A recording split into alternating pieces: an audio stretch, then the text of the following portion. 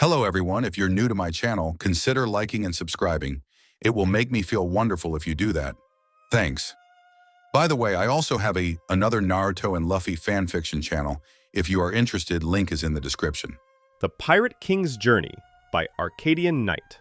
What if, instead of eating the Gomu Gomu no Mi, Luffy ate the Mizu Mizu no Mi, allowing him to transform into water and control water, learned how to control Haki at a young age, and knows fine swordsmanship. Join a stronger, faster, smarter, and more charming Monkey D. Luffy in his journey to becoming the king of the pirates. I don't own anything. Adios. Prologue. Wow, what a great story, Shanks. Take me on your next adventure, I want to be a pirate too, exclaimed the little raven-haired boy. Ha ha ha, you're still a kid, Luffy, besides you're probably not strong enough.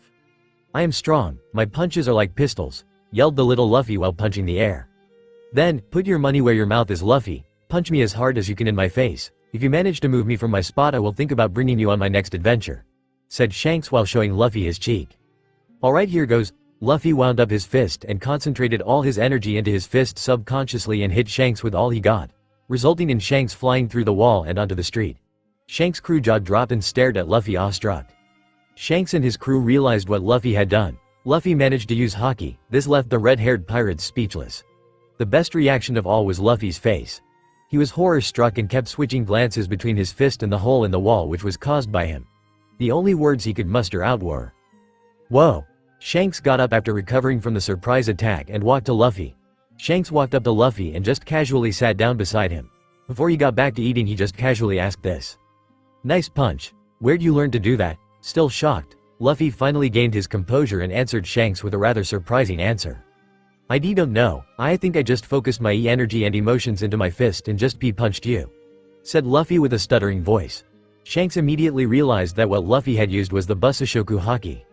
Shanks was about to say something but was cut off by the bar doors slamming open, revealing a group of men in rags. "So these are the group of pirates I've been hearing about in town. They look like nothing but a bunch of pansies," said the apparent leader of the group of men. "What can I get for you today?" Makino asked, not seeming to be intimidated by the men. "We are bandits, we didn't come here to trash your bar. All we want are about 10 barrels of sake, please." "Well, I'm sorry, but it looks like me and my crew have drunk this bar dry. I still have this bottle of rum that hasn't been opened if you would like it," said Shanks while offering the bottle to the bandit. The bandit looked at Shanks with a dirty look. He was not very pleased to hear that this group of low-life pirates had taken the sake that they wanted. The bandit reached for the bottle that Shanks offered him, and instead of taking it he smashed it, which spilled all over Shanks and the floor. "I am a wanted man worth 8 million belly, don't take me lightly." Shanks' emotion was covered by his eyes. A few seconds had gone by and by this time everyone was waiting for his reaction. After a few seconds which felt like hours, Shanks replied, "Well, look what you've done. Now the floor is wet. Sorry about that, Makino." Luffy was clearly upset and was shaking angrily at his friend being mistreated. Trying not to blurt anything out, he was clenching his teeth and just giving the meanest stare he could to the bandit, which was oddly cute coming from the little boy. The bandit drew his sword and slashed at the counter, shattering plates and sending Shanks to the floor. At this point Luffy was about to snap and attack the bandit with every fiber of his being but was unable to as the bandit already left. Luffy was now focused on the red-haired captain lying on the ground with his straw hat covering his eyes. Just when Luffy was about to say something, Shanks snickered and then the whole bar burst into a laughing fit. Luffy's mind just snapped and yelled at the crew. Luffy was unaware of the power he had just released and looked up to the crew. Some were on the ground unconscious and the others were sweating violently. However, most of the crew seemed unfazed. The mood became all tense. However, completely oblivious to what he did, Luffy continued yelling at the crew. "That is so uncool. No matter how many there are, you shouldn't be afraid of them and fight back. Otherwise you can't call yourselves pirates. Luffy, he just spilled some booze on me. It's nothing to get worked up over. But more importantly, do you realize what you just did?" Luffy looked around the room and noticed the unconscious and sweaty bodies around the bar. He was in complete shock after hearing that he had done that. Luffy, that was the Hashoku Haki. Only 1 in a million people are said to have that power. "Whoa, Shug, ha ha ha, but you're still a kid so you won't know how to control that power, and it's not like you could if you were an adult anyways," said Shanks jokingly to Luffy. "Shut up." Luffy punched Shanks again with the same force as the last punch. While Shanks was still distracted, Luffy eyed a small box with an odd-looking fruit in it. Being as hungry as he was, he didn't care that it tasted bitter and downed the whole fruit. While Shanks was getting up, he caught Luffy swallowing the fruit in the corner of his eye and rushed over there immediately. "Luffy, spit that out right now." Shanks swung his hand to Luffy's back in order to force it out of him, but it hit water instead. After he gained his composure, Shanks quickly realized what power that fruit had. Luffy was as confused as Shanks and was equally scared. Luffy, you just ate the Mizu Mizu no Mi. It's also known as one of the devil fruits. You can now control water and your body can turn into water at will. However, I am not sure if you have lost your ability to swim, since your body is made of water to begin with. Shug, this just means I became stronger, shihihihi. Baka, you still haven't learned to control your power yet, for all you know you could be weaker now. What, shit. You idiot. The next day Makino is running around town trying to find the mayor. Luffy had gotten into a fight with the bandits from yesterday because he was defending Shanks' honor. The bandits had insulted Shanks when he wasn't even there to defend himself, so Luffy stood up for him and told the bandits to take back what they said. Mayor, come quick. With Luffy, bastard, I'll show you not to make fun of Shanks, Luffy exclaimed while having a foot pressed onto his face. Oh, and how are you going to do that, kid? You can barely defend yourself, let alone kick my ass. Shut up, my punches are stronger than a pistol, I can kick your ass any day. Oh, really? Tell you what, kid, I'll let you have on free punch. The bandit leader was showing his cheek to Luffy while releasing the weight from his foot to free Luffy. Great, you're going to regret ever fighting me. Yeah, okay, like I'd regret fighting why. But he was cut off by a Haki-infused punch from Luffy and was sent flying back a couple dozen feet. After he recovered from the punch, he walked up to Luffy and gave him a death glare. Luffy turned stiff, realizing the situation he was in. He was thinking the same thing over and over again. I am going to die. The bandit got closer and closer and all Luffy could think of was his own weakness. How Luffy could not even defend his friend's honor. How he couldn't even beat one of them. He could only think of how he had failed. But when the bandit was about to strike Luffy with his sword, he was blocked by Shanks' saber and a glare that could stop a weak heart. No one hurts my friends and gets away with it. The moment Shanks uttered those words, Ben Beckman clobbered all the bandits and left the leader for his captain. However, this was to be a mistake. The moment Ben stopped his assault, the bandit leader grabbed Luffy and threw a smoke bomb down and escaped. Crap, he took Luffy. What are we going to do? Shanks exclaimed, seeming utterly surprised. With Higuma, A.N., that's the leader's name by the way. Hee stupid kid. Let's see how you like becoming a Sea King snack. Your pirate friends won't be able to find us so you won't get saved. Let me go, you stupid smelly bandit. As Higuma dropped Luffy, a Sea King the size of a ship appeared. Higgy screamed before being eaten by the monster. However, the most surprising event was that Luffy was standing on the water. This was the result of his new devil fruit power. He had complete control over water, which meant he didn't face the handicap of other devil users. On top of that, Luffy could control the sea and use all its power if he mastered his abilities to such an extent. Luffy was zoned out, staring at the water beneath him. He then remembered the huge Sea King. It was now staring at him with hungry eyes. Luffy was extremely scared and freaked out. He unconsciously used his devil fruit powers, making the water beneath the Sea King to hit it in the face at extreme speed caused the Sea King to be knocked back, dazing it for about a minute. This gave Luffy enough time to run back to shore where he last saw Shanks. With Shanks, okay, half of you guys go to check the south and east side of town. The other half come with me and we'll check the north, west and the harbor. Shanks was giving orders on Luffy's search and rescue. Hey boss, what is that thing coming across the water? Said Lucky Roo while pointing out to sea. Huh, that looks like a boy. Wait a minute, that's Luffy, he's running on the water. Shanks just looked at the boy with wide eyes. He had been surprised so many times the past few days that he would believe if someone told him they built a device that can do math for them. A computer. This boy had amazed him. After staring at Luffy for several seconds, he saw a dark shadowy figure right behind Luffy getting bigger and bigger. He then quickly realized it was a Sea King trying to make a snack out of his little friend. Immediately Shanks drew his sword and went to strike down the Sea King. In a motion that was unnoticeable by the eye, he cut the Sea King's mouth. The Sea King fainted from shock and the fact that Shanks also realized a wave of Haoshoku Haki which made the Sea King flee in terror like a crying newborn before being knocked out. I almost thought I'd lost you there. You're really something, Luffy. Doing things most people couldn't even hope of doing. Luffy was crying hysterically while in Shanks' embrace and was extremely glad to be alive and well. Later that evening, Shanks and his crew were getting ready to leave, stocking up on supplies, food and water for their return trip to the Grand Line. Luffy was saying his last goodbyes to his friends. Hey Shanks, I've decided not to ask to come on adventures with you anymore. I'm going to make my own crew and go out to sea myself, exclaimed the little boy with a happy expression. Shanks stuck his tongue out and jokingly said, like I'd take you anyways, you're still too weak and still a kid. Luffy was now angry and just yelled, I'll become stronger than you. I'll find my own crew that's better than yours. And I'll find the greatest treasure in the world and become Pirate King. Oh, then I guess you'll need this to help you, Shanks said while putting his most treasured straw hat onto Luffy's head. Luffy was now crying under the shadow of the straw hat. He didn't want Shanks to go. He was one of the only friends he had and there would always be a void in his heart until they reunited. Well, I've been thinking about this for quite a while now. If you are going to become the Pirate King, I guess you will need special training, and who a better guy to train you than your old pal Shanks, he. Luffy was speechless. He was so overjoyed with happiness that he jumped up and hugged Shanks without a second thought. He cried tears of joy into his chest and was excited about this special training. He was totally ready for what Shanks had in store for him. I'll stay in Fuchsia village for 10 years and train you. However, I will only teach you how to control your haki and swordsmanship. After all, every king needs to know how to handle a sword. But as for your devil fruit power, you will need to learn to control it yourself, since I have no idea how to control devil fruit powers since I have none. Got that, Luffy? Uh-huh, Luffy exclaimed. Luffy was overjoyed that his friend was staying for another 10 years. But also, he was happy that he was going to get stronger and be one step closer to his ultimate dream, becoming the Pirate King. He knew this was the start of something big, on a ship somewhere in East Blue. It was a beautiful day on the sea. There were barely any clouds, the sea was calm and the temperature was mild. However, there was an unknown danger lurking around the ship. The ship was a civilian cruise ship. It was about the size of a small marine ship with 3 sails and a large deck.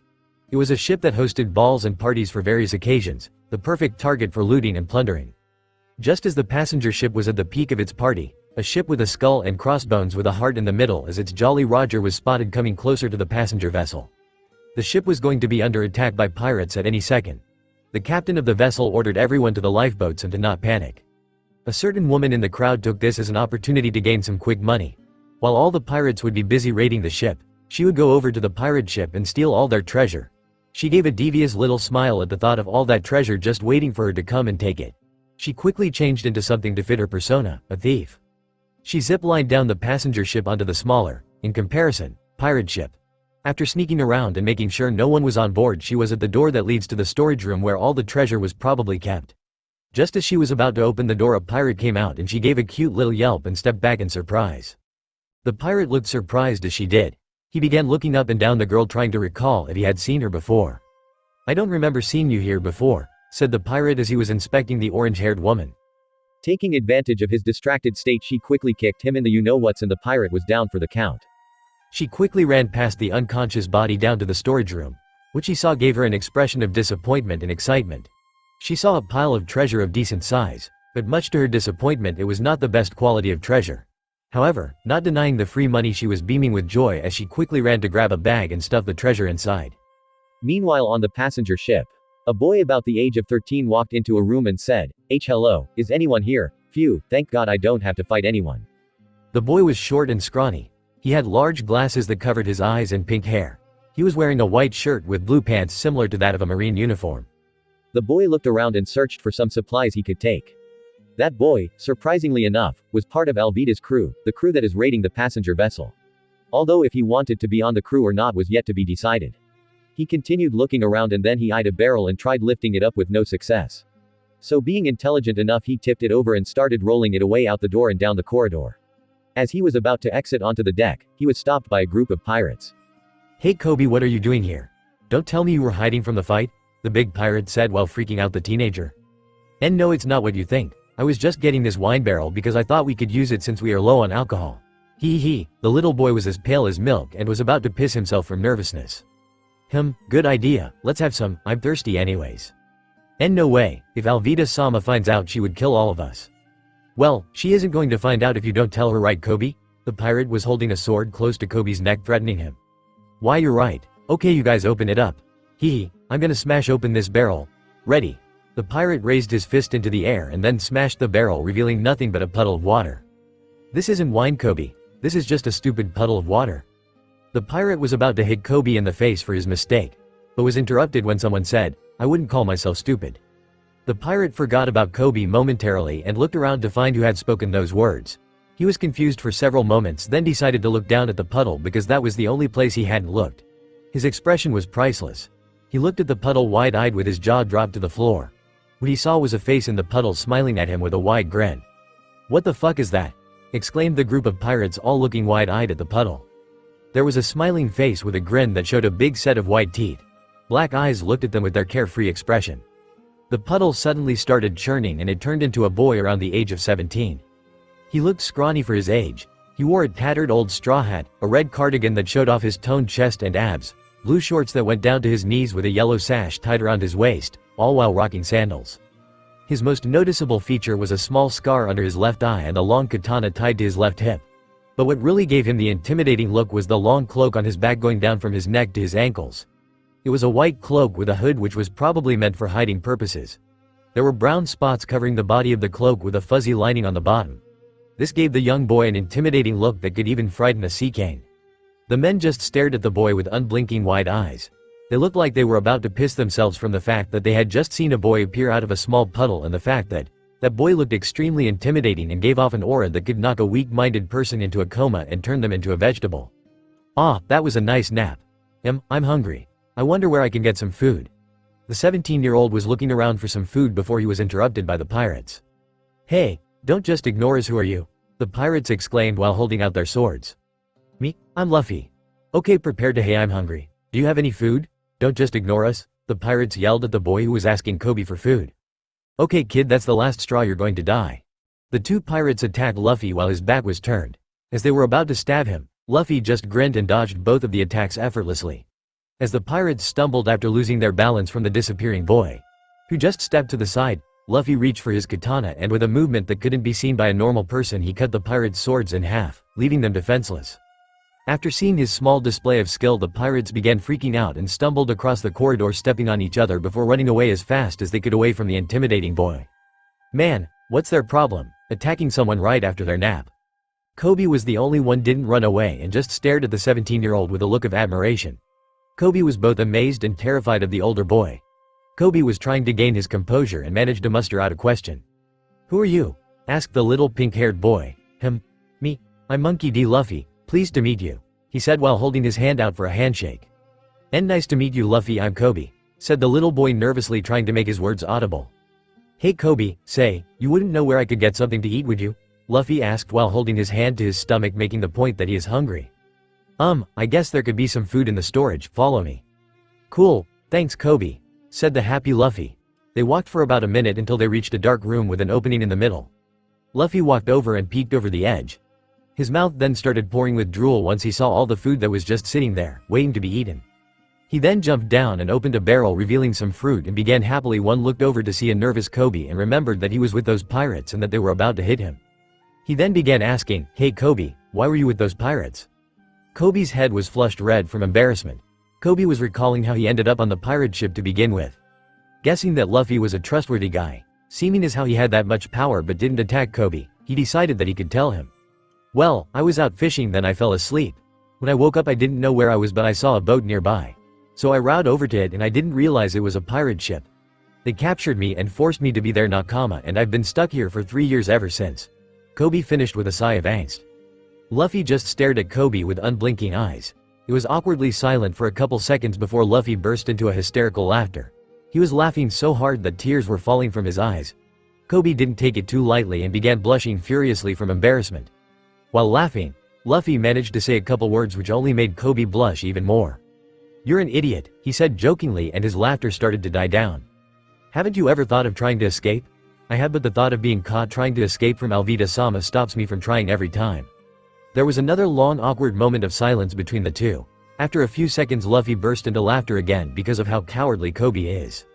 The thing Luffy said next shocked Koby, and if one could die from embarrassment then Koby would surely be dead. "You're a coward, I don't like you," Luffy said with a giant grin while laughing his ass off. Koby didn't say anything for a few moments and then asked a question which turned the atmosphere into a serious one. "Well, when you were fighting those pirates I bet you were scared too," Koby exclaimed at Luffy.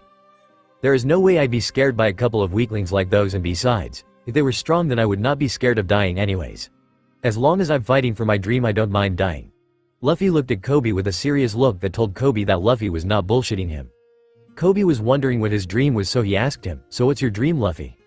Luffy took off his hat and looked at the hat with a proud expression and simply answered, "I promised the person who gave me this hat that I will become a great pirate king." After hearing those words Koby looked at Luffy with an angry expression.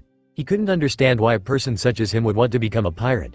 Sure, he was nice and all, but a pirate is still a pirate, right? How could you want to be a pirate? They are all evil and hurt innocent people wherever they go. That is ignorance, kid. The world is a lot larger than you know. Just like there are bad pirates, there can also be bad marines and vice versa. Just because someone says they are a pirate doesn't automatically make them a bad person. Think before you speak next time." Koby was speechless. He didn't think that Luffy could be this wise. For the 30 minutes he had known Luffy, he thought that he was one of those people who act and speak on instincts alone and nothing else. However, Luffy had just proven him wrong and gave him a whole new perspective on how he should approach things. He was even gaining hope for his own dream. Without thinking, Koby began asking Luffy if he could accomplish his dream as well. "Hey Luffy, you think I could accomplish my dream if I try and am prepared to risk my life?" Koby asked with a quiet voice. "I know you can do it, Koby, shee. Anyways, what's your dream?" Luffy asked casually. "I want to become a Marine," Koby said with words full of pride. "A Marine?" Luffy asked to confirm what he had heard. "Yeah, it's always been my dream to catch bad people and protect society." "That's cool. If you want, I could help you accomplish your dream of becoming a Marine." "Really, Luffy? That would be great, but first we would have to get away from Alvida." Just as he uttered those words, he remembered that oversized woman. She was ruthless and unforgiving. She would kill anyone who said she wasn't beautiful. Talk about self-centered. But Koby had finally gained this massive hope of escaping from Alvida thanks to his new friend, Luffy. Just as he remembered his strength, he recalled him transforming from a puddle of water to a 17-year-old boy. He forgot about that whole incident with the pirates. "Hey Luffy, how'd you do that trick with the water back with those pirates?" Koby asked curiously, wanting to know his secret. "You mean this?" Luffy turned his arm into water and freaked Koby out. "I ate the Mizu no Mi. It's one of the devil fruits. I can control water and turn my body into water at my command," said Luffy, not thinking the power was a big deal. What? You ate one of the legendary devil fruits? Aren't worried about not being able to swim?" Koby asked, completely shocked that his new friend had such a terrifying power. "Oh well, my teacher told me when I was training that normal devil fruit users would fall like a hammer in water. But he stated that since I have complete control over water, I can swim faster than anything in the ocean. Even fishmen, I can also breathe underwater too. He told me that this devil fruit could possibly be the most powerful one in the world. How lucky am I, EH?" Koby just nodded at this statement. It seemed quite possible that having a devil fruit that can turn your body into water can nullify the handicaps the other devil fruit users face, which could mean that the devil fruit he ate was probably the strongest. After stuffing his face for about 40 minutes, Luffy finally decided that he should get going. Koby directed him to the deck where he saw it was empty. But then all the pirates came storming out of their ship with what looked to be a woman the size of an elephant. Luffy immediately thought that this was the woman that enslaved Koby to the crew for 3 years. "Koby, who is the prettiest lady of them all?" Alvida asked while looking angrily at Koby for abandoning his post. Luffy was suspecting that Koby would answer the way Alvida wanted to answer. "Oh, but of course, it's you, Miss Alvida-sama, you are the most beautiful person on the planet," or something like that, Luffy thought. What Koby said next surprised Luffy almost as much as it made him laugh his ass off at what Koby said. "Not you. You are the sperm your mother should have swallowed, you fat crazy bitch." What Koby said was so unlike him, but he probably had that build up inside of him for these past 3 years. Luffy couldn't take it anymore and was crying from all the laughing he had done. Alvida was boiling with rage and several veins had popped up on her head from stress. She ordered her men to begin her assault on Koby and Luffy. Koby was completely terrified, but Luffy just looked at them, looking completely unfazed by the large group of men coming at him. He decided he might as well milk all the fun out of this battle, so he closed his eyes and put his hands behind his back. Koby just looked at Luffy with puzzled eyes and was about to ask Luffy what he was doing before being interrupted by him. "Koby, just hide behind a barrel or something, I got this," Luffy said while grinning at the frightened pink-haired boy. Koby nodded and ran for the nearest barrel to hide behind while poking his head out to watch the fight. Luffy was just standing there with his eyes closed and smiling a large carefree grin. As the pirates got to him, they started swinging their swords around, but only to be hitting air. Luffy was dodging all the attacks with no effort at all. This was all thanks to his Kenbunshoku Haki, which allowed him to predict the movements and emotions of everything around him. After Luffy was done toying around with the pirates, they were all exhausted from their relentless assault while Luffy just stared at them with a bored expression. "Oh come on you little pansies, are you tired from just swinging your swords around? Thought you were supposed to be killing me," Luffy said while his eyes were still closed, because having them open would be too boring. The pirates got madder at him and began their assault again, but this time with more fury. Luffy took out his katana and just waited with this katana out. The pirates started attacking Luffy. This time the pirates were attacking with about 3 times as much precision and speed as before. Even still, Luffy was standing there blocking all their attacks with his eyes closed and a blank expression. People watching the fight could only see Luffy's sword moving around at extreme speeds and in perfect grace, knocking away the attacks coming to him. Luffy was now bored of playing around with them, so he decided to finish them off, but not cut them, because they didn't really deserve it. So when he found openings, he just smacked each of them with the back of his katana, knocking them out. He did this in one swift motion and all of them were knocked out on the ground crying uncle. Luffy just gave a sigh that his fun just ended and sheathed his katana. Alvida was shocked to see her crew defeated so easily, By a kid no less. At this point she was fuming with rage and ready to beat the daylights out of the boy. Alvida jumped over to Luffy with a demonic aura that Luffy was unfazed by. Without a second thought Alvida took a swing at Luffy's head only to look wide-eyed as it went through him as he turned to water. "What are you?" Alvida asked, completely spooked by what had just happened. "I'm a waterman. I ate the Mizu no mi," Luffy demonstrated by turning his arm into water. "So the devil fruits are not just a legend, they do exist," Alvida boldly stated after she regained her composure. "Nonetheless I will still beat you, senseless boy. Considering you couldn't hit me and that your Nakama all got their asses handed to them while I was fighting with my eyes closed, I'd say you're wrong," Luffy said while chuckling. "Stupid brat." Alvida took another swing at Luffy, only for it to be stopped by his hand. Luffy wound up for a punch and hit Alvida straight in the stomach with a Haki-infused punch and sent her flying for a mile into the ocean. Luffy just casually put his hat back on his head before grinning and heading over to Koby. Koby just looked at Luffy with wide eyes and a jaw that hit the floor. He didn't know that his newfound friend was this strong. "So Koby, I think we should get out of here. There are some marine ships over there and I don't think they feel like talking." Luffy was pointed with his thumb behind over his shoulder to 3 marine ships aiming at the pirate ship and the passenger vessel. "So let's go." With that being said, Luffy ran over to the nearest lifeboat and motioned Koby to him. "Oh okay Luffy-san, since it's with you all know I'll be safe." "That's the spirit Koby, now jump on board." Koby jumped on and they released the ropes suspending it into the air as the boat dropped 40 feet, crashing into the water. As the boat crashed into the water it surprised a certain orange-haired girl that was securing the gold to her little boat. She let out a small yelp as she looked at the person who caused it. Their eyes met and time seemed to have stopped for a couple seconds before everything went back to normal. However, the girl didn't notice a cannonball coming towards her. When she did notice, however, it was about 30 feet from hitting her directly. Luffy noticed this moments before the cannon was even fired thanks to his Haki and was waiting for the cannonball to come closer so he could cut it. As the cannonball was closing in on the girl he jumped onto her boat with his back facing her. Luffy effortlessly cut the cannonball in 2 and sent the pieces back flying at the ships. One piece smashing through 2 ships and causing them to sink and the other completely obliterated the remaining ship. Marines firing at a defenseless girl, I hardly call that fair. Luffy said with his back still facing the girl. The orange-haired girl just looked at the person standing in front of her and then the wreckage of the 3 massive marine ships. Did he just destroy 3 marine ships without even trying? She thought. She just looked at the back of the boy standing in front of her, his cloak moving with the wind, his broad shoulders making him look more intimidating, his raven hair all messy, the straw hat dangling from his neck with his massive 5-foot katana in his hand. She kept staring at him admiringly until she remembered the situation she was just in. Thanks for saving me just then," she managed to muster out. Luffy slowly turned around and gave a heartwarming smile to the girl. He looked at her and stared right into her eyes. He was just staring at them, lost in their gaze. He managed to gain back his senses and replied. "Oh no problem, you should be more careful next time," he said while smiling at her again. This caused the orange-haired girl to blush from both embarrassment and thinking that the boy who had just saved her was cute. She simply nodded and he smiled yet again, which made her heart flutter. He walked to his boat which was right beside hers and jumped on board. "Well, I'll see you later, bye," he said while walking to sit down in his boat and lowered the sail. She managed to wave at the boy as she was still staring at him, still amazed at his strength. "Get yourself together. You have to stay focused on your goal, remember," she mentally slapped herself as she finished securing her treasure and began sailing off. After a few minutes she was prepared and lowered her sail and began sailing off. Back with Luffy. "Man, that was fun," said Luffy as he was lying down on the boat with Koby opposite to him. He was thinking about his crew. He really wanted strong people that were also cool. Just as he was thinking about that he remembered something Alvida mentioned during his fight. "Wait a minute, you're not bounty hunter Zoro," is what Alvida had said. Luffy was thinking, if he was this well known and was a pirate hunter he must be really strong. Luffy grinned at this and decided he wanted him as a crewmate. "Hey Koby, what do you know about this bounty hunter, Zoro?" Luffy asked, hoping to get more information. "He's a beast that can take down any pirates in his path. He is the most feared bounty hunter in the East Blue," exclaimed Koby, surprised at Luffy's question. "Yosh, he sounds pretty strong. I decided that he's gonna be my first crewmate, shee," exclaimed Luffy with a wide grin, happy that he's found his first crewmate.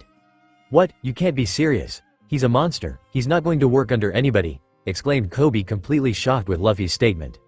"Don't worry Koby, Zoro is probably a nice guy, he probably just acts like a monster to gain a reputation," said Luffy, utterly confident that Zoro is going to be like how he expects him to be. Koby didn't reply because he knew that Luffy wouldn't change his mind now. He just simply replied with a question. "So how are you going to find him? We're lost." Luffy just dunked his hand into the water and closed his eyes while concentrating. He then took his hand out and smiled at Koby. There is an island about a mile that way from here, we could stock up and ask for directions there. Maybe there is a marine base and you could join them. Shehehe. Luffy said to Koby, knowing that that was his dream. Koby smiled and nodded while adjusting the sail and rudder, pointing them to that direction. Luffy did something that surprised Koby. With a quick motion of Luffy's hand, he formed a fast current and they were rocketing towards the island at about 100 miles per hour.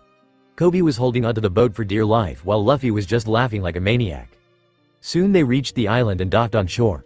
Luffy and Koby were strolling around town when Luffy asked Koby, "Hey, do you think these guys have heard of Zoro?" Everyone in the area looked shocked and just gave Luffy and Koby looks of surprise and terror. "I guess that's a yes," Luffy said while grinning at the town's shenanigans. SA Marine base under the command of Captain Morgan. Again, the town had the same reaction as when Luffy mentioned Zoro's name. "That's odd, I could understand them being scared of Zoro, but why a marine captain?" Koby said, looking genuinely confused.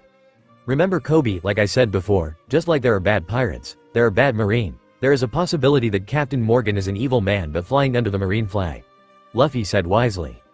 Koby just nodded and they continued walking until they came up to a huge wall. On the other side of the wall was a giant marine base that took up 2/3 of the small island. There was a clearing and in the center was a cross with a man hunted. The man had a drag black-green bandana, a white t-shirt with a green sash around his waist.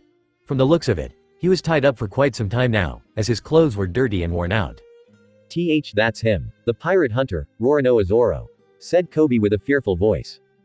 He's all tied up. I know, I'll just go over there and release him. He'll definitely be my nakama if I do that. Sheehy. Luffy was grinning at the idea of him joining his crew and was excited. But if you untie him he'll kill you. Koby was shocked that his wise friend was this carefree and made such rash decisions. "Don't worry Koby, I'm strong." Luffy gave him a blank stare. He was dead serious in releasing him. But just as Luffy was about to go and release Zoro, a ladder plopped beside them. A little girl climbed up and signaled them to be quiet by putting a finger up to her lips. After looking around to make sure no one was around, she jumped over the wall and ran to Zoro with something in her hand. "Hey kid, what are you doing here? Get lost," Zoro said coldly to the girl. "I thought you were hungry, so I made some onigiri with all my heart," she said while holding the rice balls out with a warm smile. "You better get out of here kid, if the Marines catch you then they'll kill you," Zoro said with concern in his voice. Just as he said that, a group of Marines came walking through the gate with a man in a suit walking in the middle. "Scaring little girls now, are we Zoro?" asked the man in the suit. He walked over to the little girl and just looked at her. "That onigiri looks delicious, I'll just take one," said the man in the suit as he grabbed a rice ball from the girl. After taking a bite and chewing for a few seconds, his eyes widened and he spit the rice ball out of his mouth. He looked at the girl mad and said, "This is full of sugar, onigiri must have salt, you idiot, salt. I'm sorry, I thought it would taste sweeter if I put in sugar." He grabbed the other rice ball out of her hand and started stomping on it, crushing it into a pancake. The little girl was filled with sadness as she saw the rice ball she worked so hard on being crushed into the dirt. "I worked on that with all my heart," the little girl said, tears building up in her eyes. "You know what happens to people who help criminals, don't you? They are punished by death. But since I'm feeling nice today, I'll just throw you out. Literally, throw her out immediately, or my father will hear about this," said the man in the suit. A Marine walked up to her, kneeled down and said, "I'm really sorry about this. Tuck up into a ball when I throw you so you absorb the impact." As he finished, he grabbed her and threw her over the wall, only to be caught by Luffy and be safely put down while Koby checked her for injuries. After the Marines left, Luffy jumped over to the wall and stood about 10 feet away from Zoro. "I'll untie you if you become my nakama," said Luffy, trying to get Zoro to join his crew. "No thanks, I want to show them that I can survive," said Zoro, grinning. "You're a pretty stubborn man, just like me, Shihi." Luffy was delighted to see that the crewmate he had decided on was determined. Zoro eyed the flattened rice ball and his stomach growled. He looked up to Luffy and asked, "Hey, you mind getting that rice ball and putting it in my mouth?" "What, this thing? It's more of a dirt ball now." "Just do it," as he said that, Luffy put it in his mouth and began to chew. When he was done, he coughed a little and sighed. That was delicious. Luffy just left him there to meet up with Koby and the girl. Back in town, "What, he really ate the whole thing?" asked the little girl, delighted to hear that. "Yup, he ate even though it was covered in dirt and said it was delicious," said Luffy, grinning. "Is Zoro really a bad guy?" Koby asked, doubting his thoughts from earlier before. "No, Zoro Nichan is a good person. He's only in jail because of us," said the girl as she looked saddened. She then explained to Luffy and Koby how Helmeppo goes around terrorizing the town with using his father, Marine Captain Morgan, as a threat. One day he brought a coyote into town and in her mom's bar. The coyote began trashing her mom's bar as the little girl tried to stop it. The coyote then became enraged and tried attacking the girl, only being thwarted by Zoro, who threw a stool at it. Helmeppo became enraged and tried attacking Zoro, only to be knocked to the ground and have Zoro point his sword to his neck. Helmeppo then threatened to have the little girl and her mom to be executed if he were to continue to attack, unless he is imprisoned for 1 month. If he were to survive that month he would be set free. Zoro accepted, and it had been 3 weeks since then. Luffy was now eating at the bar when Helmeppo walked in and sat at a table. He declared that he was going to eat here for free, which pissed Luffy off a little. But what really pissed Luffy off was that Helmeppo stated that he was going to execute Zoro tomorrow, just because he was bored. This sent Luffy over the edge and he punched Helmeppo to the wall. "What are you doing? Why did you punch me?" Helmeppo asked while holding his hand to his cheek where he had been punched. "This guy is trash," Luffy exclaimed, trying to hit him again but being held back by Koby. "My father will hear about this," Helmeppo exclaimed with tears building in his eyes. "So what? He'll have you executed. Why don't you do something about it instead of using your father's name to prance around, you little shit?" Luffy was visibly upset and almost felt like using his katana on him but managed to hold back. Helmeppo fled the bar and Luffy knew exactly where he was going. So Luffy ran out the bar and headed to the clearing where Zoro was being held. Luffy ran up to Zoro, who looked worse than yesterday. "Hey, after I release you, you will become my nakama," Luffy said while grinning. "You can't just decide that by yourself," Zoro yelled at Luffy. "Of course I can. I'm your captain," Luffy said with full confidence. Zoro's simply sweat dropped and looked at the goofy 17-year-old. "Hey, by the way, you said you used a katana," Luffy stated questioningly. "Yay, but that bastard Helmeppo took it. I'll go get it for you, and then you'll have to be my nakama shihihi. Luffy smirked evilly as he stormed off to the base. Is that kid really going to attack the base by himself? Zoro thought as he looked at the scrawny kid who was getting farther away. Using his haki, Luffy sensed that Zoro's katana was near the top floor. So he rushed in and ran as fast as he could through the hallways and up the stairs towards the room the sword was in. As Luffy was running, he saw someone very familiar. He saw that orange-haired girl he had saved before. The girl noticed him running towards her and their eyes met. Again, time seemed to have stopped as the two gazed into each other's eyes. After what felt like an eternity, they returned to normal and the girl went back to picking the lock she was trying to get into, and Luffy ran past her to the end of the hall where the room he was searching for was. When Luffy finally got to where he sensed the sword was, he was surprised. He saw 3 swords leaning on the wall. Not knowing which was Zoro's, he grabbed all 3 and jumped out the window. He saw that Marines were surrounding Koby and Zoro and had their guns pogged ready to shoot. He quickly went over to them and stood in the path of the bullets. Instead of the bullets hurting him, they splashed into his water body and the bullets were floating around in his body. Zoro and the Marines just looked at the boy wide-eyed and wondered, what is he? They were then snapped back to reality as Zoro's binds were cut and he was set free. "Oi, what are you?" Zoro asked, demanding to know what the hell just happened. "I'm a waterman. I ate the mizu no mi, which is a devil fruit. I have complete control over water and I can turn my body into water at will." Zoro couldn't believe that this kid has the power of the devil's fruit and just nodded, knowing that this was not the time for a conversation. "I didn't know which sword was yours, so I grabbed all 3 inches," Luffy said while holding the swords out to Zoro. "They're all mine. I use Santoryu, 3-sword style," said Zoro while grabbing his swords. "That's unusual. Anyways, you can take care of that big captain guy over there. I'll get rid of the small fry. Since you saved me and returned my swords, I guess I'll join you. But remember this, if you do anything to jeopardize my dream of becoming the world's greatest swordsman, I'll cut you down," Zoro stated with a demonic aura. Luffy just grinned and nodded as he turned around and made quick work of the Marines, knocking them out with the back of his sword. As Zoro was about to strike down Captain Morgan, Helmeppo took hostage of Koby. "Mugiwara boy, sheathe your katana and don't move a muscle or I will shoot the boy." Luffy just grinned and sheathed his katana. Zoro looked at Luffy, wondering what he was plotting, and was surprised at what happened next. Luffy just looked at Helmeppo and an indescribable force went through the air, hitting Helmeppo and the remaining conscious Marines. After feeling that force, they all fainted. All the while Luffy didn't move a muscle and remained in the same position. After they all fainted, Luffy just grinned and turned around facing Zoro, who looked at him wide-eyed with a surprised and confused look. "I'll explain it once you're ready," Luffy said while grinning. While the Morgan was looking wide-eyed at what Luffy had just done, Zoro took this opportunity to strike down Captain Morgan and end this battle. The reaction of the Marines after Zoro defeated him shocked him. After Zoro defeated him, all the Marines began cheering that their captain was defeated. "I guess they were just being forced to do all those things because of their captain," Zoro stated. "Come on Zoro, let's go back to town and pack up. I bet you're hungry," Luffy said with a toothy grin. Back in town, Zoro and Luffy are stuffing their faces full of food. "So Luffy, do you have a boat?" Zoro asked before drinking down some beer.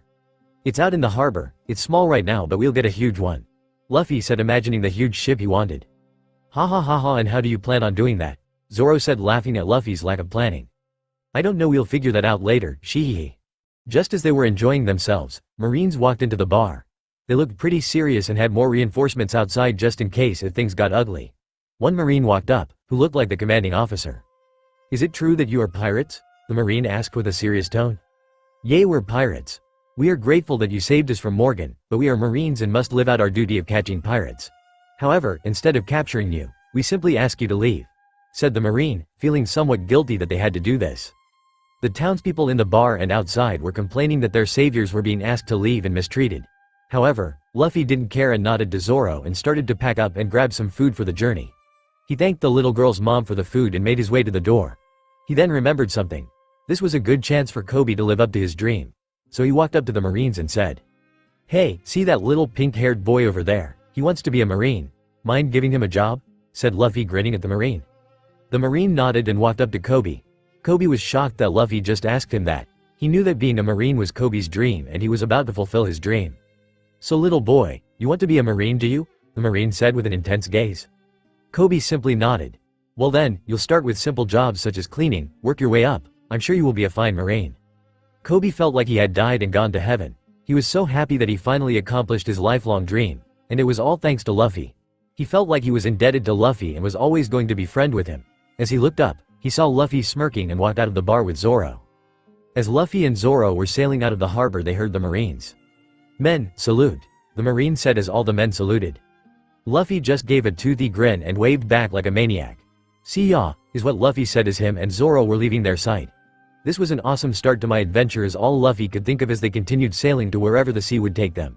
Somewhere in the East Blue. Luffy and Zoro have left the town and are now aimlessly drifting out at sea. Luffy is sitting across from Zoro with a bored expression on his face. They are both quiet until Zoro asks, "When are we going to reach the next island?" Luffy dunked his hand into the water and concentrated for a few seconds. When he was done, he took his hand out of the water and said, "I can't feel any islands near here. I'm guessing we're pretty far from land." "That's a neat trick you got there. That devil fruit seems pretty handy," Zoro said, smirking. "Yay, it has a few useful tricks for sailing. There are probably a lot more I haven't figured out how to use yet though. Anyways, I'm pretty hungry and we barely have any food left." Luffy pouted while his stomach growled. "Well, that's your fault for eating most of it when we sailed out," said Zoro in an annoyed tone. "Whatever, we have the sea. I can just grab some fish and we can have sushi. Shee." Luffy was now happy thinking of all the fish he would be eating soon. "Oh, and how are you going to do that? We don't have fishing poles," yelled Zoro, who seemed very irritated at Luffy's carefree attitude. "Calm down there, Zoro. I'll just get the attention of some fish." Without waiting for a smartass remark from Zoro, Luffy dunked his head into the water and was looking around. Luffy then caught sight of a fish and began yelling at it underwater. Surprisingly, the fish could understand Luffy and swam up to him. Luffy wasn't surprised at all that the fish could understand him and just asked it to get some seaweed. The fish nodded obligingly and swam down.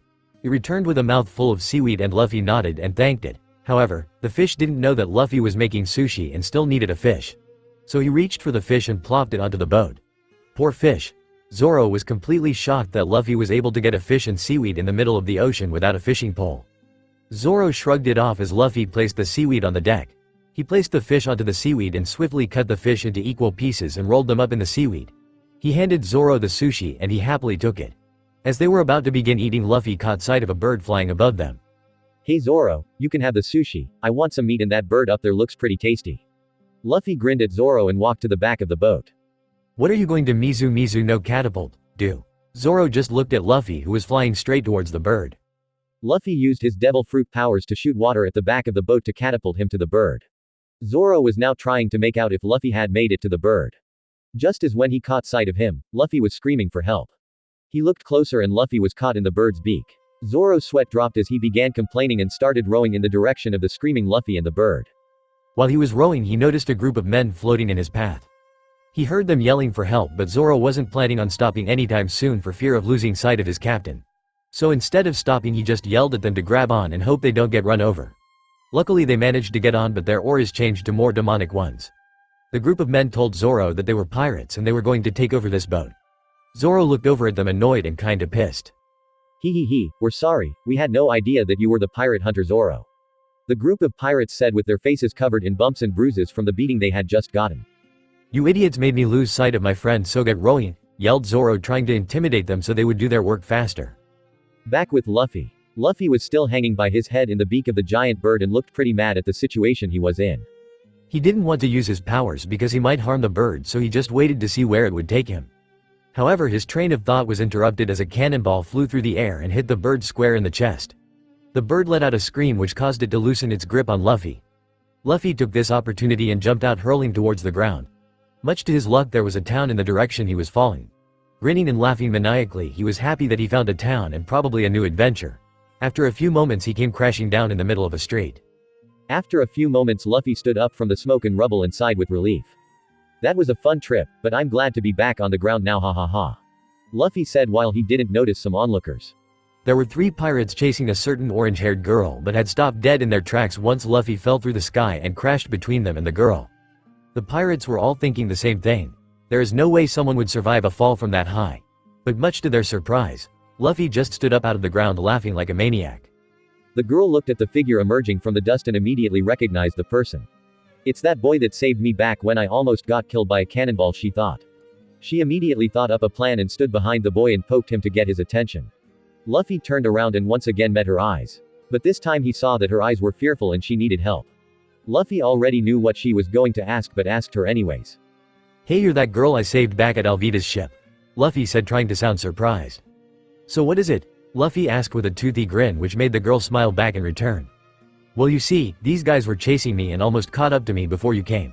Could you stop those guys that are chasing me? She said while pointing to the 3 pirates that still looked shocked at the boy who survived the fall. Is that all? Just stand behind me and don't move, I'll take care of those clowns? Luffy said with a smile and an expression of utmost confidence. As he said that, the pirates became angry at the insult they just received.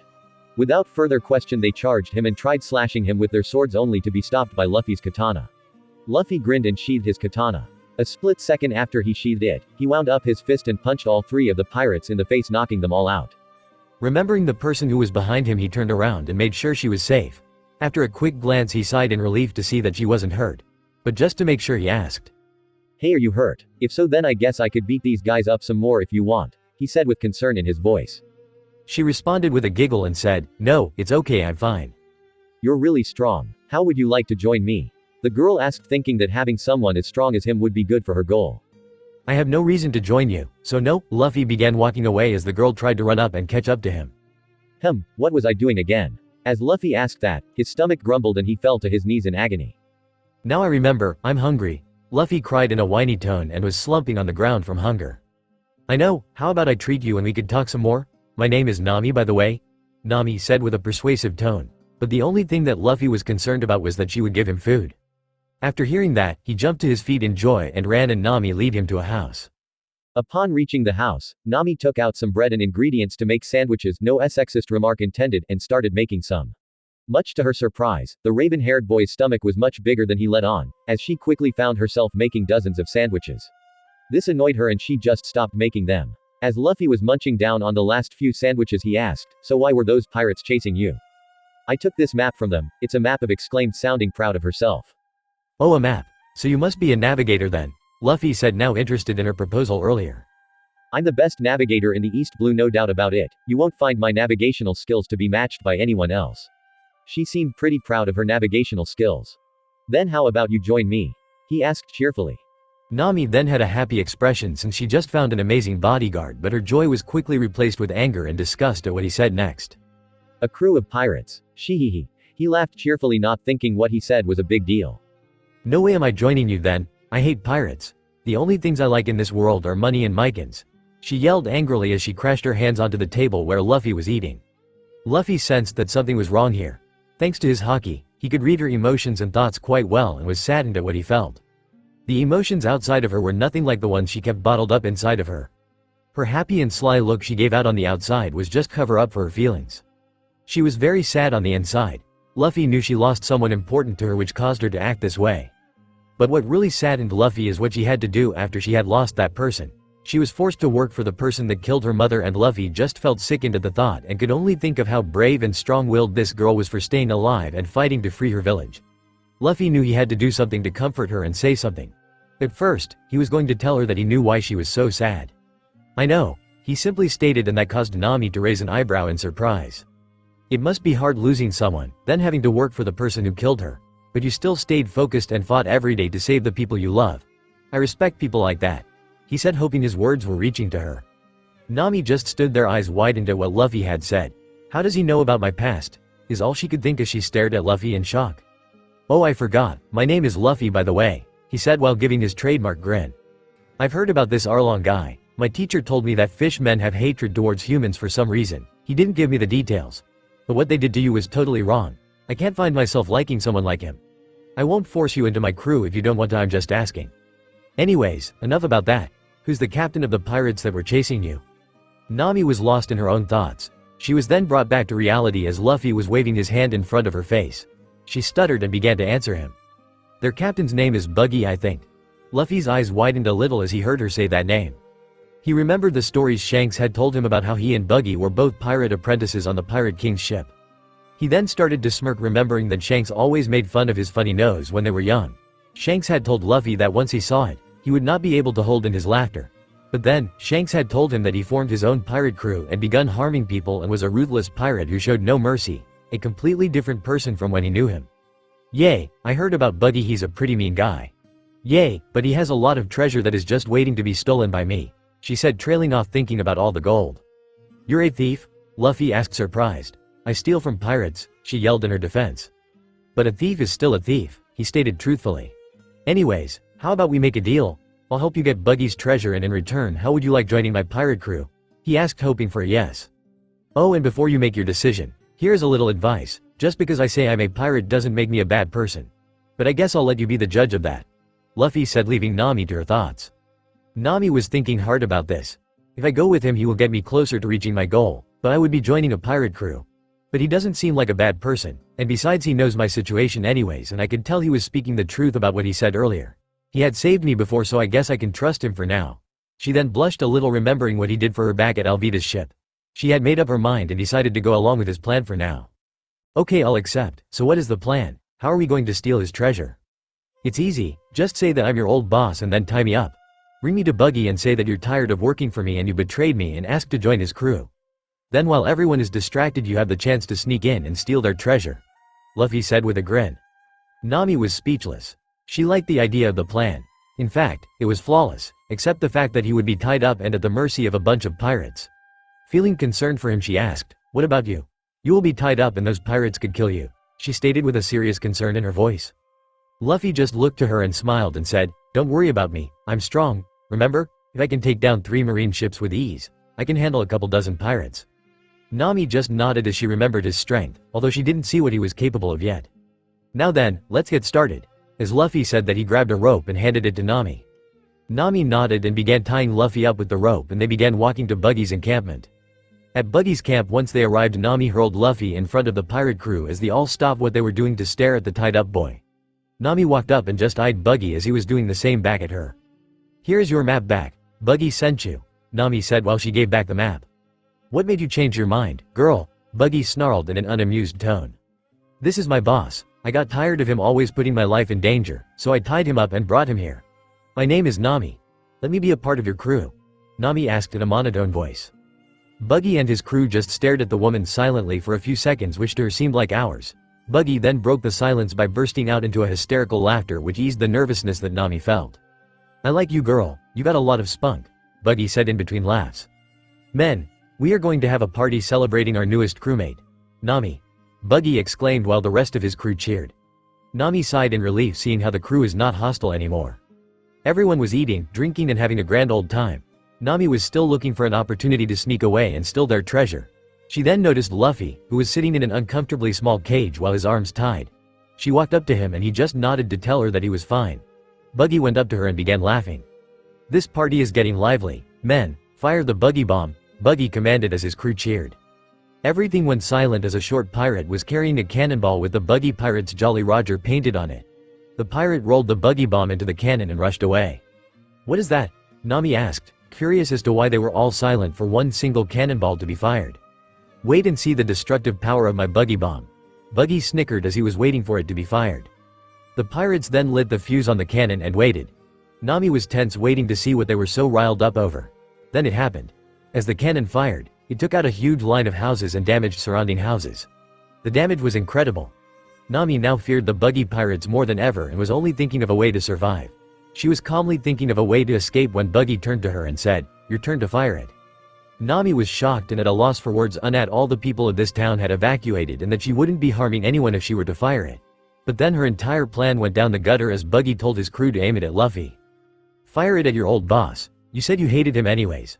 Plus this is also a way of testing your loyalty to me," Buggy said as he placed a box of matches in her hands. Nami was now in the tightest position she had been in since 10 years ago. "If I don't shoot they will kill me, and if I do, I will kill the boy who is trying to help me and I'll be no better than these pirates." She was going to try to buy some more time but then, a pirate grabbed the box of matches out of her hand and lit it. Nami's eyes widened and without thinking she grabbed 3 batons that were hidden under her skirt, attached them together and then beat the pirate over his head to stop him. Luffy widened his eyes a little in surprise.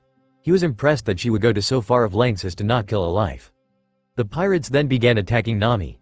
Nami raised her staff to block oncoming swords and then crawled away from the pirates. She then noticed that the fuse was lit and ran over to it. She put her bare hands onto the fuse to stop it, burning her hands in the process. Luffy was now enraged. Pirates were attacking this girl who risked her own life to save him. Angry that they were hurting his soon-to-be nakama, Luffy slipped through the ropes and bars by turning into water. As the pirates were about to slash at Nami, he quickly got over there and deflected all the oncoming swords that were about to hit Nami. Nami looked at the back of Luffy with a blush on her face. She had been saved by him again in a near-death situation. Luffy turned to her and smiled warmly. "You did really well, Nami, I'll take it from here. No one harms my nakama and gets away with it," he said as he turned his back to her now facing the horde of pirates. As Luffy was about to jump in, Zoro jumped in out of nowhere in front of him with a smile on his face. "Don't worry Captain, I got these small fry, and that Buggy the clown, his bounty would provide us a lot of food don't you think?" Zoro said smiling at Luffy. "Hey Zoro. Can't believe you found this place, and yeah that sounds like a good idea," Luffy said nodding and grinning. Luffy then turned to Nami remembering her burnt hands. He knelt down to her with his face a foot away from hers. He warmly smiled at her and looked at her hands. They were a bright red from the burn she received earlier. He was not very happy that his nakama was hurt like this. "Let me see your hands Nami," Luffy asked with his hands out giving her a gesture to allow him to see them. Nami nodded and put her hands in Luffy's with a light blush. Luffy looked deep in thought, and just grinned after seeing them. "Nothing I can't fix," he exclaimed with a comforting tone. "This may freak you out, but I'll explain later, hold out your hands." Nami nodded and held them out while Luffy turned his hands into water. Nami was shocked at what he had just done and felt like jumping up but she trusted Luffy enough so far as to allow him to see them. Luffy smiled at her trust and began work on her hands. He moved his water hands and touched Nami's. This touch felt soothing and relaxing to Nami as the burning feeling in her hands disappeared. Luffy then solidified his hands and just laughed a little at his work. He then grabbed Nami's hands and turned them around to show them to her. Much to her surprise, they were completely healed and looked healthier than before. "How did you?" Nami began asking Luffy but was cut off by him telling her that he will explain when she is in a safer environment. She felt a blush creep to her face at the thought of Luffy prioritizing her safety. "Luffy, did you just call that guy Zoro?" Nami asked surprised that a bounty hunter would join a pirate crew. "Yay, he's my first mate, and my only crewmate right now, unless I count you. What is up with this guy? First he saves me and destroys 3 marine ships, he saves me again from Buggy's crew, and now his first mate is pirate hunter Roronoa Zoro?" Nami was amazed at Luffy's strength and the strength of his crew, even though it was just him and Zoro. "Zoro, I'll let you handle Buggy if you want, I'll just sit back and protect Nami." "TCH, sure thing Luffy," Zoro said with a smirk and turned to Buggy. Zoro unsheathed his 3 katana and put the one with a white hilt in his mouth. He held the other 2 in both his hands and was preparing to attack Buggy. Zoro jumped forward and slashed Buggy into 3 pieces. Nami gasped and looked away in shock and disgust. Luffy just stared looking unsurprised. After Zoro cut Buggy up, Luffy remembered Buggy's devil fruit power and that Zoro won't be able to win if he uses swords. Zoro didn't notice Buggy reforming behind him and was about to walk away. Buggy brought up his hand and stabbed Zoro in his sides from behind. Zoro fell to the floor grasping his new wound. While Luffy now became very upset that Buggy attacked Zoro from behind. Without thinking Luffy yelled out, "Attacking from behind is cowardly, big nose." Buggy twitched and turned his attention towards an angry Luffy. "What did you say about my nose?" Buggy yelled in an angry tone. Luffy was just laughing and picked Nami up bridal style. Zoro was right behind them running with his hand still on the wound to stop the bleeding. Nami was blushing furiously at the position she was in. Luffy was holding her from under her knees with one hand while his other hand was holding her back. They ran away from Buggy's camp and made it into the town and stopped to form a plan. Luffy put Nami down and noticed Zoro's state. He walked over to Zoro and knelt down. He gave Zoro a quick look of reassurance and Zoro relaxed. Luffy, instead of turning his hands into water, was controlling the blood from inside of Zoro. He quickened the blood flow so that the cut would be provided with more blood to heal. Seconds passed and the wound Zoro had began scabbing over and looked healed. Although I healed your wound, you should get some rest, Zoro. Luffy said in a bossy tone to get Zoro to get some rest. Zoro knew there was no changing his mind, so he just shrugged it off and walked into a house and plopped onto a bed and immediately fell asleep. Luffy just grinned and walked back to Nami. Remembering what Luffy did, Nami turned to Luffy. How did you turn your hands into water and heal our wounds? Oh yay, I ate the Mizu no Mi. I can control water and turn my body into water at will. The healing is also a part of my powers. Water is a great healer, you know. Luffy said with a toothy and cheerful grin. What, you mean you also have devil fruit powers like Buggy? This means you can't swim anymore, right? Nami asked, still surprised that the devil's fruit actually existed. Oh, well, you see, normal devil fruit uses would sink like a hammer when they fall in the water, but since I am water, and I can control it, I can swim. Actually, I am faster than anything in the ocean, and I can breathe underwater. And as a bonus, people who can't use their Haki can't even touch me. Sheehehe. Luffy gave his trademark grin as Nami was left with her jaw dropped on the floor. So pretty much what you're saying is you're invincible? Nami asked, still shocked that Luffy has this kind of power. Well, not if people use Haki on me, but I'll tell you guys about Haki after we beat Buggy, and don't think I forgot about Buggy's treasure. As long as you're happy joining the crew, I don't care what I have to do. Nami nodded and decided to continue this conversation after they defeated Buggy and got his treasure. Then both Luffy and Nami noticed a dog sitting in front of a pet food store. The dog was a small white dog that was staring right back at them. What's with this dog? Nami asked, looking at the unmoving dog. That dog's name is Chow Chow and he's guarding his master's pet food store, said an old man walking towards them. Who are you, Asen? Luffy said with his head tilted. My name is Boodle. My name is Luffy, and this is Nami, explained Luffy. Hey Asen, where is this dog's master? Asked Luffy. He wondered why the dog's master would just leave him alone in a town full of pirates. Ah, well, the dog's master died 3 months ago from an illness. Mayor Boodle looked at the ground with a sad expression as he explained it to the two. What, so this dog is probably here waiting for his master to come back, Nami suggested. No, it's not that, Nami. This dog already knows his master is dead. To Chow Chow, this store is his treasure. He's protecting it with his life because of the memories he holds in it, Luffy said with a serious voice. How do you know, Luffy? Nami asked, surprised he could come up with that explanation. I can feel it with Haki. Like I said before, I'll explain Haki to you and Zoro after we beat Buggy, Luffy said in a cheery tone. Boodle was completely shocked at Luffy's words. That is exactly what Boodle had been thinking the entire time Chow Chow was standing outside the shop. Just as he was about to ask Luffy how he came to that conclusion, they heard a lion's roar. Luffy turned around to see a large green lion staring at him with somebody on top of it. Luffy was just staring at them with unblinking eyes as he wasn't intimidated by them at all. The lion roared at Luffy as loud as it could, but Luffy did not move at all and stared back. What do you want? Luffy asked in an angry tone. We don't need your help, we'll take what we want, and right now Richie here wants food. As the guy riding on top of the lion said that, the lion swiped its paw at the store only for it to be blocked by Luffy with one hand. Luffy looked at the lion with hatred in his eyes. Luffy hated nothing more than people who destroyed others' treasures. With a voice that could make a normal person pass out from fear, Luffy exclaimed, You were about to destroy this dog's treasure. There is nothing I hate more than people who destroy other people's treasure. Just because you pissed me off, I'm going to use my fruit's powers on you. With that being said, Luffy effortlessly pushed the lion back 100 feet and prepared his attack. He turned his fist into water and expanded it so that it was the size of the lion. Using his powers, Luffy launched his fist faster than the speed of sound, which created a sonic boom. The lion and the man riding it flew for miles while screaming in pain at the top of their lungs. As fast as Luffy's rage came, it went away. He turned around with his trademark grin and walked towards Chow Chow before sitting next to him. Nami looked at Luffy with amazement. There was a new hope shining in her soul now. A hope she thought would never come. As she watched Luffy and Chow Chow with their playful antics, she couldn't help but let out a laugh. This laugh was the first real laugh she had managed to make in 10 years. Just as Nami was about to come talk to Luffy, Luffy sensed another buggy bomb about to be fired, and this time, it was in the row of houses behind Nami. Quickly, Luffy ran to Nami. He grabbed her and pulled her into an embrace while turning so his back was facing the blast. Luffy shielded her, knowing that he couldn't turn into water because if the pieces of debris flew through him they would hit Nami. Luffy clenched his teeth in pain as pieces of metal and wood were hitting his back and creating wounds. Nami wasn't aware of the damage Luffy was taking and was blushing furiously as her head was nuzzled into Luffy's chest. Her legs felt like jelly and she would have fallen down if not for Luffy. Then suddenly Luffy began coughing and she looked up to see blood escaping his mouth. She was horrified and soon left his embrace and backed away. Luffy smiled after seeing she was okay and fell to the ground panting. Nami saw his back and looked at Luffy with a look of shock. Did he just take all that damage for me?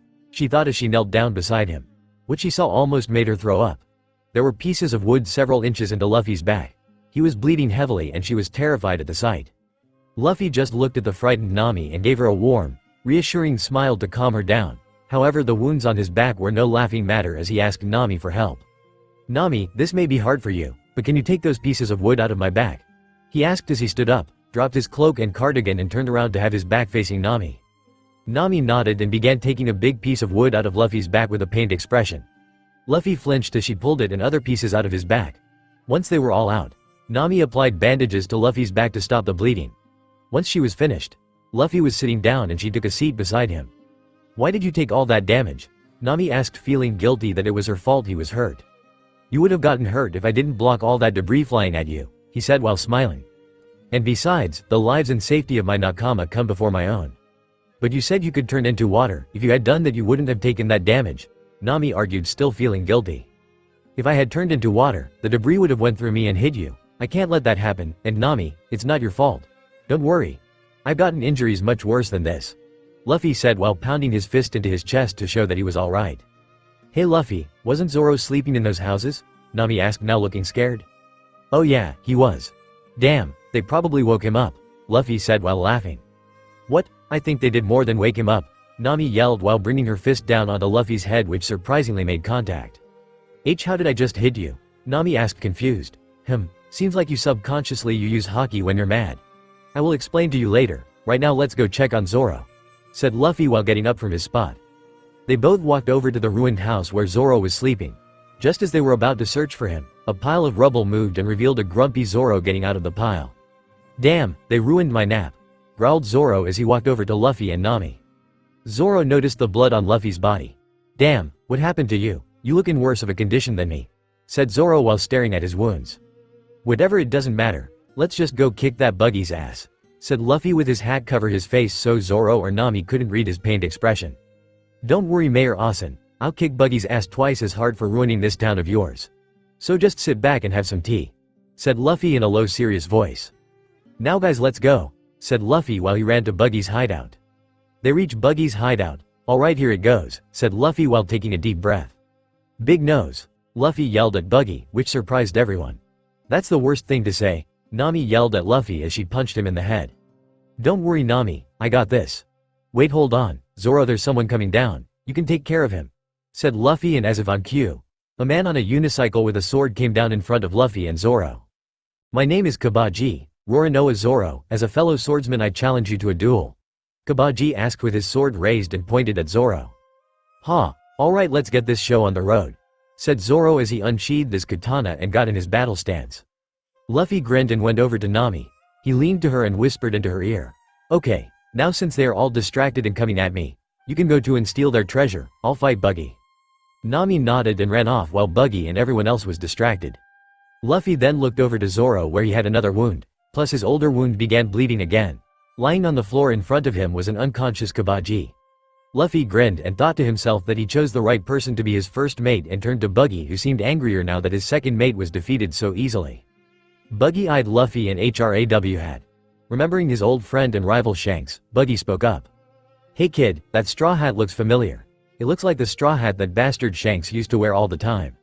Luffy took off his straw hat and gazed at it with a proud expression. By this time, Nami got back with a bag full of treasure and was hiding behind the wall of a house not too far away from their fight. "Shanks gave me this hat and it's my treasure. I care about this hat more than my life. He and I made a promise that when I become a great pirate I will return this hat to him," Luffy said while still gazing at his hat as all the memories flowed through his mind. He had his guard down and wasn't paying attention as Buggy's hand flew through the air with 3 blades in between his fingers. Buggy's hand shot at Luffy's straw hat and the 3 blades went through his straw hat, creating 3 holes. "Then you should protect it better," yelled Buggy in his triumph. Luffy saw this and immediately, the temperature dropped 50 degrees Celsius, and icicles began forming on walls. Luffy looked up at Buggy with eyes that were glowing a bright blue that made Buggy gulp in fear. "Since you had the balls to do this to my hat, I will let you have 3 free swings at me, after that you can kiss your ass goodbye," Luffy said in a demonic voice that drowned out all other sounds. Nami was shivering in both fear and the fact that it was -30 degrees. She had never would have guessed that this nice, joyful and caring boy earlier could have such a dark side to him. That hat must be really important to him if he is this angry, she thought as she was still shivering. Buggy wasted no time as he brought his blades and swiped at Luffy. Buggy's eyes widened in shock as they went through him. He did this again and the same result, and then again only to have failed to make contact. Buggy was now extremely scared at what he predicted was going to happen next. Luffy looked up and unsheathed his katana. "You say that a sword can't cut you, but looks to me like you can't even touch me. Now let's see if your theory holds true, Buggy," as Luffy said that he slashed Buggy with his katana and Nami's eye widened at the blood spurting out of Buggy's chest. "No way. How'd he cut him? This boy is crazy strong," thought Nami as she stared at Luffy with a look of fear and admiration.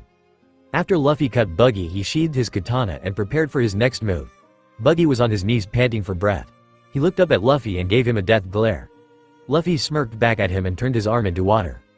"This is for destroying Mayor Asen's town, for hurting my nakama, and for damaging my treasure, Mizu Mizu no, Ocean Destroyer." As he said, he shot his arm forward. A column of water erupted out of his arm and sent Buggy flying for miles. After he defeated Buggy, his rage subsided and his eyes turned back to their normal selves and the temperature went back to normal. He straightened up and grabbed his hat. Nami turned from the corner and walked to Luffy. As she approached Luffy, she noticed a saddened look in his eye as he stared at his hat. "That hat is pretty damaged," Nami said as Luffy walked towards her. "It's okay, I can still wear it," said with a crack in his voice while he put his hat on his head with a smile trying to hide his emotion. Nami then noticed a tear run down his cheek. Luffy quickly wiped it away trying to look stronger for his nakama.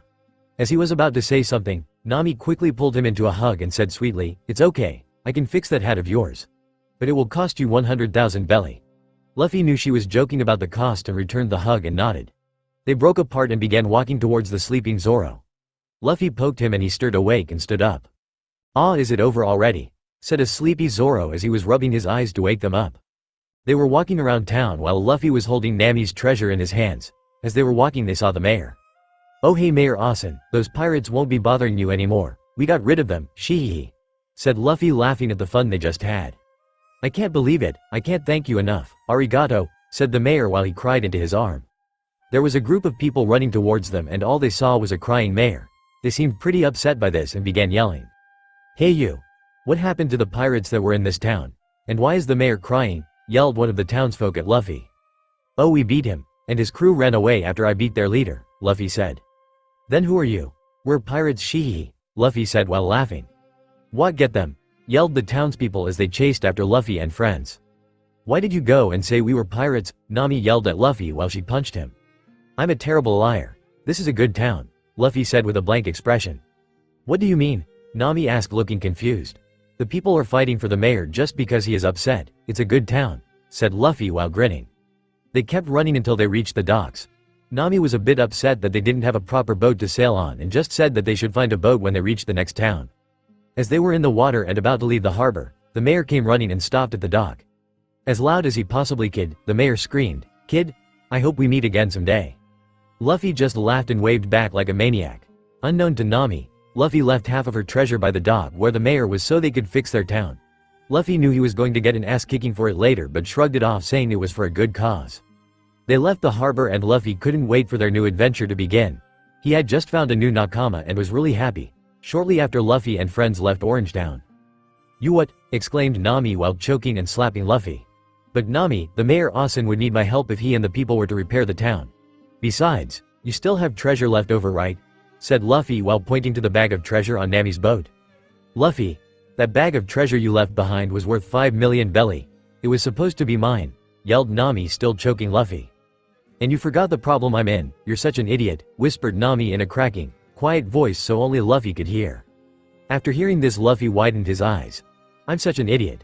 I forgot all about the problem she is facing with her village and I just gave away the treasure she needs. I need to apologize," Luffy thought. Before Nami could do anything, Luffy walked up to her. He kept getting closer and closer and put his arms around her and wrapped her up in a warm hug. At first Nami was shocked and was about to push him away, but then, Luffy leaned in closer and put his mouth to her ear. He whispered, "I'm really sorry Nami. I forgot that you needed that treasure to save your village. I will try to make it up to you when I can. I just hope that you can forgive me." Nami was now speechless at what Luffy said and just returned the hug. They were in their own little world until the moment was ruined by an interrupting swordsman. "Sorry to interrupt your little moment here, but I just remembered something. Luffy, what in the fuck is this Haki thing?" yelled Zoro in both confusion and frustration. Luffy and Nami pushed each other away and were blushing furiously. Luffy turned and blinked before remembering that he would explain it. He grinned and dunked his hand into the water. He concentrated for a few seconds before turning back to his crew. He loved using those two words, his crew. "Alright, since I did tell you guys that I would explain what Haki is," said Luffy with his arms crossed and looking like he's thinking. "Alright, I'll go ahead and find an island where I can properly demonstrate it and explain it. Once I go find one, I'll come back and take us there. Any questions?" Nami raised her hand and spoke. "Yay, how the fuck are you going to find an island?" screamed Nami. "Well, since I am water, I can sense a disturbance or breaks in the sea. The big ones that I sense are islands. I just checked and there's an island nearby. I'm gonna head there now. Now any more questions?" asked Luffy while looking straight at Nami. "Yay, how long is it going to take?" asked Nami. Luffy grinned and replied, "You'll see." As he said that, he jumped off the boat and Nami and Zoro were about to grab him but remembered his powers. However, they weren't expecting him to be walking on the water a few meters away from the boat. He ran a little away from the boat so he was at a safe distance to do what he was about to do next. "Okay, both of you, you should hold onto the boat for dear life unless you want to fly a few feet," said Luffy, grinning at Zoro and Nami. They both just nodded and gripped the boat as tight as they could, not wanting to question what he was doing. "Oh, and this might hurt your ears, but I'm sure you'll be fine," Luffy said while laughing. He got into a running position similar to Olympic runners at the beginning of a sprint. It was silent for a second and then the ground beneath Luffy began trembling. Luffy grinned and moved his leg forward. As he did this, he used his powers to shoot his leg forward and then the other. Within a second he accelerated to Mach speed.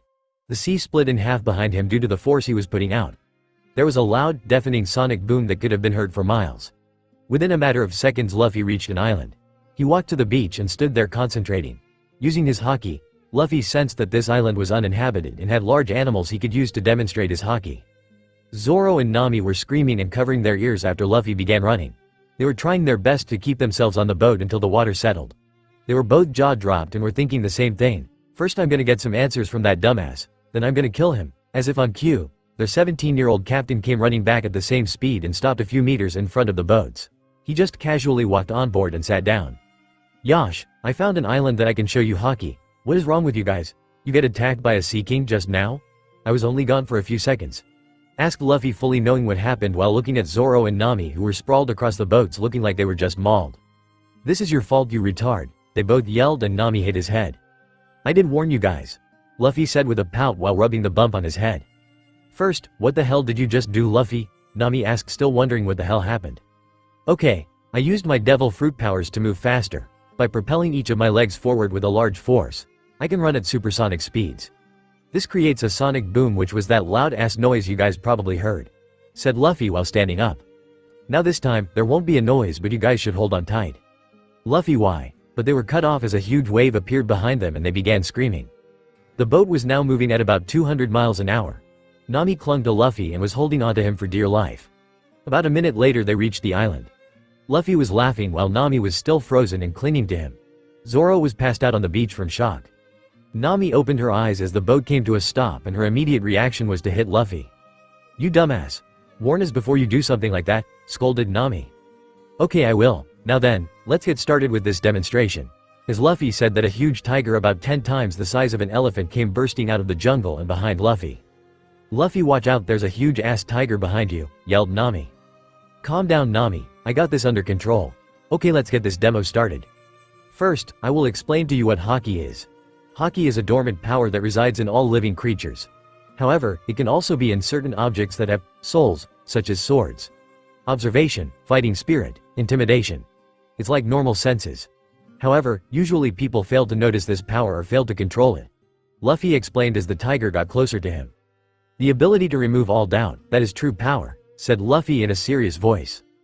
"The first type is the Kenbunshoku Haki. The ability to feel the presence of others. This allows you to see people that are concealed or too far away to see. However, if you are skilled enough, you can predict someone's action seconds before they make it. You can also sense the emotions, feelings and thoughts of others."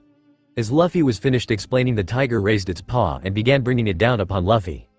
Luffy! Nami screamed as Zoro grabbed his katana and was prepared to cut it. Don't worry, he's attacking with his paw from the right, Luffy said while he effortlessly dodged. Luffy was continuously dodging until he knocked it back a few meters to speak some more. Nami and Zoro were looking at Luffy with amazement. Now onto the second type of Haki. It's called the Busashoku Haki. Simply put it, it's like wearing invisible armor. If the armor is strong enough, it can be used offensively to deal out huge amounts of damage. You can also imbue objects with Haki, such as a bullet or a katana.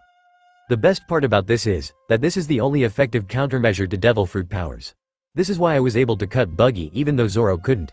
It also gives you the ability to touch logia devil fruit users who have fluid bodies such as me. Now allow me to demonstrate.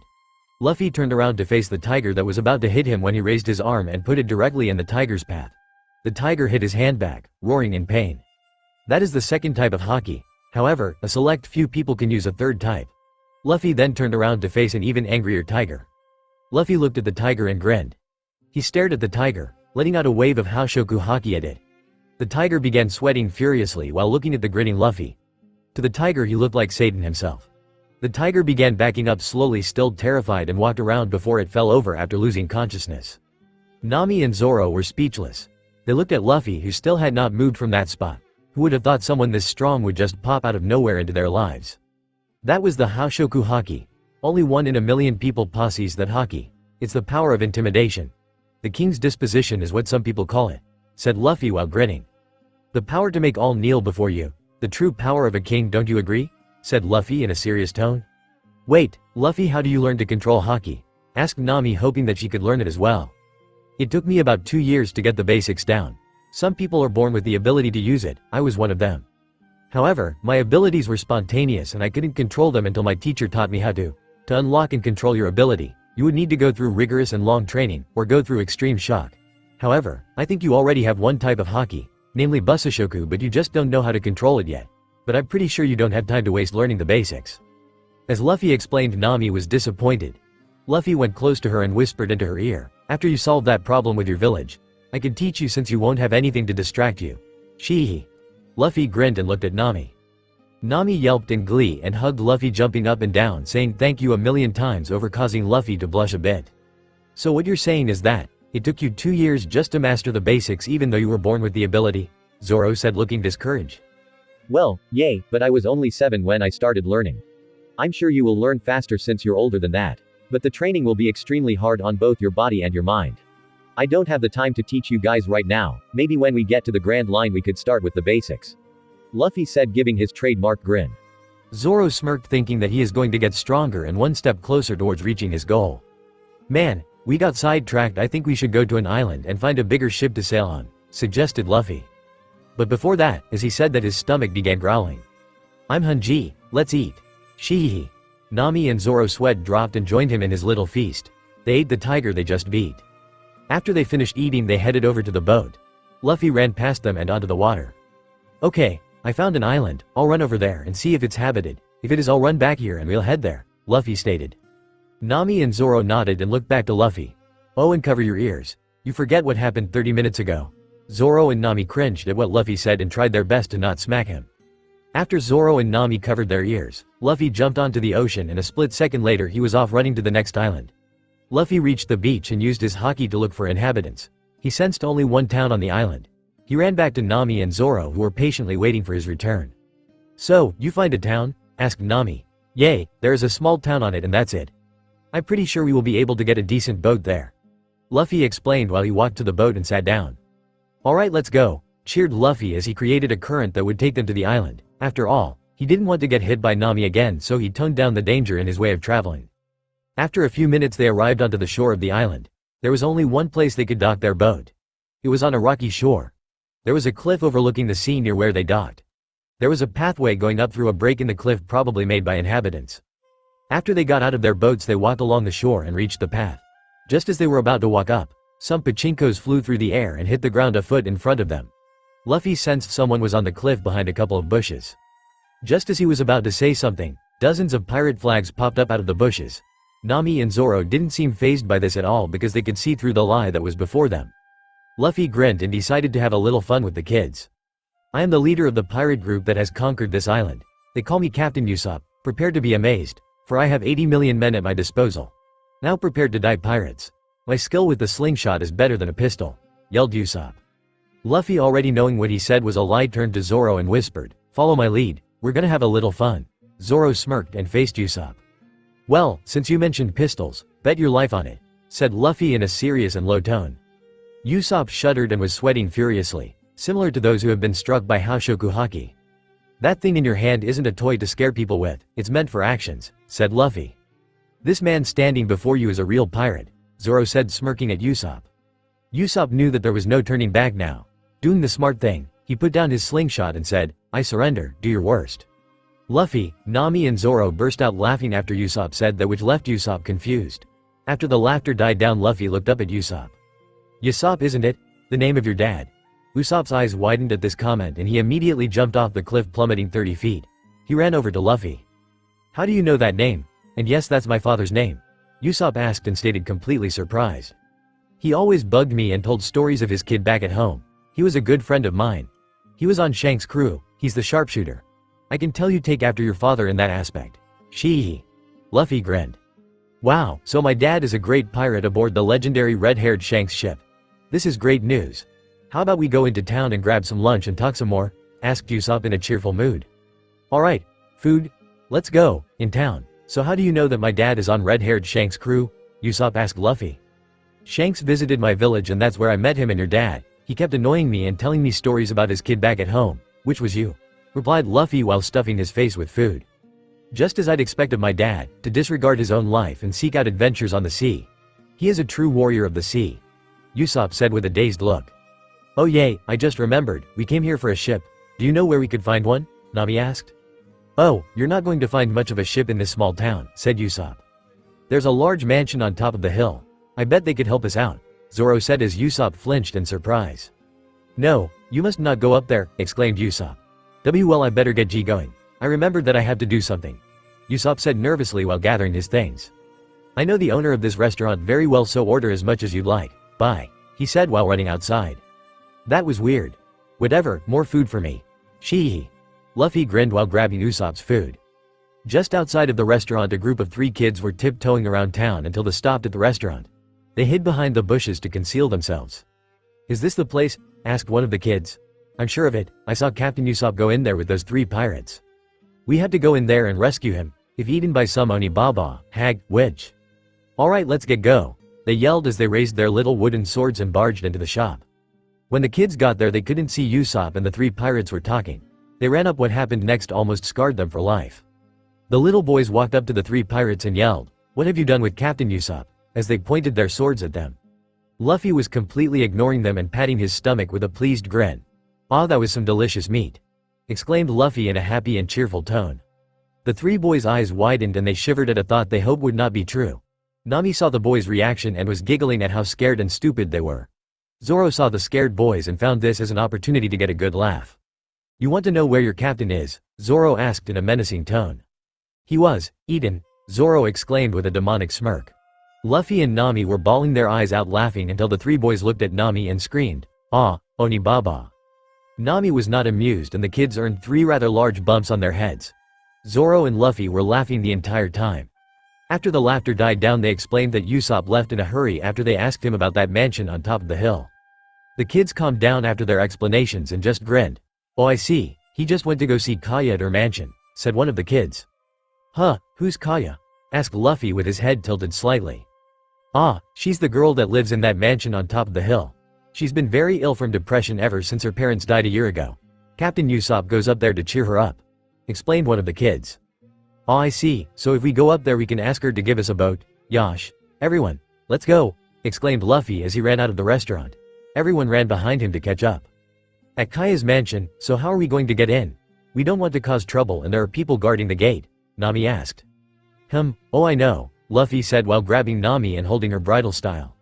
"Nami, hold on to me tight. You guys should grab on too," Luffy said while tightening his grip on Nami. "Oh oi, Luffy Matt, what are you doing?" asked Nami while blushing. "I'm gonna launch us into her yard, however we might fly for a few seconds, that's why I'm holding you. You better hold on tight," said Luffy as he tightened his grip on Nami. Nami nodded and hugged Luffy tightly and buried her face into his chest. She couldn't help but notice his chiseled features and was blushing furiously. Luffy turned to the others and said, "You guys better grab on unless you don't want to come." Zoro nodded and grabbed Luffy's shoulders while the kids grabbed his legs. Luffy grinned and knelt down and turned his feet into water. Mizu Mizu, launcher. Luffy shot a column of water from his feet to the ground, launching them into the air. They were flying in the air above the mansion for a few seconds. Gravity finally kicked in and they began plummeting. Nami instinctively gripped onto Luffy tighter while screaming. Luffy was laughing the entire time but wrapped his arms around Nami farther, to shield her from the fall. Zoro lost his grip when they were falling and was free falling without anything to cushion or slow down his fall. The kids fainted and let go of his legs when they were falling. Luckily for Nami, Luffy shot another column of water from his feet to the ground, slowing their descent. Once Luffy touched the ground, he saw Zoro and the kids unconscious on the ground. He gently placed Nami's feet on the ground. However, much to his surprise, Nami still had her face buried in his chest and was clutching his cardigan. She hadn't even noticed that they landed safely. Nami, we landed safely, it's okay, you can let go of me now," Luffy said while gently lifting her head. Nami looked up to him still shocked. Quickly, she regained her composure and left his arms and muttered a "thanks," while trying to hide her blush. Well, that was a successful entry, Luffy laughed hysterically. "No it wasn't," yelled the boys at Luffy with shark teeth. "Who are you people?" asked a skinny blonde-haired girl from a window on the second story of the house. "Ah, you must be Kaya. I have a favor to ask of you," said Luffy while brushing off dust from his clothes. "A favor, Sue?" Kaya stopped talking as she noticed someone approaching from her garden. Kaya noticed the person was one of her caretakers. He had a black suit on. His glasses were round and kept sliding down his nose and he was readjusting them regularly. "Oh Kurahadal, these people were just asking me a favor, please don't mind them," Kaya explained to Kurahadal from the window. "You don't need to tell me. I will listen to your explanation later. For now, I would like for all of you people to leave this property at once. Or do you people have something you would like to say?" said Kurahadal while walking up to the group. "Well duh, we wouldn't be here if we didn't need something. We want a ship for absolutely not." Kurahadal cut Luffy, making him pout and slouch to the ground depressed. "Usopp-kun," yelled Kaya to Usopp, whom almost fell off the tree. "It's okay Kaya, I just slipped," said Usopp while climbing back up the tree. Curo looked up at Usopp in the tree. "I've heard a lot of stories about you. I heard you're pretty famous in the village." "Well, I wouldn't be surprised. The tales of my adventures have probably reached the Grand Line," exclaimed Usopp. "Oh, so you have faced dangers before, that's quite something at such a young age," said Curo with a blank face. Usopp grinned and placed a fist to his chest and said, "You can just call me Captain Usopp, that will help spread my name around." "I've even heard stories about your father," Kurahadal calmly stated while pushing his glasses back up to his eyes with his palm. Usopp clenched his teeth in anger. "Nani?" Usopp asked while glaring daggers at Kurahadal. "Kurahadal, stop this right now," Kaya exclaimed after seeing Usopp's hurt expression. "You're nothing but the son of a low-class pirate. Although anything you do won't be much of a surprise to me. But would you stop bothering Ojo-sama?" Kurahadal exclaimed at Usopp, which earned him 2 glares from Luffy and Usopp. "You dare make fun of my father?" Usopp growled at Kurahadal. "You come from a totally different world from Ojo-sama. If you want money, then name your price." "That's enough Kurahadal," Kaya yelled. "Apologize to Usopp-san right now," said Kaya while leaning out the window. "Why should I apologize to such a barbarian as him, Ojo-sama?" Kurahadal asked, readjusting his glasses. "I'm only speaking the truth, nothing more. However, I do sympathize for you. You must feel hatred towards your stupid father who abandoned you and your mother to search for treasure as a filthy pirate." "Bastard, stop insulting my father or else," Usopp growled at Kurahadal with clenched teeth and shaking fists. Usopp jumped off the tree and stood in front of Kurahadal while glaring daggers. "Why are so agitated? This is the appropriate time to do what you do best. Lie. Just say you have nothing to do with your father, or he's not your birth father," Kurahadal said nonchalantly. This comment made Usopp snap and he ran to Kurahadal and punched him square in the side of his jaw. "Shut up," Usopp yelled as Curo was sent backwards. "See that, he immediately resorted to violence. My point was proven. I guess it's understandable since his father is a pirate," Kurahadal said. "Shut up, I'm proud that my father is a pirate. He is a brave warrior of the sea and I'm proud of that. Although it's true that I'm a plain old liar, but the blood of a pirate flows through my veins. That kind of honor can't be simply imitated," Usopp yelled at Kurahadal. "So, pirates are warriors of the sea, that is a pretty naive ideology.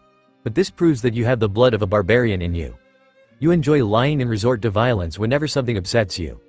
Your ultimate goal is to acquire our Ojo-sama's wealth and that's why you got close to her," Kurahadal stated while once again, readjusting his glasses.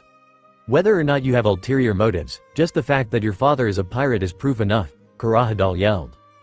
Usopp grabbed Kurahadal by the collar and yelled, "You insulted him again." Usopp was about to hit him again until Kaya intervened. "Stop it, Usopp-san," yelled Kaya from her window. "Please don't resort to violence again. Kurahadal is not a bad person. He's only being overprotective of me." Usopp was hesitating but eventually loosened his grip and let go of Kurahadal. "Please leave this property and never come near it again," Kurahadal exclaimed at Usopp. "I get it, I would have left even if you didn't tell me to. I'm never coming back here again." As he said that, he ran away. The kids began yelling at Kurahadal and saying things like, "Stupid," and "Asshole." Kurahadal just glared at them and the kids all ran and hid behind Nami.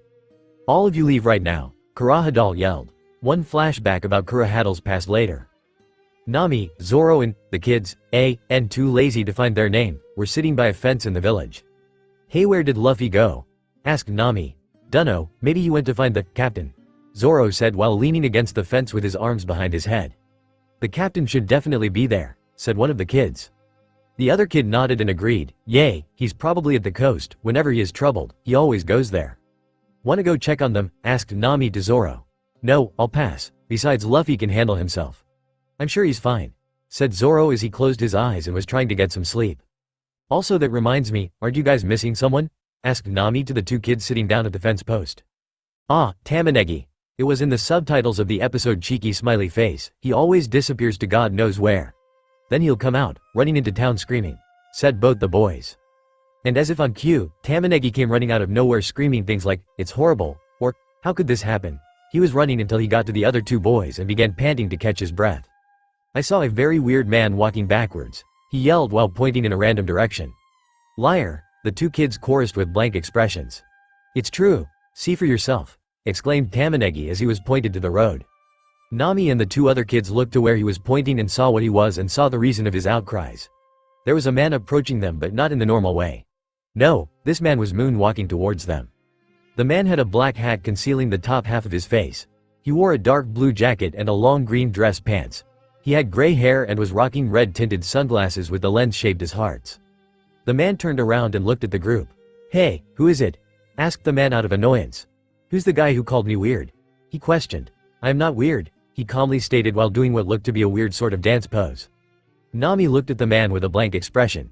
"You look pretty weird to me," Nami stated without any emotion in her voice. "Hey, that's not true, I'm just a hypnotist passing by." "A hypnotist? That's so cool," exclaimed Tamanegi. "Show us something," they all chorused. "Nani," said the man with a glare.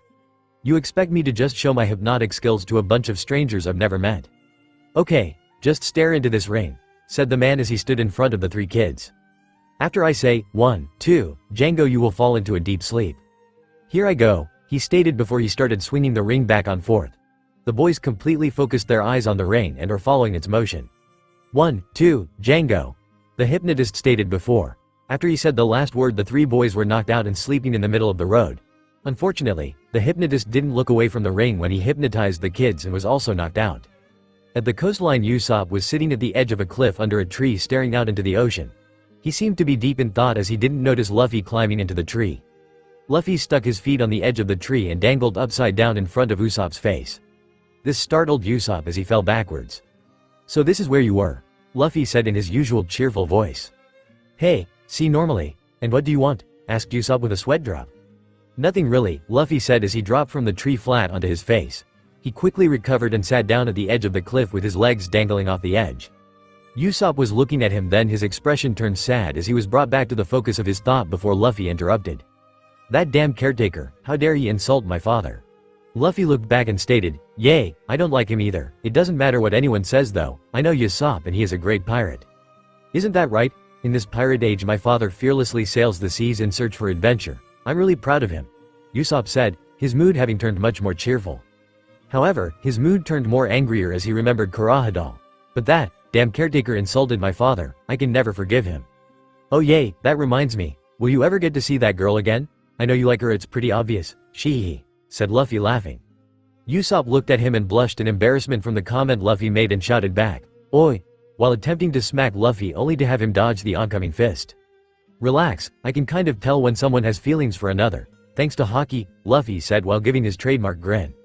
"It doesn't matter if I like her, I won't be able to see her if that damned caretaker gets in the way all the time," Usopp yelled, both frustrated and angry. "Oh, you mean that caretaker, right?" Luffy said while pointing down to a rocky beach just below the cliff. Yeah, that caretaker. What is he doing here? Yelled Usopp, surprised as he ran to Luffy's side. Down on the beach was the caretaker from before, Kurahadal. But he was also with someone else. To his side was the hypnotist from earlier who bumped into Nami and Zoro. The meeting they had looked pretty shady and Usopp decided he would watch and see what happens. Kurahadal stopped walking to check his surroundings and checking to see if anyone was watching. Luckily for Usopp and Luffy, Kurahadal couldn't see them above the cliff and turned to the HPY notice to begin talking to him. Django, I thought I told you not to attract attention while you were going through the village. But there you were, sleeping in the middle of the village. What are you talking about? I don't attract any attention. I'm not weird either, Django calmly replied. So are the preparations for the operation complete? Kurahadal asked while readjusting his glasses. Of course, Django replied. We can start at any time. The plan to assassinate Kaya, your Ojo Usama. Usopp was speechless, couldn't believe his ears. Did he hear that guy correctly? Did he just say assassinate? Usopp asked, mostly to himself. Dunno, keep listening Usopp, they might reveal more information. Luffy said, now listening to their conversation with interest. Don't say assassinate Django, that sounds too wicked, Kurahadal stated. Ah, sorry I meant accident, Django replied, correcting himself. We can't just kill her outright, she has to die from an accident, don't ever forget that Django. Well anyways, we just wait for your signal to attack the village and then kill the Ojo Usama. Then you will collect her inheritance. Django stated while sitting down on a rock. Baka. Are you stupid? How can an outsider take her inheritance? Listen, this is the most important part, Kurahadal stated while raising his voice. Before we kill her, you will hypnotize her and make her write a will. In that will she will leave everything to the caretaker Kurahadal. I spent 3 whole years gaining trust from everyone in the village so no one would be suspicious, even if she leaves all her inheritance to me. You became a caretaker for 3 years just for this. It really surprised me back then, Captain Curo, Django said. You said you were going to quit being a pirate 3 years ago and then used a subordinate to trick the Marines into believing they executed the real Curo. And now we're here at your last heist until retirement. Don't call me by that name again, Django. I gave it up 3 years ago, Curo said in a deadly tone. Alright Senchu, just give us the signal and we'll begin the operation. My men have been getting impatient. Okay Django, I'll leave it to you. Oi, Luffy, this is bad. They're going to attack the village. What do we do? Asked Usopp in a shaking and panicky voice. I sensed an awful vibe coming from that Curo guy when I first saw him. I knew he was no good. Listen Usopp, I'm going to disrupt their plan a little and buy us some time. Stay here and don't do anything if anything happens to me. I will be fine. Luffy told Usopp in a serious and commanding tone. Usopp just nodded and watched as Luffy got up and stood at the edge of the cliff. Don't you dare hurt Kaya, yelled Luffy down at Curo and Django. Usopp's sweat dropped from his simple, direct distraction. Curo and Django looked up annoyingly at the two on top of the cliff. Usopp was shaking and looked like he was going to faint while Luffy just had the most serious expression on his face. Curo looked up and saw Usopp pulling on Luffy's arm. Well, if it isn't Usopp-kun. Did you hear anything? Curo asked in a dangerously low tone that told anyone in their right mind to keep their mouth shut. However, Luffy is not one of those people. I heard everything, Luffy shouted, still with his serious facial expression. Curo and Django looked at each other and nodded.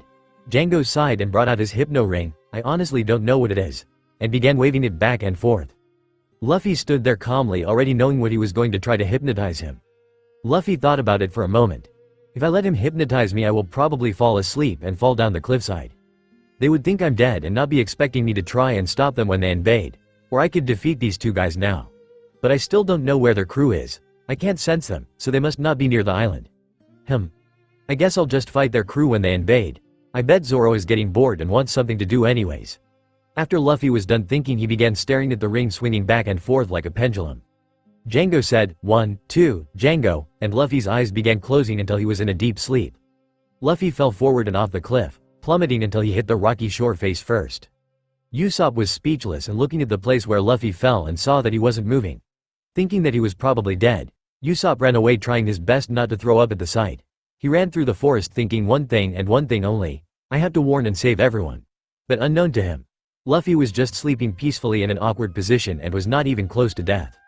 With Nami and Zoro, Nami was still sitting on the fence, patiently waiting for Luffy to arrive while Zoro was just waking up from one of his 15 afternoon naps. Captain is running late, stated one of the children, not going to try and figure out their names. So is Luffy, stated Zoro, rather annoyed that Luffy hasn't showed up yet. Oh hey, look, someone is coming towards us, yelled Tamanegi. Down the road, they could make out a faint image of someone running towards them.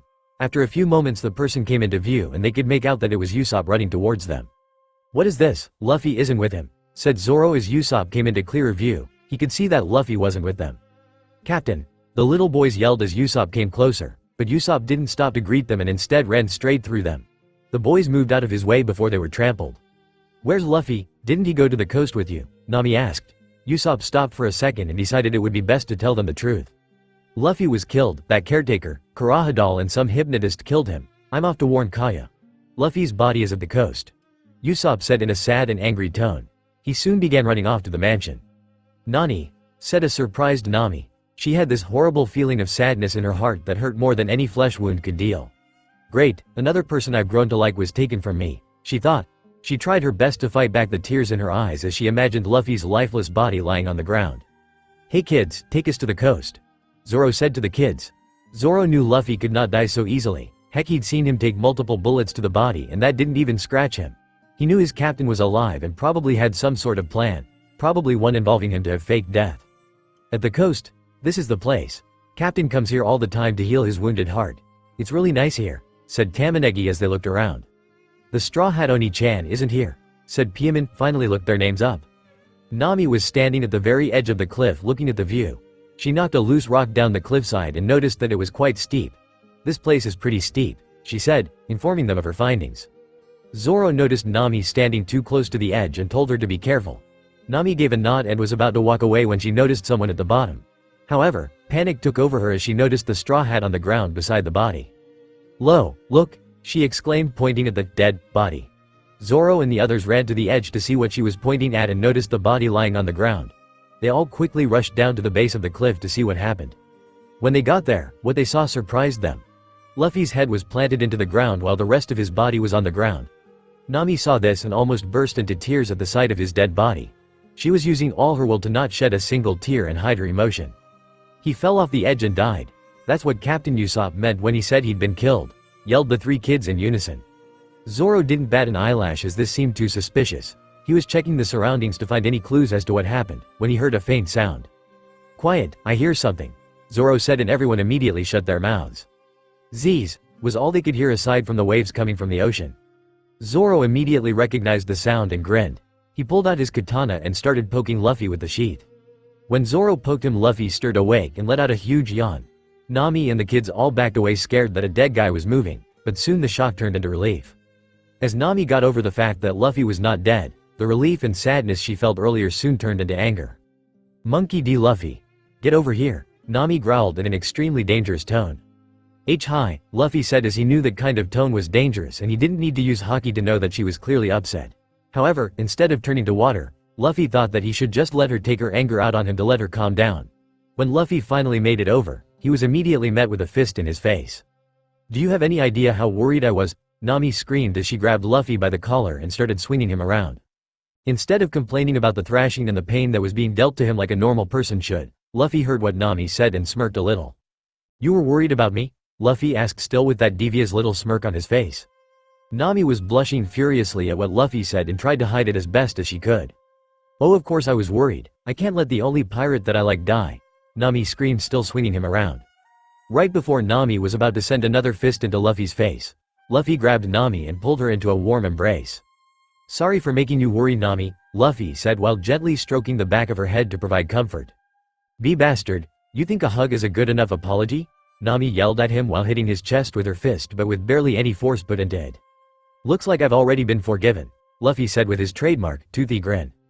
Zoro saw this little show of affection and was grinning uncontrollably. He couldn't let this opportunity go to waste, so. Luffy and Nami, sitting in a tree, KISS, but before Zoro could finish he was cut off by a wooden pole into his cough by none other than Nami. While Zoro was getting the beating of his life from Nami, Luffy was laughing like a maniac. After the madness settled down, it was back to business. Luffy explained to everyone about the whole Kayu will soon be assassinated ordeal. "What? Kayu will be killed and the village destroyed? Are you sure you heard right, Oni-san?" the kids yelled in utter disbelief. "Yay, that's what I heard and I don't believe they were lying," said Luffy as he placed his hat back on his head. "But that still doesn't explain how you ended up at the bottom of the cliff," said Zoro. "Well, it was between two choices. Either I just defeat Curo and Django now but risk a surprise attack from the pirates, since I don't know where they are, Or, wait until they decide to attack the village and just defeat them all before they reach the village. I decided that we should go with option 2. I knew you'd be bored, Zoro, so I knew you'd be up for it. I let myself be hypnotized, then I fell down the cliff while I was asleep. They thought I was dead, so that gives me the element of surprise. Hee I see, I'm Sue, glad that you thought of me, Senchu, Zoro said sarcastically. So what do we do now? Asked Nami. Well, Usopp was pretty spooked. I think we should tell him the whole plan since it involves his village, said Zoro with his arms crossed. After Usopp gets shot, rejected by Kaya, and chased out of the village. Oh, there he is, Captain, exclaimed the 3 kids as they saw Usopp standing in the middle of the road. Usopp covered up his wound, wiped his tears away and turned around with a fake smile planted on his face. Yo, what's up? Usopp said to the 3 kids. Yo, Luffy said nonchalantly to Usopp. Usopp gasped in shock at seeing Luffy here. He immediately ran over to where Luffy was and asked, Hey, you're still alive? Yeah, I just woke up. Anyways, Captain, we heard everything. Let's go warn everyone, exclaimed Tamanegi. Usopp looked at the boys and thought that it would be better to keep them out of this conflict, so he decided he would do what he is best at, lying. I'm just kidding like I always do. I was just mad at the caretaker, so I went around calling him a pirate, Usopp stated as he started laughing. The kids started laughing as well and said, Oh, I see, you sure got Straw Hat Oni-san, as they started to walk away. The laughing stopped when they got past Uound to see what was wrong. I'm starting to lose respect for you, Captain, they all said in unison. Even though that caretaker guy is mean, we never thought that you'd lie to hurt someone else. To think we had so much respect for you, Captain. With that being said, they all walked away deciding that it should be best that they returned home. At the coast during nighttime, Nami was applying first aid to Usopp's injured arm. She was just done disinfecting the arm and was now applying bandages to it. Luffy, how come you didn't just heal his arm like you did Zoro? Nami asked. Oh, I'm no surgeon. I could heal his wound, but the bullet would still be inside his body, which would probably result in lead poisoning. It's best if he heals by himself right now. It's a good thing you knew how to remove the bullet, said Luffy with a grin. By the way, why did you lie to them? Asked Luffy to Usopp. Cause I'm a liar, said Usopp. No one would believe me in the first place. I was too naive. Even if you were naive, the truth is still the truth, stated Zoro. The pirates are going to attack tomorrow at dawn, but I will stop them and make sure that what I said really was a lie. Because even though they shot my arm, chased me all around the village, this is still my village, damn it, I love this village. Hee, never thought you'd be the type to just ditch your friend and fight by yourself, Zoro said with a smirk as he placed his hand on Watto. Let me get this straight, all the treasure on that pirate ship is mine, Nami said with a straight face. Yash, we'll lend you a hand, Luffy stated, confirming the actions of his nakama. At the slope, the pirates are planning to attack from tomorrow on this very coast. However, this is the only route that leads to the village. The rest are cliffs, so there is no other way to attack. So if we stand our ground on this slope, we should be able to fend off the pirates, Usopp explained. Sounds easy enough. Luffy stated, of course it sounds easy, but we need real battle strength. What are you guys capable of? Usopp asked. Slicing, kicking ass, thieving, okay then I'll be hiding, Usopp said. They all punched him in the head and screamed, you will be fighting. Okay, anyways, we should lay down some oil on this slope. They won't be able to get up if they keep slipping, Usopp said as he brought over some oil. After they finished laying down the oil, they decided that they would wait until dawn arrives to kick some ass. At dawn, they're not here yet. You sure this is where they were going to land? Luffy asked. They're definitely coming, I just know it, Usopp said. Luffy sensed a large group of people docking at a different coast. He decided it would be best to tell everyone. Hey guys, I can sense a lot of people docking at the north side of the island. Are you sure this is where they were going to land, Usopp? Luffy asked. Shit, there's a slope just like this one on the north side of the island. I assumed they would be coming here since they met here. Shit, this is bad. We have to hurry to the north slope, Usopp yelled while he ran around, panicking. Just then Nami remembered an important detail. Guys, our ships are docked on the north side. All of my treasure will be taken if we don't stop them now, yelled Nami. Okay then let's go. I can be there in a second, Luffy said and grabbed Nami. He held her bridle style so that it would be more comfortable to run. Nami, hold on tight. This may feel weird, but it will be over in a second. While blushing, Nami just nodded and hugged Luffy as tight as she could and buried her face in the crook of his neck. Just like before, Luffy crouched on the ground and was prepared to run again. Mizu, Godspeed. As Luffy said those words, he shot his leg forward with his devil fruit powers until he accelerated to Mach speed. Nami was screaming while she tried to not fall off from the sudden force. It felt like she had thousands of butterflies fluttering around in her stomach. As quickly as that feeling came, it went away as Luffy reached the destination. Luffy stopped at the top of the hill and gently put Nami back on the ground. He decided to wait for Usopp or Zoro before he would take action. Nami, let's wait till Zoro or Usopp gets here. I'll move our ships so they don't find your treasure. I'm going to move them to that other coast we were just at. As Luffy said that he created a small wave to give the boat a head start, then he created a little sea current to direct it to the coast. Alright guys, head for the village and attack, Django yelled as he commanded the pirates up the slope. Nami began panicking as the pirates came closer. She was very uneasy about the situation since they didn't have the traps they set up. Luffy, what do we do? Nami asked Luffy for some reassurance. Just stay behind me, this will be over soon. Luffy reassured her as she made her way behind him. Luffy stood there facing the horde of pirates running up the slope. Instead attempting to attack or defend himself, he stood in the same position but this time, with a huge grin implanted on his face. As the pirates reached the top of the hill they were greeted by a flurry of slashes and pachinkos. Zoro and Usopp had arrived. Yo Zoro, I'm surprised you didn't get lost trying to find this place, shee. Luffy said mockingly at Zoro. Urasai, you're the one who ran off before we could follow you, yelled a mad Zoro. Hey Captain, how are we gonna beat these guys? They just defeated some of our men like it were nothing, said a pirate to Django. These guys are strong so we'll just have to get stronger. That being said, Django brought out his pendulum and began swinging it back and forth in a pendulum motion. Luffy raised his eyebrow as he knew what he was going to do next. Instead of using the hypnosis to his advantage, Luffy decided that it would be better to give him the handicap. It was more fun that way. So he closed his eyes and waited patiently for Django to finish. Django continued swinging the ring while his men watched intently. When I say 1, 2, Django, you all will get stronger, much, much stronger. Okay, 1, 2, Django. It was quiet for a second and then, all the pirates began cheering and roaring. One of the pirates even demonstrated their new strength by punching the cliff and shattering it to pieces. What the hell, he just hypnotized them, how does that make them stronger? Yelled Usopp and Nami. Oi Luffy, what do? We might need to try something other than attacking them head on, Zoro said while turning to Luffy. Luffy just stood there with his closed, not paying attention until Zoro interrupted his train of thought. Oi, Luffy, Zoro yelled, which startled Luffy. Oh Zoro, don't worry, I can take these guys on. Here, hold my katana, Luffy said. He decided he wouldn't use his katana right now. He needed to get better at using his devil fruit anyways. But don't use it, you might forfeit your life, Luffy said in a dangerous and serious tone. Not wanting to start an argument in the middle of battle, Zoro just nodded and took his katana. Luffy walked over to Nami and started taking off his cloak. Once he had it completely off, him stood in front of Nami with the cloak in his arms. Hey Nami, wear this while I'm out fighting, it might get dirty if I wear it, Luffy said while handing her the cloak. And be careful with it, I got it as a birthday present, shee. Luffy said while giving his trademark, toothy grin. Nami nodded and started putting the cloak on.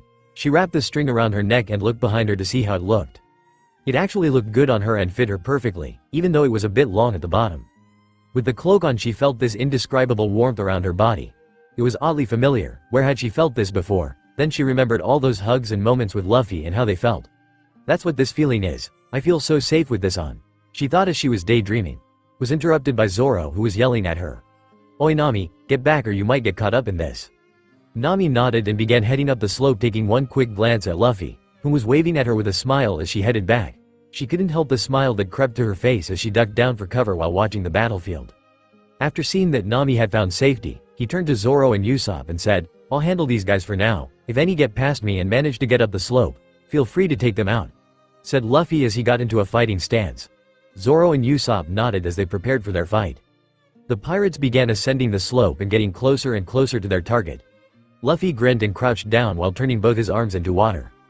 Mizu Mizu, Luffy shot forward at supersonic speeds and shot out huge jets of water from both his arms, slamming them into the oncoming pirates. Hydro cannon. Every single pirate was knocked out the moment that the blast hit them. An attack at supersonic speeds plus the force of the attack would have killed them all if not for Django's hypnotism. Hee. Sorry guys, looks like I took all the fun, shee, Luffy said while rubbing the back of his head. Hey, whatever, but I get the next enemy, no questions asked. Got it? Zoro said while smirking.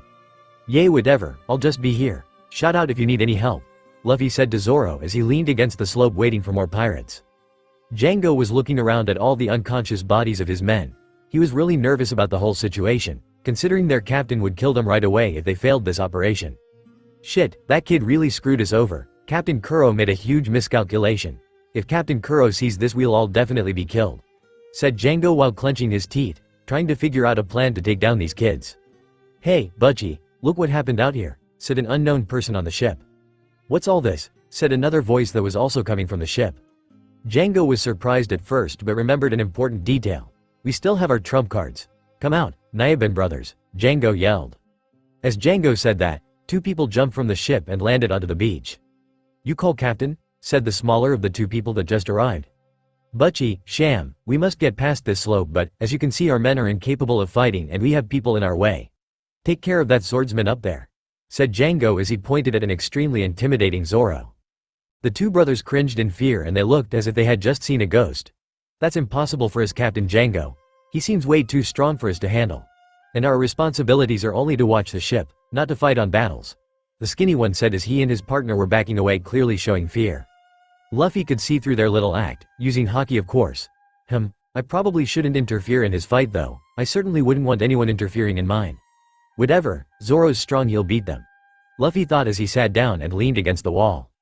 "Hey kid, are you not gonna back up your friend over there?" Django asked to Luffy. "No, I'm gonna sit this fight out. Zoro has been bored lately, and I know I wouldn't want for someone to interfere in on their fight, so you don't have to worry, you're safe for a few more minutes. Besides, I can already see through your friend's act," said Luffy as he closed his eyes. "Suit yourself. It's your friend's funeral," Django said as he turned to look at Sham running towards Zoro in the weirdest way possible. "Gia, get ready, for I'm going to rip you to shreds," Sham said while running at Zoro. Zoro just sweat dropped, not knowing what to do. "Hey you, if you don't stop I'll have to kill you," Zoro yelled, not wanting to fight a weakling. Sham paused for a moment and said in a dangerous tone, "That's if you can kill me," as he said that he grabbed the katana in Zoro's hand, blocking his attack. When Zoro wasn't able to stop him, he grabbed the 3 katana from Zoro, 2 of Zoro's and Luffy's katana. "You underestimated me," he said as he jumped back with the 3 katana on his back. Zoro was about to pull out his other 2 katana when he noticed they were missing. Luffy's was 2. Sham noticed the confused Zoro and smirked. "Lose something? I wouldn't know anything about it," Sham said with a devilish smirk. Zoro noticed the katana on his back. "Give those katana back right now." "But don't you already have one in your hand? These will only get in the way," Sham said as he removed the katana from his back and threw them behind him. Zoro grew angrier now that his katana were being mistreated. He ran towards Sham with killing intent. "How dare you throw my treasures," he said as he sliced through Sham. It seemed like Sham was cut, so Zoro ran past him and tried to reach his katana. Unfortunately, Sham played another trick and grabbed Zoro from behind and brought him crashing to the ground and pinned him. "Butchie, now it's your turn," Sham yelled to the bigger one of the two. "Gotcha," Butchie yelled as he jumped 60 feet in the air. He then began accelerating downwards with his foot directly in the path of Zoro's head. Just when he was about to make contact with his head, Zoro broke out of Sham's grip at the last second and rolled away. Butchie used enough force to create a little crater where Zoro's head was just a few moments ago. "Shit, every bone in my skull would have been broken if I didn't break free," Zoro thought as he was panting heavily trying to regain his composure. "Damn, he got away," said Sham. "Hey, you have to keep him held down for that to work," exclaimed Butchie. "Whatever, he's not getting away this time. I'm not great at one sword style, but I'll have to manage for now," said Zoro as he got into his fighting stance and prepared for their assault. "Let's go, Butchie," yelled Sham as they both lunged forward at Zoro. They began attacking Zoro in a flurry of attacks. All Zoro could do was defend against the attacks. They kept the exact same pace throughout their assault, forcing Zoro to begin backing up while he blocked all their attacks. Seeing this, Usopp decided he should help Zoro, so he ran to the top of the hill where Nami was hiding so he could shoot from above, giving him the advantage. "I'm gonna shoot one of those guys so Zoro will get an opening," he said to Nami. "Lead star," Usopp yelled as he shot the pachinko towards the fight. Seeing this, Zoro moved into the trajectory of the pachinko, resulting in him getting hit in the back, hard. He clenched his teeth in pain and stopped his blocking, giving the two foes an opening to strike. They both sliced into Zoro's chest, giving him big wounds all across his chest. He flew backwards from the attack, which gave him enough distance from the two brothers to get up and continue fighting. "Why did you hit our own people?" Nami yelled at Usopp. "No, it's not like that, it's like he let himself be hit on purpose," Usopp said, still shocked from what just happened. "Baka, do you want to die?" yelled Zoro to Usopp. "Could it be that we were the ones that were just saved? If you had hit them with the pachinko we would have been their targets," Nami suggested. "Shit, if only I had another katana. I could mop the floor with these guys," Zoro thought as he continued to block all their attacks. "I got it, I'll just go get steal back his swords so he can fight properly," Nami said as she began running down the slope. Luffy was sitting down while leaning against the slope wall looking at the fight with interest. He then saw Nami running down the slope.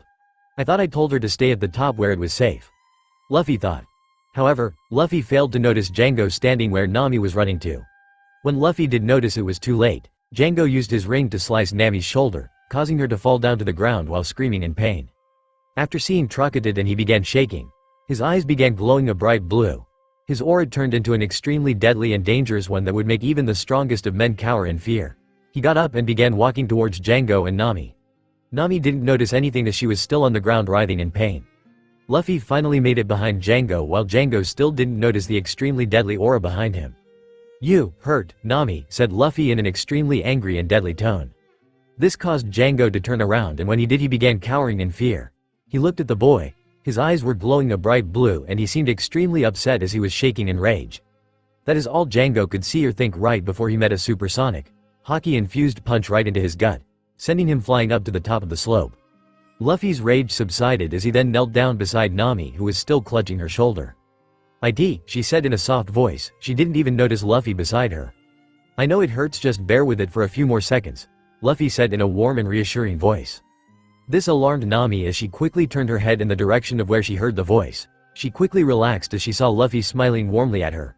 She clenched her teeth in pain as he touched the wound, but the pain subsided soon after. Luffy began increasing blood flow to her shoulder, which resulted in the wound healing and scabbing over. Now just because I healed the wound, doesn't mean you can go right back to lifting heavy treasure, and also it still needs to be bandaged. Now let's see what I can use. Ah, I got it. Luffy said as he took off his cardigan. He sprayed it with water to thoroughly clean it.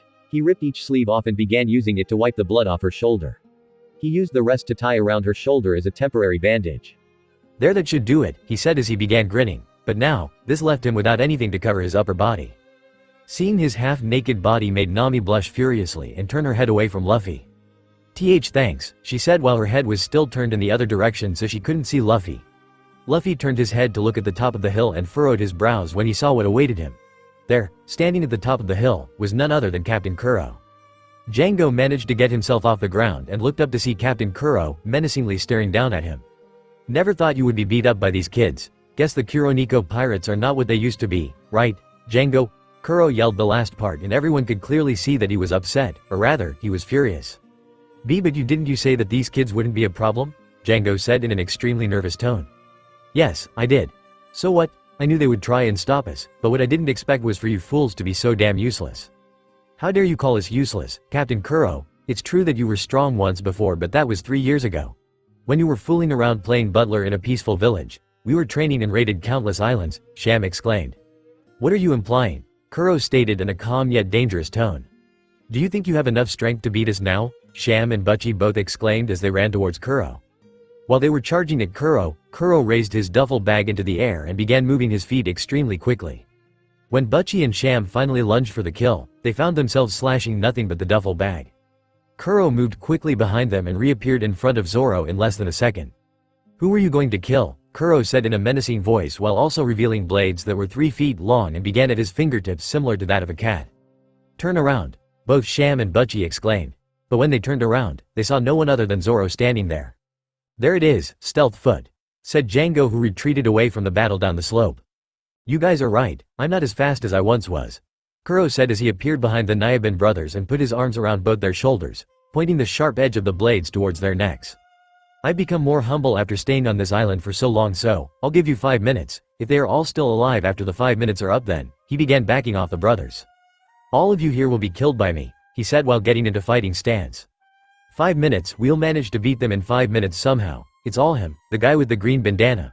We have to beat him," said Django in a very nervous and panicking tone of voice. Luffy saw Zoro's current predicament and he decided to aid him, but do it indirectly. He walked over to the katana on the ground. He picked his up and strapped it back onto his waist and he threw Zoro's towards him. "Oi, don't throw my katana," exclaimed Zoro as he saw what Luffy did. "Hey, where's my thank you?" Luffy said with a cheeky grin. "Yay, thank you," said Zoro as he grabbed the 2 katana and unsheathed them. He put Watto into his mouth and held the other one. Zoro got into a fighting stance with his 3 swords as he stood in position, waiting for the brothers whom were already approaching him with killing intent.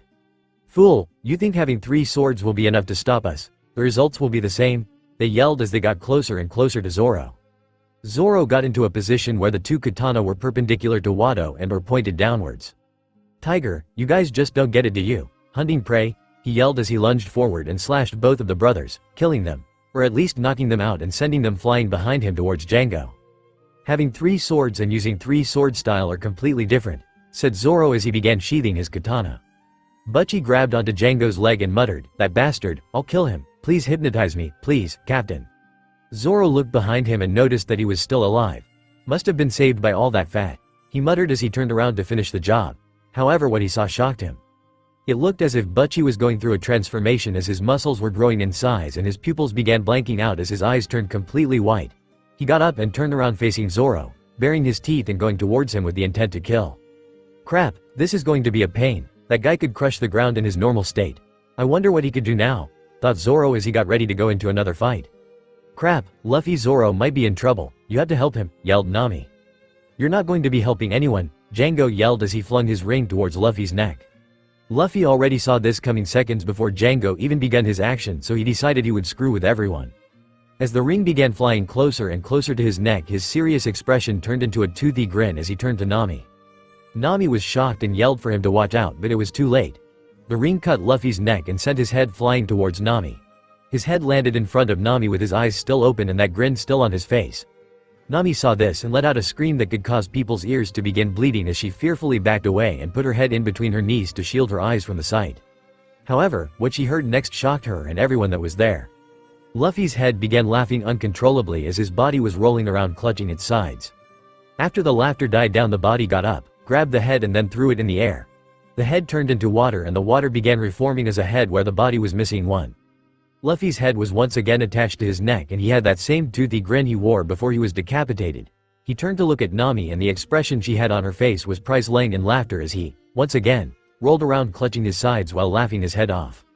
You should have seen the look on your face, ha ha ha ha, it was priceless, he said while doubling over in laughter. Once the shock subsided, Nami began fuming with rage as she looked at the laughing Luffy. She went over there and gave him the beating of his life, one that was even comparable to Garp's. That's whack for thump scaring punch me, she yelled as she began panting with rage. Ha ha ha ha, that was worth it though, I wish I had a camera or something so I could have taken a picture of that face, ha ha ha. Exclaimed Luffy as he was still laughing his ass off. Alright Luffy, just for that, you have to go and steal the treasure on their ship and be back here in less than a minute unless you want to be in a debt that makes the United States, debt look like nothing, Nami said with a vein popping out of her forehead and with clenched teeth. Aye, sir. Luffy said while giving a mock salute and ran to and through the ship at supersonic speeds. After a few seconds of storming through the ship, he found the room filled with treasure. He grabbed it all and ran back to Nami as fast as he could. Well, there wasn't that much treasure, I think like 5 million bellies worth, he said while putting the treasure down next to Nami. No, it's completely fine. Arigato, yelled Nami as she ran up and hugged Luffy while he was grinning and rubbing the back of his head with a slight blush. Alright Buggy, you take care of that swordsman over there, I'll take care of the Straw Hat Kid, Django said as he was facing Luffy with his back towards Buggy. Okay Nami, just have a little rest here, this will be over in a few minutes, said Luffy in a cool voice as he gently placed Nami to the side. He took his cloak from Nami and covered Nami with it like a blanket. Nami soon closed her eyes and began drifting to sleep as she knew it was safe to do so, as long as Luffy was there. By this time, all the members of the pirate crew began to stir awake and they saw the leaders of their crew preparing to fight the kids that were giving them a hard time. Someone was walking through the woods and made it to the beginning of the slope. Curo thought that someone was sneaking behind him and so he turned around to attack the person. However, Usopp immediately recognized who it was and dove in to protect the person.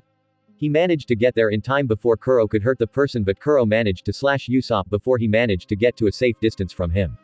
Curo had a look of shock as he realized who he almost cut down. However, that shock quickly subsided and he regained his composure. Usopp-san, are you alright? Said Kaya. The person who Curo attacked was Kaya.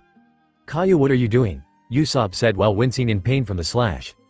I'm sorry Usopp-san. I know that you might never forgive me for what I have done. But I can't believe that.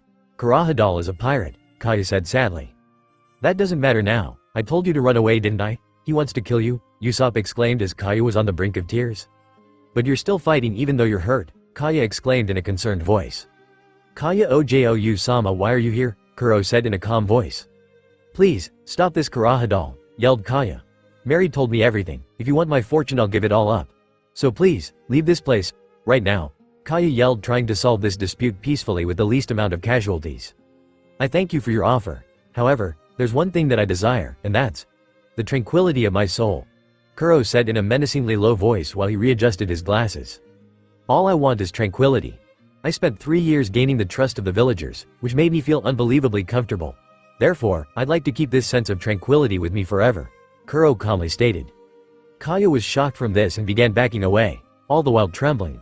She brought a gun out of her coat pocket with trembling hands and pointed it at Curo. "You're not Kurahadal. Leave this village," Kaya said with still trembling hands. "Oh, so you're pointing a gun at me, so that's how it is. You've grown quite a lot these past 3 years. I remember nursing you when you were sick from grieving over your parents' deaths. All that was so. I could kill you someday, today being that day," yelled Curo as he took Kaya's gun from her. Tears finally rolled down Kaya's cheek as she bit her lip to keep herself from sobbing. Captain Curo had to keep a smile for a girl whose nose always sniffled, he said as he dropped the gun. "No matter how much I hated it, I tried to make you happy," he said in a disgusted tone. Usopp was looking at Curo with all the hate he could muster and muttered, "You bastard. Can you imagine me, the former Captain Curo, doing such things?" he yelled loud enough for everyone to hear. By now, Luffy was quite irritated by Kuro's thinking. Usopp picked the gun off of the ground and stood up quickly to catch Curo off guard and shoot him. After Usopp shot, Curo used stealth foot to avoid the bullet and went behind Usopp. Curo surrounded Usopp's head with his 5 claws. "I believe you still owe me for that punch you gave me earlier. You hit me pretty hard that time." Usopp was trembling in fear until he looked at the slope and noticed Luffy was getting into a fighting stance, but what Usopp noticed was his glowing blue eyes that sent a shiver down his spine. The next thing Usopp saw was a fist made of water flying at Kuro's face and knocking him back several meters. "Since you hate punches so much, I'll give you 100 more for free," Luffy said as he grinned that cheeky grin of his with those same glowing blue eyes. "What the hell is he?" yelled the crew as they stared at Luffy, Mouths agape. Suddenly out of nowhere all the kids of the Usopp pirate crew appeared and began beating Curo with various kitchenware and baseball bats. They were screaming things like, "Give up," and "Kill him." After they were done beating the crap out of him, they ran over to Usopp. "Captain, you were fighting them all along. Why didn't you tell us the truth?" they all exclaimed. "Never mind that. You guys have to get out of here now," Usopp yelled. "No, we're fighting. If we were to run that would bring dishonor to the crew," yelled all 3 boys. Curo got up looking unfazed from their little assault, and stood behind the band of misfits. The kids began shivering in fear until they turned around, which turned their shivering into spasms and screaming. Instead of slicing them up, Curo just walked past them back onto the battlefield. "Not bad. That was a pretty good punch you managed to lay on me. So, you have the powers of the Akuma no Mi, don't you, boy?" Curo said with a glare. "Yeah, the Mizu no Mi. I'm a waterman," Luffy said with a cheeky grin. The entire crew was freaking out, saying things like, "What?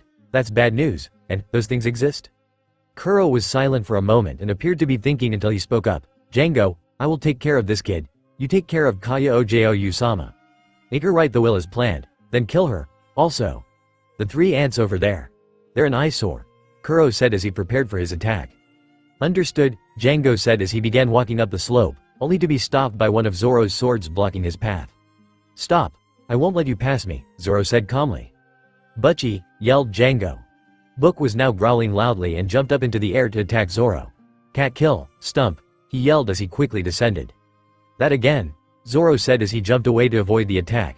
However, what happened next caught him off guard. An entire section of the slope and cliff were destroyed from the raw physical power of the attack. Due to the rocks crumbling, there was now a heavy smokescreen which Butchie used to his advantage and grabbed Zoro's shoulder and pinned him to the cliff wall. Zoro managed to stick his foot out to Butchie's moving any further to attack him. "You've already lost to me once. Didn't I tell you not to bother me anymore? Out of my way," Zoro yelled as he kicked Butchie in the face with his other foot. While Butchie was dazed, Zoro brought out his other 2 katana and lunged forward to slash Butchie across the chest, effectively killing him, or at least knocking him out. By now Luffy was ascending the slope as Kaya and the kids retreated into the forest. While Zoro was distracted, Django had used the opportunity to go after Kaya and the 3 children. "Usopp, you go and look for Kaya and the kids. Leave everything here to us," Luffy said. Usopp, who was on the ground bloodied and bruised, courtesy of Curo, used what little strength he had left to pick himself up off the ground. He was trembling as he got up and managed to turn to Curo. As he was about to walk forward, Usopp lost all his strength and fell back to the ground. After seeing this pathetic display, Curo began snickering, which soon turned into an hysterical laughter. "You really amuse me. Even if you do catch up to Django, you'd be no match for him. It would be safer for you if you stayed here," Curo said while laughing a little. "Even if can't, I want to protect them, for I am the captain of the Usopp pirate crew. I am a brave warrior of the sea. And I will not let you lay a hand on any of the villagers," Usopp bellowed for the world to hear. "Hee hee, well said Usopp," Luffy said as he continued to glare at Curo. The pirate crew down by the shore were watching and began saying things like, "What the hell was that?" and "Look, he's crying, how pathetic," as they all started laughing. After hearing this, Luffy's anger rose even more as he punched the cliff and broke off a huge piece off rock. He took the rock and flung it at the pirates, hurtling them backwards. "What's so funny?" Luffy yelled as his glowing blue eyes scared the pirates shitless. "Luffy, I'm taking Usopp with me to find that hypnotist. Any problems?" Zoro asked as he bent down and picked up Usopp. "None, get going." Luffy yelled back. As Zoro was continuing up the slope, Curo spoke and said, "Hey, who gave you permission to go past this slope?" "That would be me," Luffy said as he appeared in front of Curo in a split second and tried to slash him, only to have his sword blocked by Curo claws. He then tried punching him, but Curo managed to use stealth foot and avoid his attack. Luffy knew Curo was gonna attack him from behind, so he ducked and kicked his legs up to try and get a swing at him, but Curo used stealth foot and dodged again. "Crap, he's fast enough to even keep up with me. Oh well, at least Zoro and Usopp got away," Luffy said while he waited for Curo to reappear. When he did appear, Luffy turned to him while thinking. "Shanks told me that if I want to become Pirate King, I would need strong Nakama to help me along the way. But for my second dream, I would need a massive fleet of Nakama. I need to get Curo to join my crew. I can already sense with Haki that he is not completely evil, and his brilliant mind would help greatly for my other goal, to avenge Sabo's death by destroying the world government. Hey Curo, I've got a little offer for you," Luffy said coolly. "Oh, and what would that be?" Curo asked, gaining interest. "Well, how about a little wager?" Luffy said with a devilish grin implanted on his face. "And what would the stakes be?" "If I win, you and your crew will join me, no questions asked. And if you win, I will personally help you kill Kaya and take her treasure," Luffy said, fully knowing that there was no way he was ever going to lose. "Alright, and the rules? No killing each other's crew, and the victory goes to the last one conscious," Luffy said. "And what makes you think that I would be suitable for your crew or that I would obey you?" Curo asked. "I can tell you're not that bad of a person. You just need a more fun and relaxed environment, and it doesn't get more relaxing and fun than my crew, Shee. So, what do you say, do we have a deal?" Luffy said as he brought out his hand. "Very well, I accept your offer." Curo gave him a questioning look as he shook his hand. "Oh, the name's Monkey D. Luffy," Luffy said while grinning.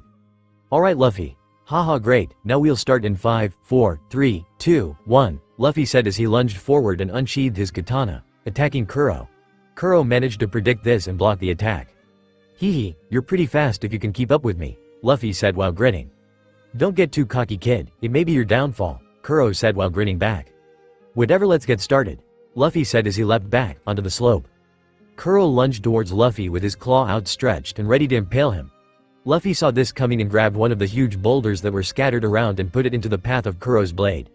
Curo couldn't stop in time and found his blade stuck in the boulder. Looks like you can do more than just turn into water," Curo smirked. "Of course, I'm well trained to be a pirate," Luffy said as he crushed the boulder from both sides, grabbed it, and twisted it so Kuro's blade snapped. "Take this," Luffy yelled as he swung the boulder, hitting Curo square in the jaw. Curo was knocked down and looked as if he was down for the count. Luffy was still holding the boulder while looking down at Curo with a grin. "Oh come on, I know you're not knocked out, get up," Luffy said while still holding the boulder with one hand. "Hey, that was pretty good if I do say so myself," Curo said while getting up. It seems like you only have 5 claws left," Luffy said while dropping the boulder. He was grinning like a madman, which irritated Curo a little. "I assume that is not all there is to your strength, right?" Curo said while staring at Luffy.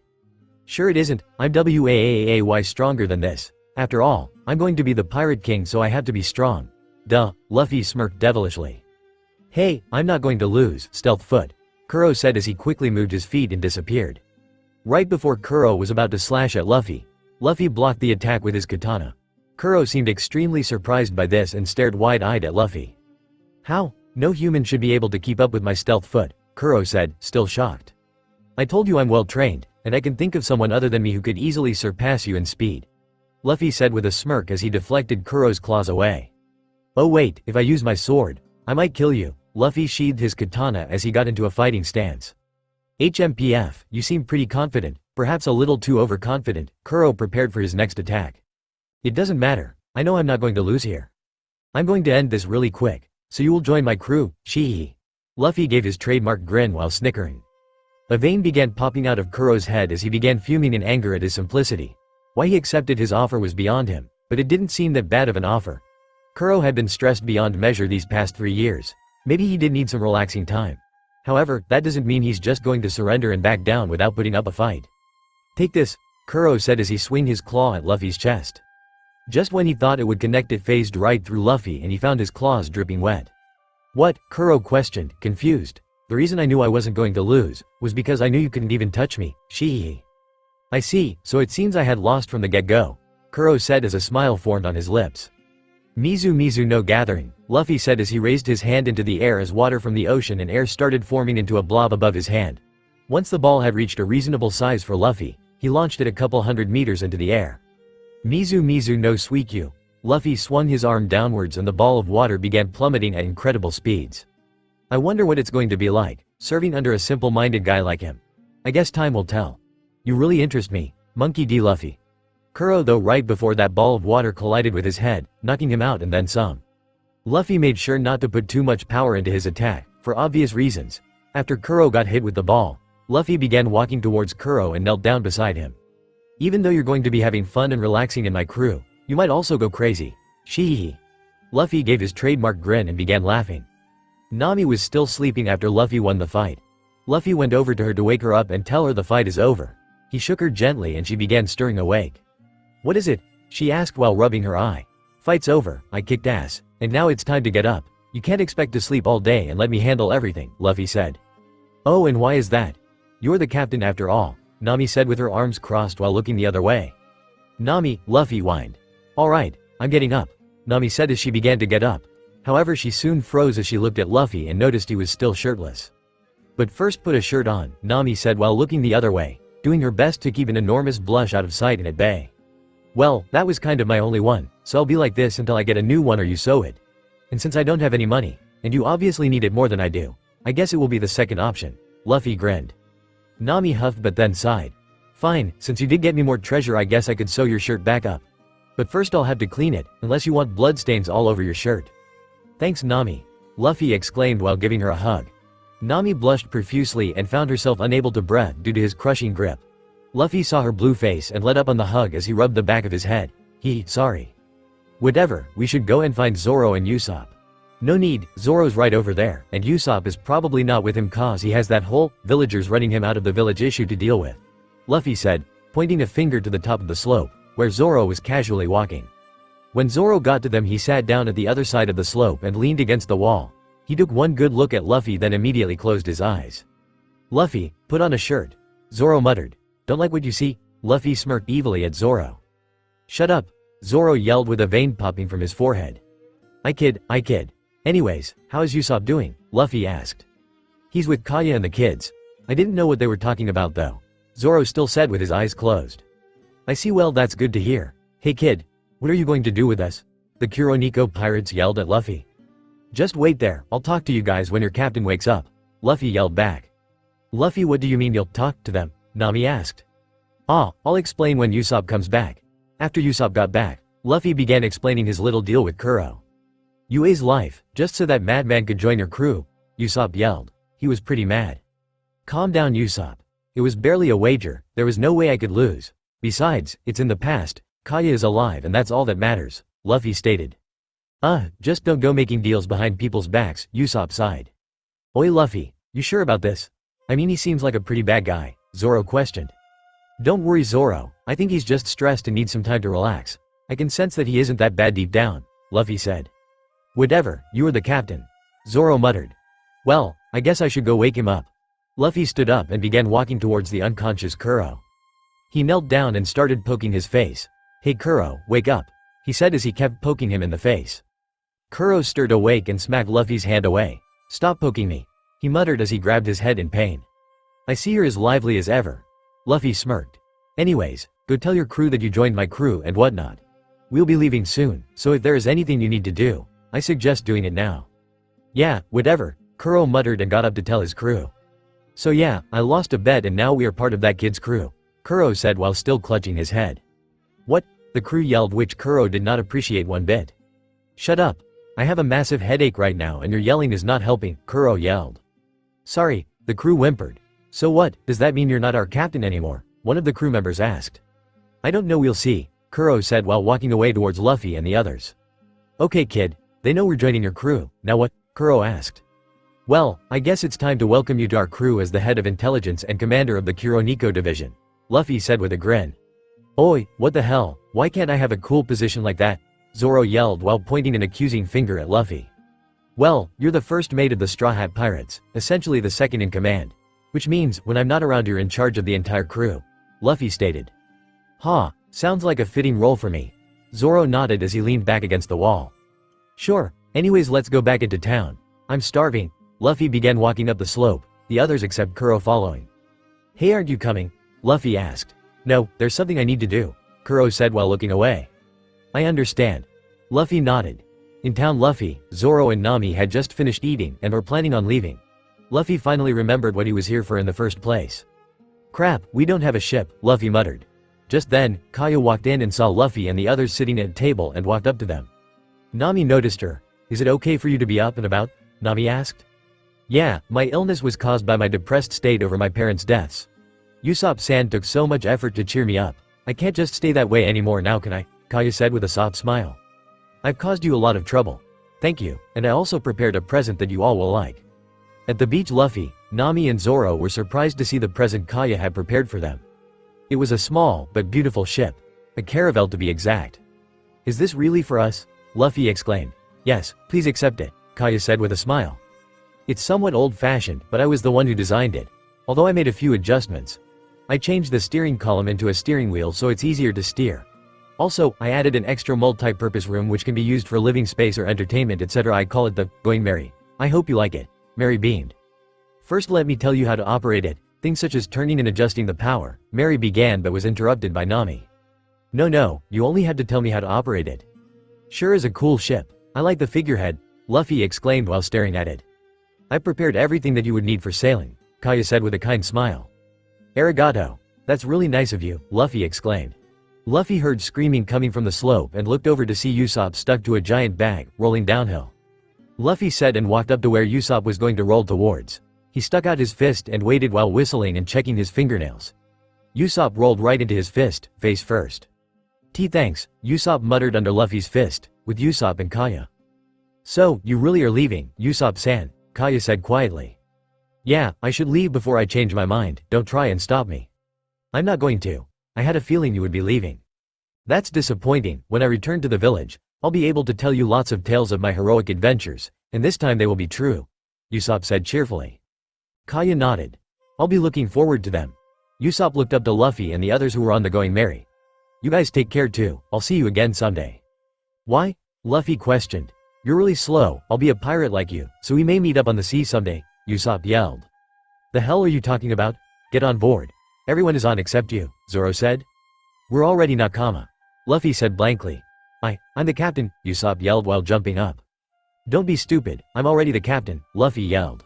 Wait Usopp-san, before you go, Kaya said quietly with a blush. What is it Kaya? Usopp turned around to face her. However, Usopp was in for quite a shock. Kaya had leaned up and kissed Usopp on the cheek. Both were blushing furiously as they looked away from each other. Usopp found the courage to wrap his arms around Kaya and pulled her into a hug. I'll miss you. Usopp muttered.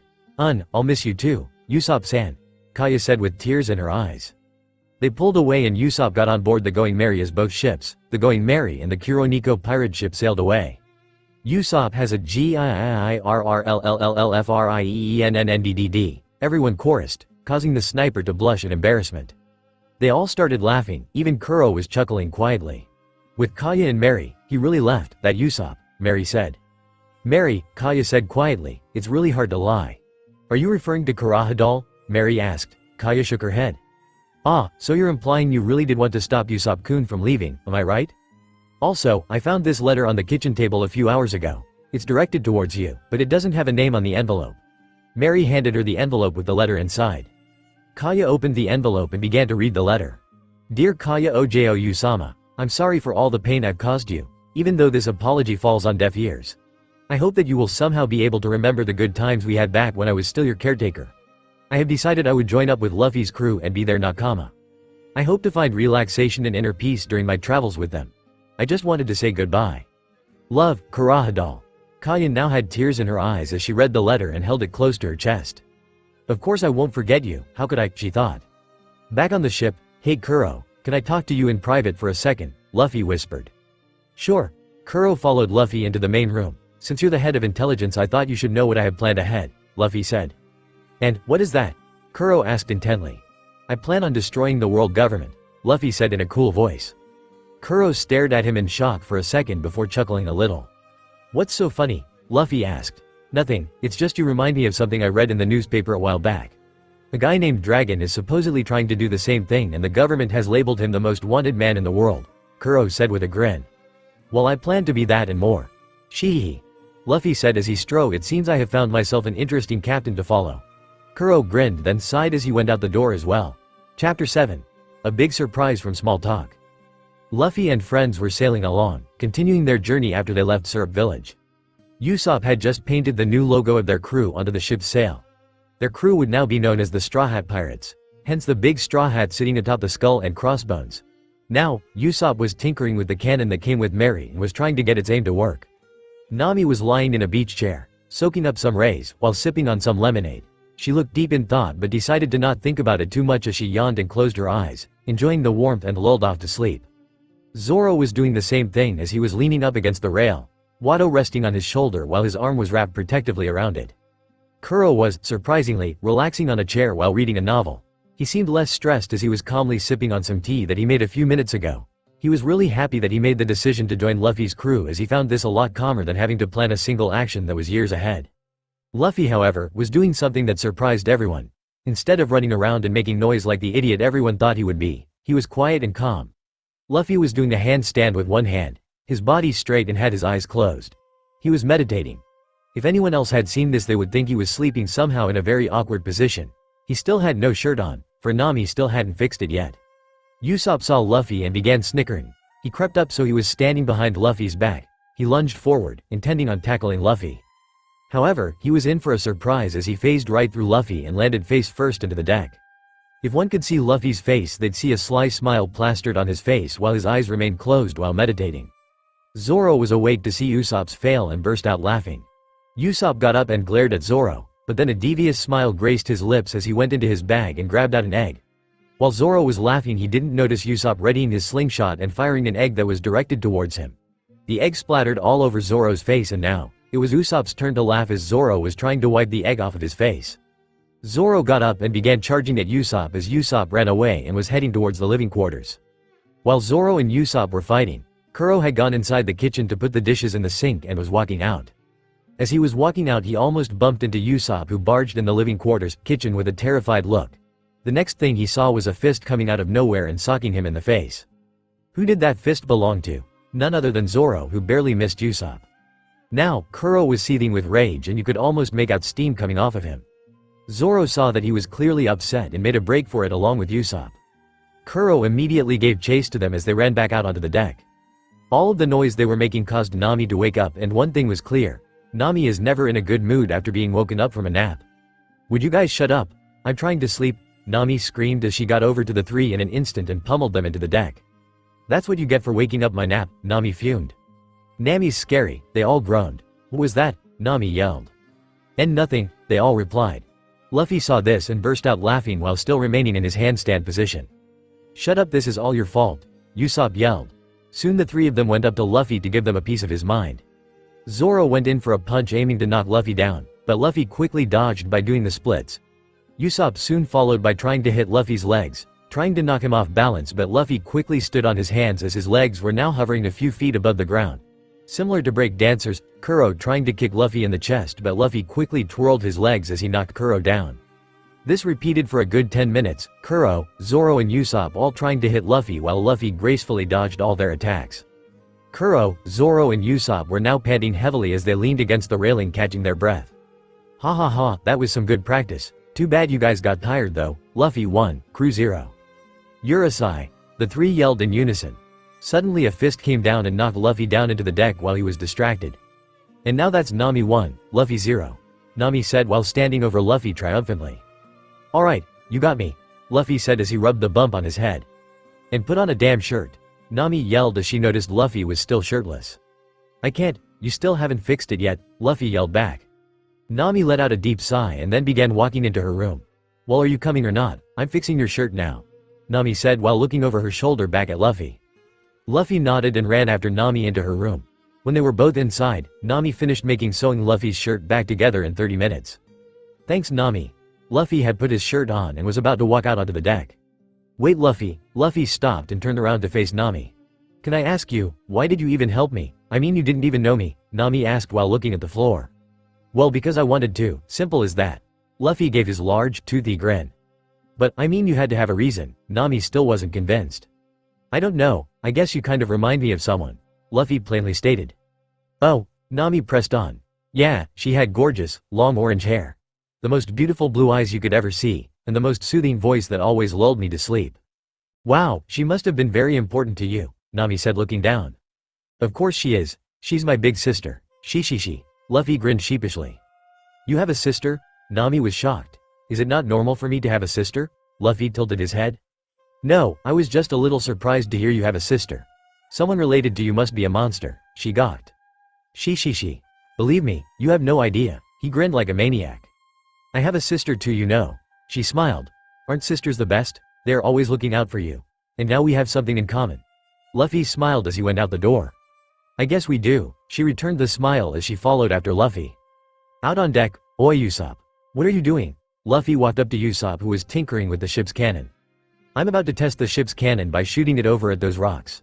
Usopp pointed to the outcrop of rocks that were about half a kilometer away from the ship. Here watch. Usopp lit up a match to fire the cannon. At that same moment Luffy sensed that there were people at the outcrop of rocks in the cannon, just fired at them. Whatever, I'll just blame it on Usopp when they angrily come aboard. Luffy shrugged and walked away into the kitchen, feeling hungry.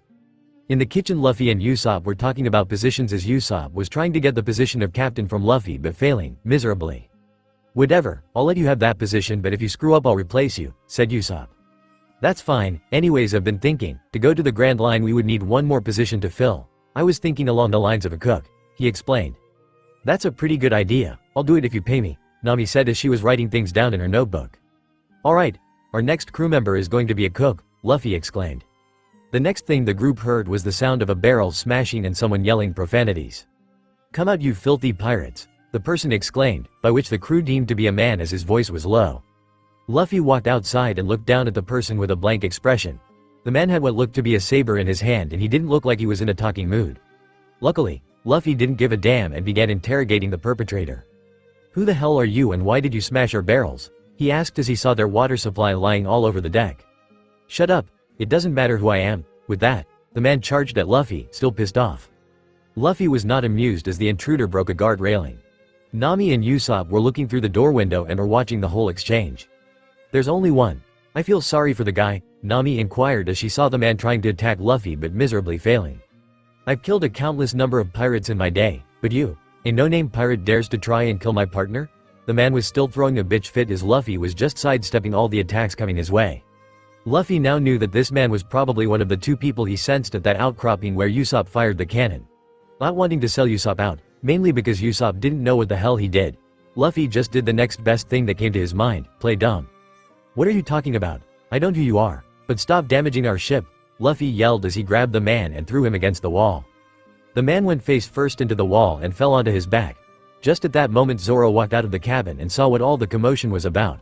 However, when he saw who was lying on the deck he was surprised.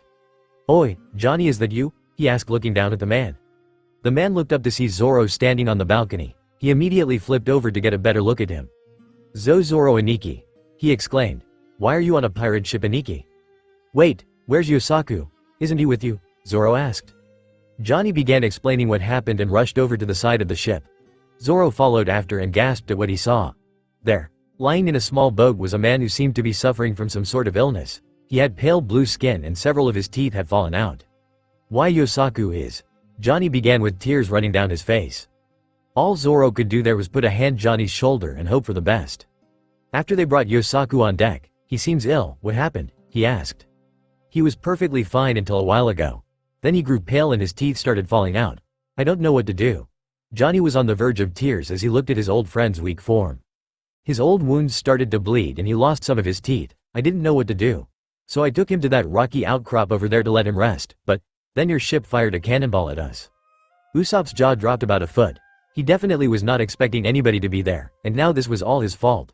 He immediately put his feet together and bowed. "I'm sorry," he exclaimed as he had his head bowed. "If all problems could be solved with a simple apology, we wouldn't need the police. Isn't that right, partner?" Johnny cried as more tears rolled down his cheeks. "Aniki, is Yosaku going to die?"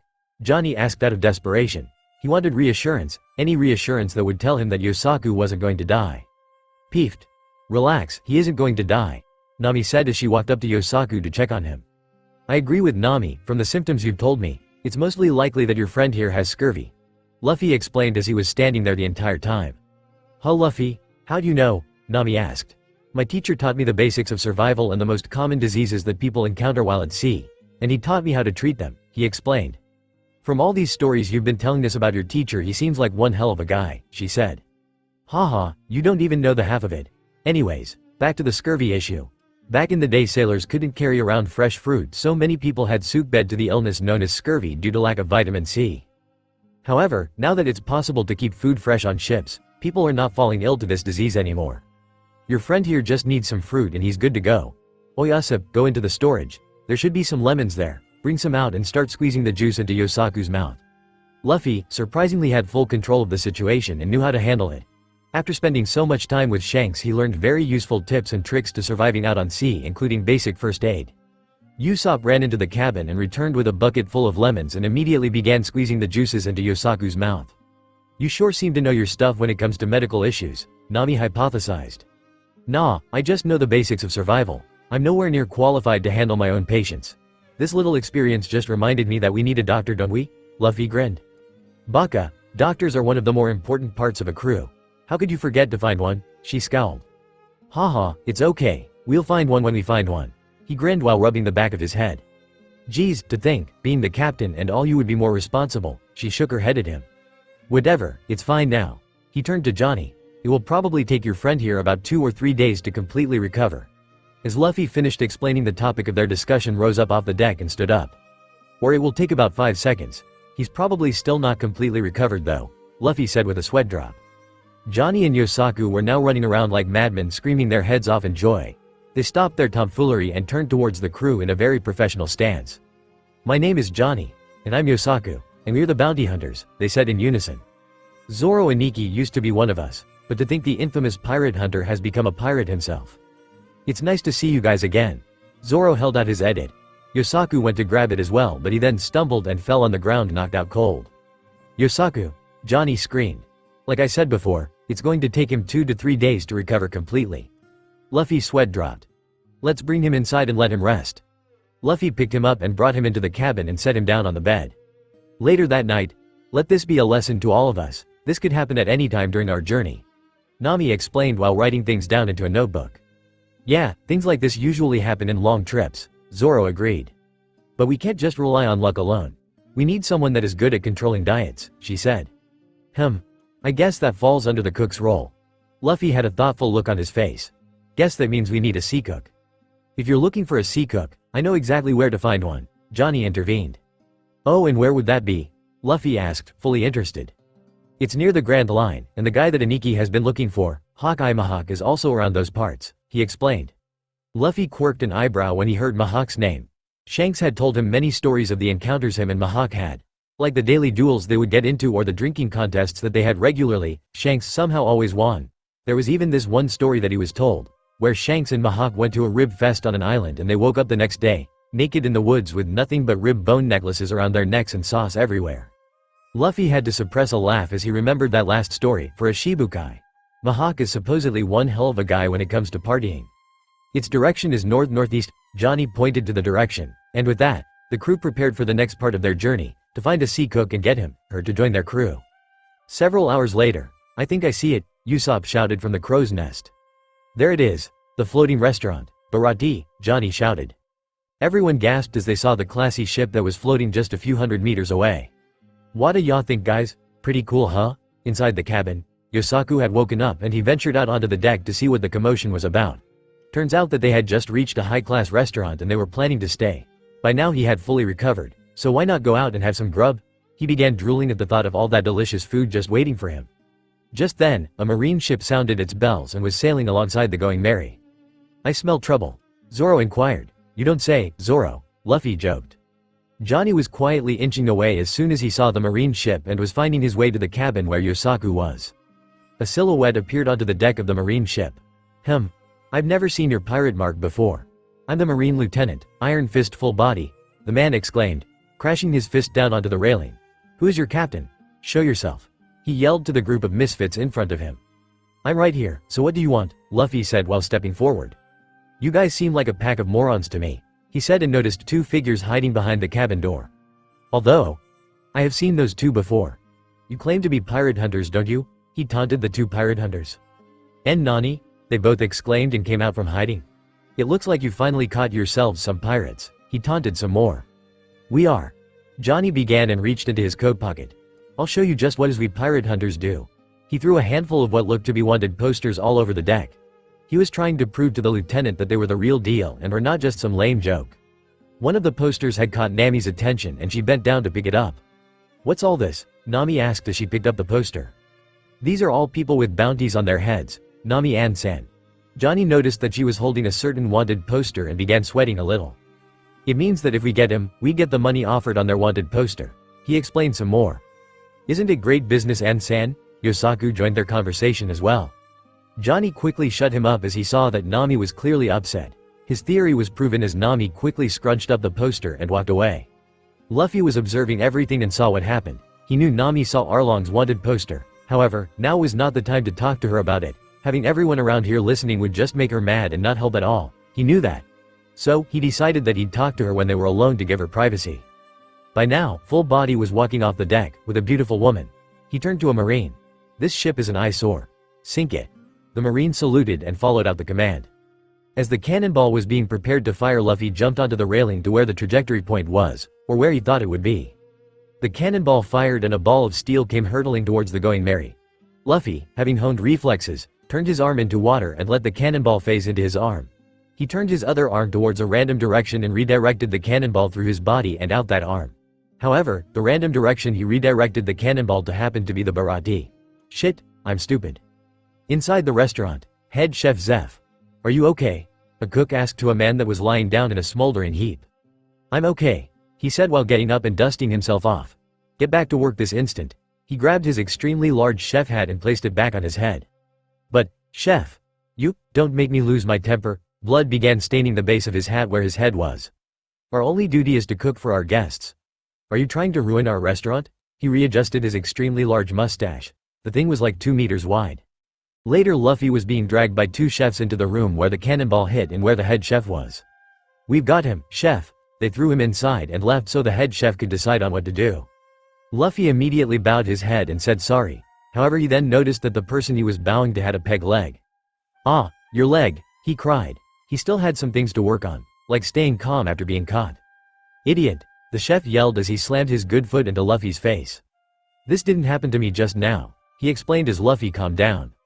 What? Oh, so it wasn't me. However, I'm still injured. Medical and repair bills are going to be expensive, he exclaimed with a sigh as he leaned back onto his bed.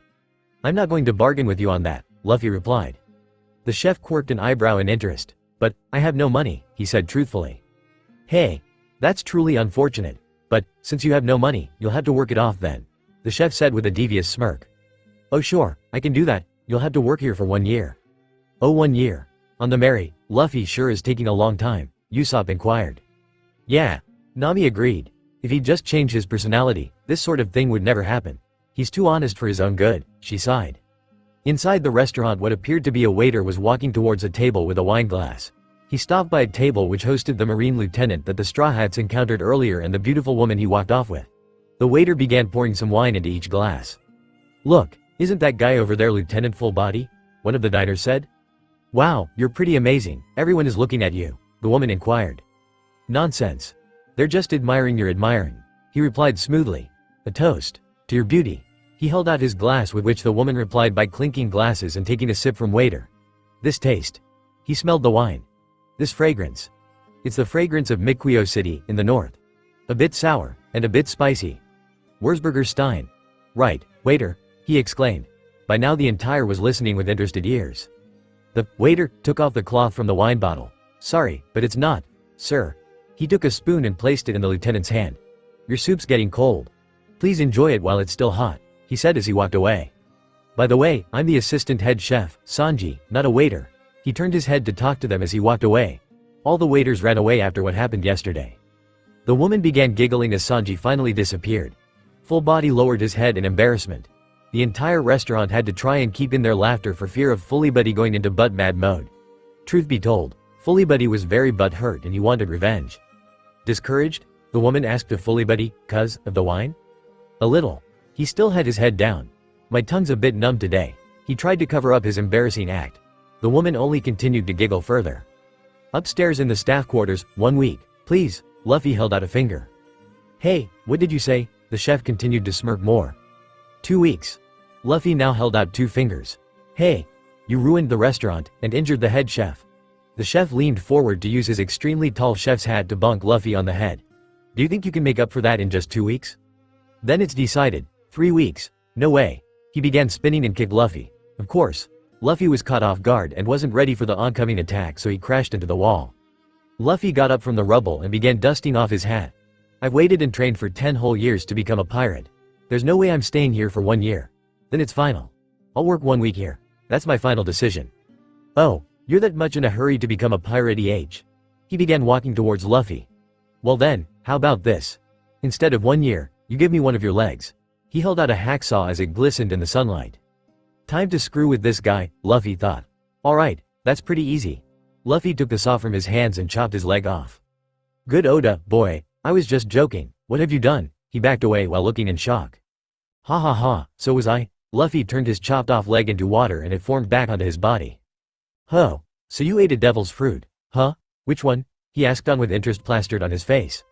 The Mizu Mizu no Mi. I'm a waterman. Luffy turned his hand into water to demonstrate. That is a pretty powerful devil fruit you have there, boy. How in the world did you find one of the logias in the East Blue of all places? From my old buddy Shanks, of course. She. He grinned sheepishly. Now my question is, how the hell do you know red-haired Shanks? Zeph was really surprised. A kid with a logia ability randomly appears in the East Blue of all places and now he has relations with a Yonkou. What is to come of this era? Shanks ported in my hometown for a year and I got to know him better. He found on an Akuma no Mi on one of his voyages and I accidentally ate it. She. He took off his hat and began staring at it thoughtfully. Then, before he was about to leave, he entrusted me with his hat, his treasure, and we made a promise. That I would return his hat to him when I become a great pirate, and this hat has been my treasure ever since. He left the part out about Shanks training him because that information was best left unrevealed to people other than his nakama. That is some story there, kid, but it doesn't matter, you're still working for 1 year to pay this olive. He screamed and attempted to kick Luffy again, but this time Luffy is prepared and his kick just phased right through him. She, not this time, Asen. Luffy stuck his tongue out. Hey, why are you so hell-bent on only working for 1 week? I already told you. And besides, the damage that I'm going to cause is going to make you want to throw me out maybe even before 1 week. He grinned devilishly. Ha, whatever, we'll see what happens. Now go downstairs and get to work, we'll see if your threat holds true. He pointed towards the stairs. You are on, Asen. Luffy stormed downstairs ready to tear shit up. As he walked down the stairs from the crew quarters, he noticed some commotion happening at a certain table. He observed what appeared to be the same marine that ordered an assault on his ship, the woman he was with, and some blonde guy dressed in a suit. He assumed that was the waiter. He raised an eyebrow in interest and simply observed the events from atop the stairs. The marine stomped on a bug while the waiter was walking away and placed it in his soup. Luffy noticed a sly smirk on the man's face as he called for the waiter again, rather loudly, probably trying to get the entire restaurant's attention. The waiter turned around and walked over towards the table once again. Didn't I already mention that I'm not a waiter? The man sighed. However, the man quickly ignored the marine as he saw the beautiful woman dining with him. Though I can see that you've got great taste when it comes to your company. He grabbed the lady's hand. So what do you say, miss? Care to ditch this guy and have some wine with me? Full Body slammed his hand on the table looking quite upset. Oi! Does this restaurant serve bug soup to his customers? He pointed towards the bug that he put in his soup. Bugs? The man questioned as he looked at the soup. Then what is this bug in soup? He questioned. That should do the trick. I'm very sorry, sir, but I don't know either, he replied back with a smirk. I'm not much of an expert on bugs. His smirk widened as the entire restaurant broke out into a fit of giggles and laughs. Obviously the blonde man had won this battle of wits. Fully Buddy was obviously not taking the defeat in stride as he was clenching his teeth and clutching the table sheets. He was like that for a couple of seconds until he finally snapped. Stop mocking me, he shouted as he brought his iron fist upon the table and broke it in half. With the crew, the commotion could be heard outside, as Zoro, Nami and Usopp had docked outside a little ferry boat. They were going to see how Luffy was doing, until they heard what to them sounded like a table breaking. Back inside, the blonde man was now kneeling on the ground clutching the soup that had spilled over. If you had simply picked the bug out, it would have been edible. I spent 3 full days and nights preparing this soup. He was clearly pissed. A shadow was covering his face so one couldn't see his expression, but his tone of voice showed that he was not too happy. To add insult to injury, Full Body stomped on his hand and began twisting his foot. "Do you think you should be using such a tone against a customer?" he added, which wasn't helping the situation at all. Luffy could clearly see that the blonde man was upset, and he didn't even have to use Haki to notice the deadly aura coming off of him. "Can money fill your stomach?" he asked the Marine with clear venom in his voice. "Nani?" was only the Marine's reply. I said, "Can money fill your stomach?" Then, in an instant, the blonde man was twirling his legs while on his hands. It seemed pretty stupid to the people in the restaurant, but Luffy was not so ignorant. He saw what he was doing and he was fairly impressed. The fight was over soon after, as the chef had landed several kicks to the guy's head and knocked him out. He was now holding him in the air by the neck. Under all the commotion, no one noticed Zoro, Nami and Usopp walk into the restaurant. They were surprised when they came in, and the first thing they saw was some blonde guy holding up the SBAG that attacked their ship, all bloodied and bruised. Just then, a very large man came out of the hallway leading to the restrooms. He had a small rope tied around his head and a basic uniform with an apron. He seemed pretty upset as his face was contorted and he pointed his finger accusingly. "Hey, you're at it again, Sanji." He began walking toward the chef, who Luffy now assumed was Sanji. "What are you doing to our customer? Isn't that a Marine lieutenant?" he yelled, angered. "Got a problem, you shitty cook? And don't talk to me that way," he replied smoothly. "A shitty cook like you has no right calling me shitty. To a restaurant, customers are everything. What are you thinking, beating up our precious customers? Customer or not, it's no different. This guy not only ruined our food, he also insulted the chef, right to his face." He dropped the man to the floor, whom let out a groan as he reached the ground. "That's why I thought I should teach him a lesson. What is with this restaurant? Do you treat all your customers like this? How does it even stay in business? I'll destroy it. Your precious little restaurant, I'll destroy it. I'll contact my superiors," Full Body exclaimed from his slumped position. "Is that so? Guess I can't let you leave her alive." He began walking up to Full Body. Ever so slowly, each step felt like an hour for Full Body as he saw his approaching doom. However, the other chefs came running and suppressed Sanji so he couldn't move. The chefs yelled at Sanji to stop. "Let me go. He started it," he yelled in protest. "The bastard started it," he continued his struggle against the chefs. "Just who do you think you are, huh?" He was clearly pissed. The glare he sent to Full Body was proof of that. Deciding he wanted to get off the sidelines, Luffy made his move. He walked down the stairs toward the commotion, each passing step bringing him ever so closer to his target. Full Body was unaware of the approaching danger. He was too busy paying attention to Sanji that he didn't even notice Luffy sneak up beside him. "Hey, you're the asshole that shot a cannonball at my ship." Startled, Full Body turned to his left to see the same boy with a straw hat standing in front of him. "What do you want, kid? Get lost," he yelled. He was in no condition to fight anyone right now. "I just want some payback for that cannonball you shot at my ship." Luffy cracked his knuckles with a malicious grin on his face.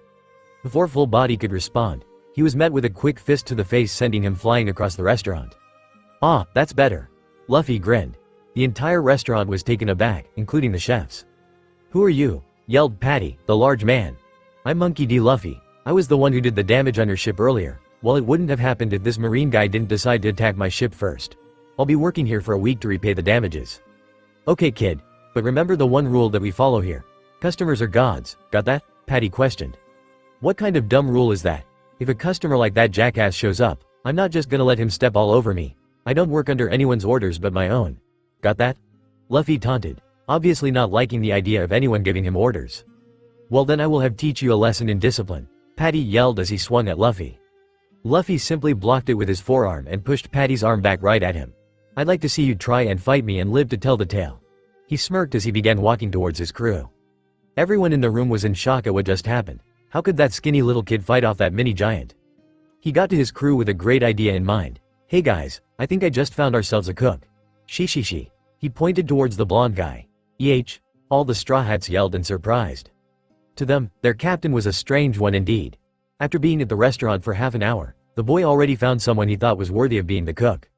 "Oi, Luffy, are you sure that guy is capable of being on a pirate ship?" Zoro was skeptical. Sure, the blonde guy seemed like he knew how to cook, considering Zoro overheard the conversation and apparently, the blonde guy was the assistant chef. But could he hold himself in a fight was the real question? Being on a pirate ship requires more than just skill in a particular role. You would need to be able to fight or you would be considered deadweight. As if sensing Zoro's thoughts, Luffy replied, "Don't worry, he's a good chef from what I've heard, and he's a more than capable fighter." His eyes moved to Zoro's for a split second, telling the swordsman not to worry. "Anyways, apparently, I'm going to be working here for a week to pay off the damages, so it will give me plenty of time to recruit Sanji." They all assumed Sanji was the chef, and it will give you guys a nice little break. A smile crept onto everyone's face after hearing Luffy mention the word break. One smile in particular was the largest. Curo was smiling like a madman. Oh, how he loved this new lifestyle. "By the way, Curo, approximately how long do you think it will take for the Kuroniko division to gather enough supplies to regroup with us?" he asked. "Oh, I'd say given the status they were in when we left Syrup. About a week, give or take a few days." Alright, tell them to just wait for further orders until I deem it necessary that we group." "Got it?" Curo nodded. "Sure, I'll send word later today, but do you have any specific reason as to why you want to wait for them to regroup with us? I mean, wouldn't it be beneficial for us to have strength in numbers?" Curo asked, slightly confused. "I understand what you mean, but I'd rather our crew lay low during our time in East Blue, and I also have other plans." For a split second he glanced at Nami, more specifically the spot where the tattoo of the Arlong pirates was. The quick glance went unnoticed by Curo, who merely shrugged. "I guess if that's what you think is best, then I guess I have to take your word for it. Now if you will excuse me, I've just been dying to try the food here." He smirked and walked past Luffy. Luffy chuckled slightly. To him, Curo seemed to be having a fun time so far. Suddenly, the doors burst open, revealing the silhouette of a figure in the sunlight. The silhouette took several steps into the restaurant. It was revealed to be a male who seemed to be in his late 20s to early 30s, and from what Luffy could sense, was dying from starvation. There were murmurs among the customers, identifying the man there to be a pirate of Don Krieg's crew. He continued walking slowly. What seemed like an agonizingly long time for the customers was in reality only a couple of seconds as he finally reached the dining table and sat down. Kicking his feet up in the air, he said, "I don't care what it is. Just get me some food." Patty was there to greet him as he had on his trademark, "Customers are God's" smile on while clasping his hands together. "Welcome, you worthless bastard." His mouth barely moved as he said it cheerfully. The rest of the restaurant gasped as they thought that he was going to be killed for sure. "I'll only say it again, bring me some food or I'll have to use force." "I'm sorry sir, but we expect that you pay for the food here. Do you have any money?" The man lifted a gun that he had in a belt holster into the air, pointing it at Patty's head. "Is a bullet okay?" He answered, clearly not amused. But Luffy could see that his eyes were faded. That man was dying. "So I'll assume that you don't have money." Patty immediately brought both his fists down onto the man after uttering the sentence. A chair was broken as the man went crashing to the floor. The rest of the restaurant began hollering things like, "Way to go, cook." "Wow, these guys sure take their business seriously," Luffy thought, not completely surprised by the violent solution to their customer problem. The man was kneeling on the floor clutching his growling stomach, his breaths becoming more harsh and shallow. "Oh, your stomach is growling, you damn filthy pirate. That was a fart. Hurry up, you jerk, get me something to eat." He growled up at the man, growling stomach and all. "You're no customer, so get the hell out of here," Patty yelled, finally snapping. Meanwhile, Sanji had sneaked away from all the commotion and went into the kitchen. Luffy turned his head and observed him cutting vegetables. Interesting. Patty had begun his assault on the fallen man. He began kicking at the man's stomach while the man took it all. No energy to fight back, all he could do was clutch his stomach and groan in pain. Luffy felt sympathy for the man, as he could relate, having to fight for food every day during his training, even having to go without food for days. Luffy knew what it was like to be starving. Though at the same Luffy had no obligation to help him, so he simply observed. Patty soon stopped his assault and stood triumphantly over the man. "Alright everyone, please continue and enjoy your meal." He bowed as he picked him up and walked out to the back. He threw him on the ground and walked away muttering about taking out the trash. He began rolling pain. "Damn it. I wouldn't normally let anyone get away with that crap." By now, Luffy was on the upper level observing him. He decided to intervene. "Hey, you're starving, aren't you?" Luffy felt empathy towards the man as he recalled the many nights he went without food. Shut up, I'm not hungry in the slightest," he groaned back. "Whatever you say." Just then, Sanji came out of the restaurant holding a plate of what looked to be seafood and rice in his hand. He walked up to the man and placed the plate down in front of his broken form. He looked up and gasped in shock. Sanji had sat down against the railing and he took a puff of his cigarette. "Eat up." "Shut up. This is even worse. I won't accept charity. Take it away." Sanji sighed in annoyance.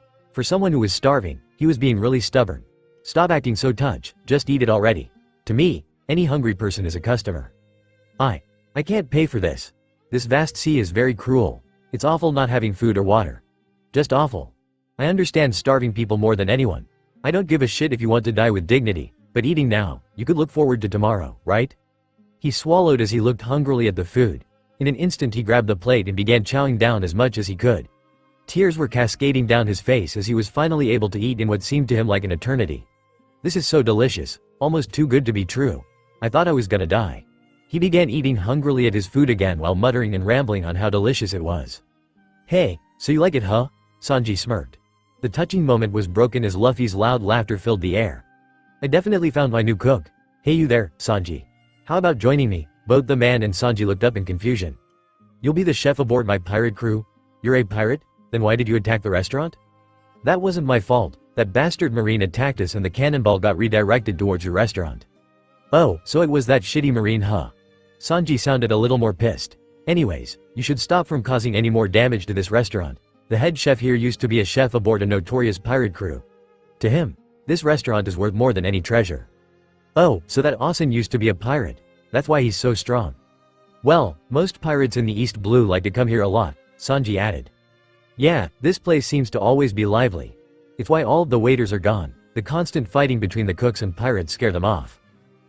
That son wants me to work here for a full year. Too bad that's not happening. Hey, so you going to join me or not? I refuse. I still have reason to stay here. Nope, I also refuse. Refuse what? I refuse your refusal. You're a good cook, and from what I've seen, a capable fighter as well, so you should join my crew. What the hell are you talking about? I'm not coming with you just because you say you want me to. Whatever, I know you'll change your mind, whether you want to or not. Luffy grinned mischievously. Sorry to interrupt, but I'm part of Don Krieg's pirate crew. My name is Jin. So you're a pirate too, huh? What's your goal? Jin asked in interest. That's easy. My goal is to become the Pirate King by finding One Piece. I'm headed for the Grand Line. Luffy replied calmly. Jin was shocked to say the least. This kid who looked no older than 18 said he was headed for the most dangerous place on the planet, and at such a young age.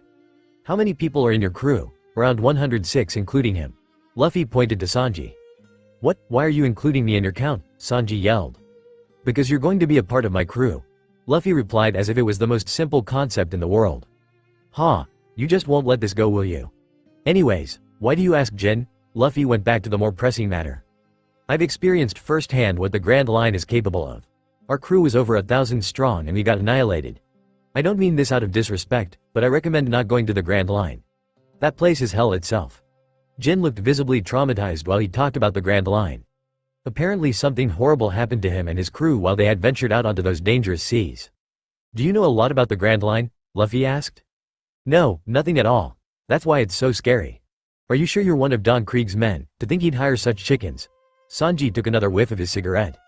Call me what you will, but I know what I witnessed. But I've wasted too much of your time. I really must get going. My captain is probably out there waiting for me. Jin stood up, now with a full belly of food. Sanji was nice enough to find him a dinghy that he could use to temporarily set sail and find his crew. He was standing on the dinghy facing the both of them. Well, I'll see you later. I'm still going to the Grand Line, Luffy said blankly. Yeah, do what you want. We're strangers, so I've got no right trying to stop you. But I have warned you. And Sanji said, thank you very much for all you've done. You saved my life and that fried rice was the best. Can I come here again? He asked with a real smile. Hey, anytime. Sanji replied back. Hey, waiter boy. Oh, here you are. Zeph called out from above them as he saw the empty plate of food and Jin who had his strength back and was ready to float away. I'm so sorry. Now you're going to get into trouble for letting me eat here for free. Sanji began walking towards the plate of food. Whatever, he picked the plate up and dropped it over the ledge into the ocean below. Well, they don't have any proof now, do they? He smirked. Jin's eyes began welling up with tears as he bowed his head in complete gratitude. Arigato, Sanji-san. I'll never forget this. Jin soon drifted away past the horizon onto the great open sea. Oi, Sanji, waiter boy, get back to work, and soon, Luffy and Sanji went back into the restaurant. When Luffy walked into the restaurant he saw that his crewmates were all sitting at a table enjoying mouthwatering plates of food. Oi, what the hell, I'm here working while you guys get to enjoy delicious food. That hurts. Luffy yelled as his stomach growled. Alright, I'm just going to have some food since I missed lunch. He picked up a fork and began eating from the plate closest to him, which happened to be Nami's. As Luffy was chowing down on Nami's food, which she didn't seem to mind at all, as she was done her fill, Usopp put a booger into a glass of water and handed over to Luffy. Here Luffy, have some water to wash that all down. Usopp was snickering quietly as Luffy took the cup. He brought the cup closer and closer to his lips until it finally touched his mouth. By this time, Nami, Zoro and Curo were also giggling quietly waiting for the tragedy to occur. Then suddenly out of nowhere, Luffy smacked the cup against Usopp's lips and forced the water and the booger down his throat. You drink it. By now, the entire restaurant was giving dirty looks towards their table as their laughter was heard throughout the entire restaurant. Sanji, who was serving another table, looked over at the table where they all were. Are those idiots all part of his crew? He muttered under his breath. But then, he noticed a beautiful girl with orange hair among them. He handed the wine bottle he was pouring over to the customer. Pour it yourself. He then appeared in front of Nami with a rose in his hand, kneeling on the ground. Swooning, he said, "Oh Mother Ocean, thank you for arranging this encounter. Oh my love, go on, laugh at me. As long as I'm with you. It matters not if I'm a pirate or a devil, but alas, there is such a great obstacle between us," he said, clutching his chest. Nami had no idea what was going on or who this guy was, but the flattery was sure as hell fine with her. To her, it seemed like he worked here. She quickly formulated a plan to use this guy to get as much free stuff out of this place as possible. Luffy just looked on with a blank expression, already having seen his flirtatious attitude. Just his flirtatious attitude and her greed, nothing else. And that obstacle is me, right Sanji? Zeph was standing behind the lot of them with a frown on his face. That's just fine, why not just run off and be a pirate with them? Sanji turned around and glared at Zeph. We don't even need you here anymore. The other cooks began laughing from the kitchen as they were looking over the commotion. The other cooks don't like you anyways. Why don't you become a pirate or whatever you please? Why not just get the hell out of here? Zeph was dead serious. What the hell is this? I didn't do shit, and you're blowing your head off, old fart. He walked closer to the old chef. I don't care about your other excuses. But I will not allow my cooking to be insulted. I don't care what you're going to say, but I will continue being a chef here whether you like it or not. Sanji grabbed him by the collar. How dare you hit your own boss? Zeph grabbed a hold of his jacket. You stupid eggplant. He threw him across the restaurant. He landed on the crew's table. But everyone saw this coming and they each grabbed a plate to prevent spillage. Sanji groaned. Are you kidding me? No matter how hard you try, I'm gonna stay as chef here, until you go to hell, he exclaimed from his slumped position. I won't die. I'll live for another 100 years, Zeph said as he walked back into the kitchen. Stubborn old fool. Sanji got up and dusted himself off. Well, isn't this great? The Asen wants you gone and I want you in my crew. This is a perfect opportunity to come join us, Luffy exclaimed. Hell no. When will you take no for an answer? Sanji yelled back. Same thing happened to us, Zoro and Nami said in unison. After about an hour of Nami milking Sanji for all he was worth, the crew decided to head back to the ship to get some rest. They were all standing around casually. It was eerily misty as they all stared out to sea, or what they could see of it. Man, I'm getting sick of this place. You think we'll be able to leave soon? Usopp sighed. Beats me. Zoro replied with a yawn. I don't know why you all want to leave this place. It's got free food, a nice atmosphere. Nami started but was interrupted by Zoro. You're the only one. Luffy walked out onto the deck of the restaurant carrying an oversized garbage bag. Oi Luffy, hurry up and get out of this mess, Usopp complained. You can't wait a bit longer? I've almost she. Usopp begrudgingly accepted his proposal. Fine, but please hurry. Just then, Luffy sensed something approaching the restaurant. He quickly snapped his head into the direction of the incoming object, but to everyone else, it looked like he was staring at empty space. Oi Luffy, what's wrong? Nami asked. It seems like Jin's captain has decided to pay this place a visit. Luffy grinned. Apparently he's worth 17 million belly and commands a fleet of over 5,000 men. But from what I can sense, he only has about 200 with him, and they all seem to be dying. What? That's still a pretty high bounty. That's 2 million more than Buggy's, Nami half screamed. She hated her luck sometimes. Why did they always have to encounter the strong pirates? You really think I'm going to lose to some weak-ass pirate with that low of a bounty? Nami paused and stuttered out an answer. WWLH, his bounty is pretty high. He chuckled at her response. He almost forgot that the bounties in East Blue are not very high, given that it's the weakest and most peaceful sea. You don't have to worry about a thing. This fight is going to be more one-sided than anything. He grinned as the ship came into view behind him. Soon, the ship came closer towards the restaurant and it towered over the tiny ship, easily twice as big. Everyone inside the restaurant began to panic and began fleeing the restaurant. Oi, Luffy, what should we do? That ship is massive, Usopp screamed. Calm down Usopp, take a closer look, Luffy sighed. Usopp calmed down and looked closer as the fog dispersed.